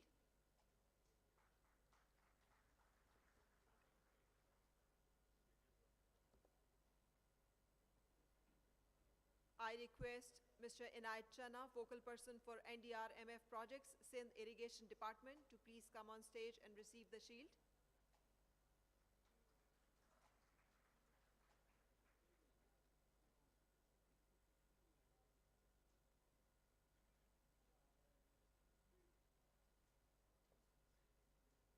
And I request Mr. Haider Raza, Project Director, Climate Change Project Sindh, to please come and receive your shield. We could not take your valuable input in the panel discussion. Nonetheless, your contributions in Sindh are commendable, and thank you very much for that. And thank you for your participation.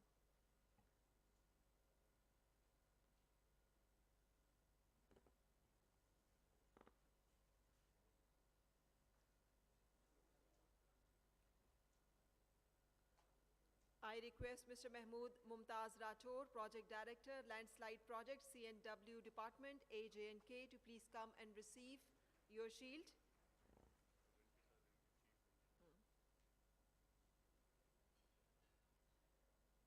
And I also request his Chief Engineer, Mr. Shafiqur Rahman Dar, Chief Engineer, Highways, Communications and Works, AJK, to please come on stage and receive your shield.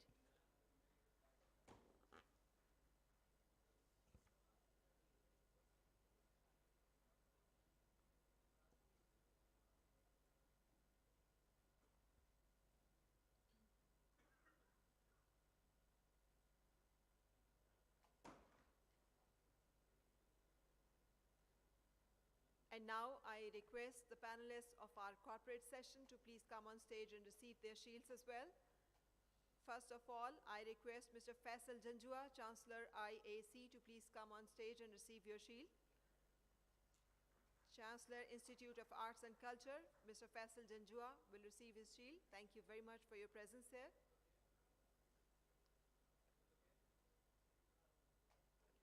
I request Dr. Moinuddin, Corporate Director, HR and OD, Serena Hotels.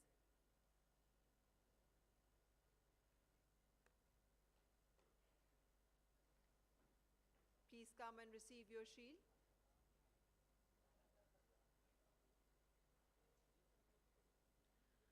I request Ms. Atika Mir Khan, Corporate Manager, Nestle Pakistan, to please come on stage to receive your shield.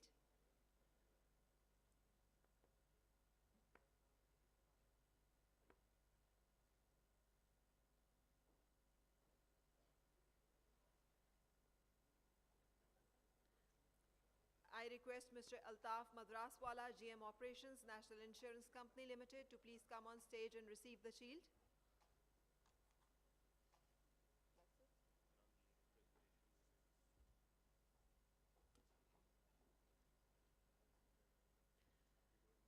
And I request Dr. Syed Zahir Shah, Member Implementation and Monitoring Planning Commission, to please come on stage and receive your shield.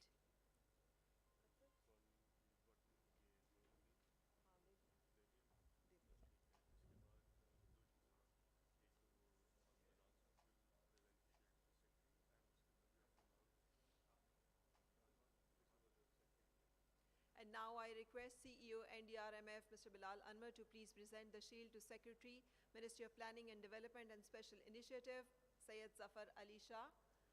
Thank you very much for your time and presence in today's event, sir.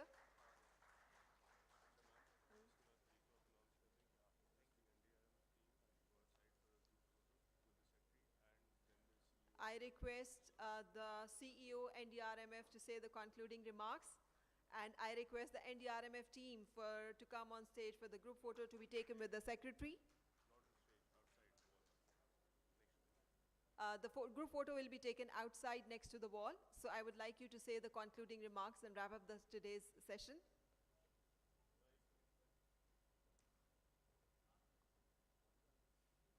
Idraji.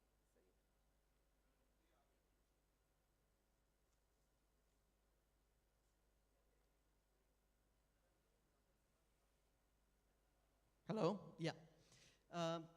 Well, we have generally reached to the stage जहाँ पे वाक़यातन ऐलान होता है कि रोटी खुल गई है. इसी तरह से होता है ना जी? No, a lot has been said, a lot has been heard, few things repeatedly said, and they were ought to be repeatedly said. I just want to say thank you very much. Thank you to all of you, all the participants, our dignitaries in the opening session, as well as the sessions in between, and now at the closing session. Secretary Sahab, aapka bahut shukriya. I mean, you came to this session and you concluded in such a graceful manner. I think there is no need to say that इस किस्म के events को organize करने में a lot of effort goes in, and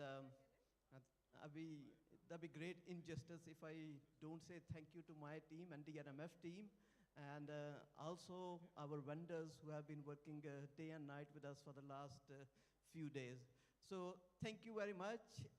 There's a lot of action points which we are bringing from this, and in the coming weeks, you'll see that hearing from us, approaching you, and basically holding you accountable to your words. Those donors, those FIPs, those private sector, corporate sector leaders who have actually shown and expressed their interest to work with us. So I thank you very much, and enjoy the lunch or something between lunch and dinner. Thank you very much. Thank you. Yeah, thank you everyone for joining us. Allah Hafiz, and please join us for lunch.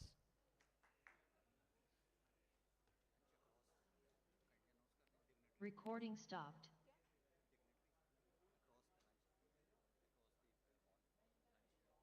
The lunch is served across the hall, so please join us for lunch.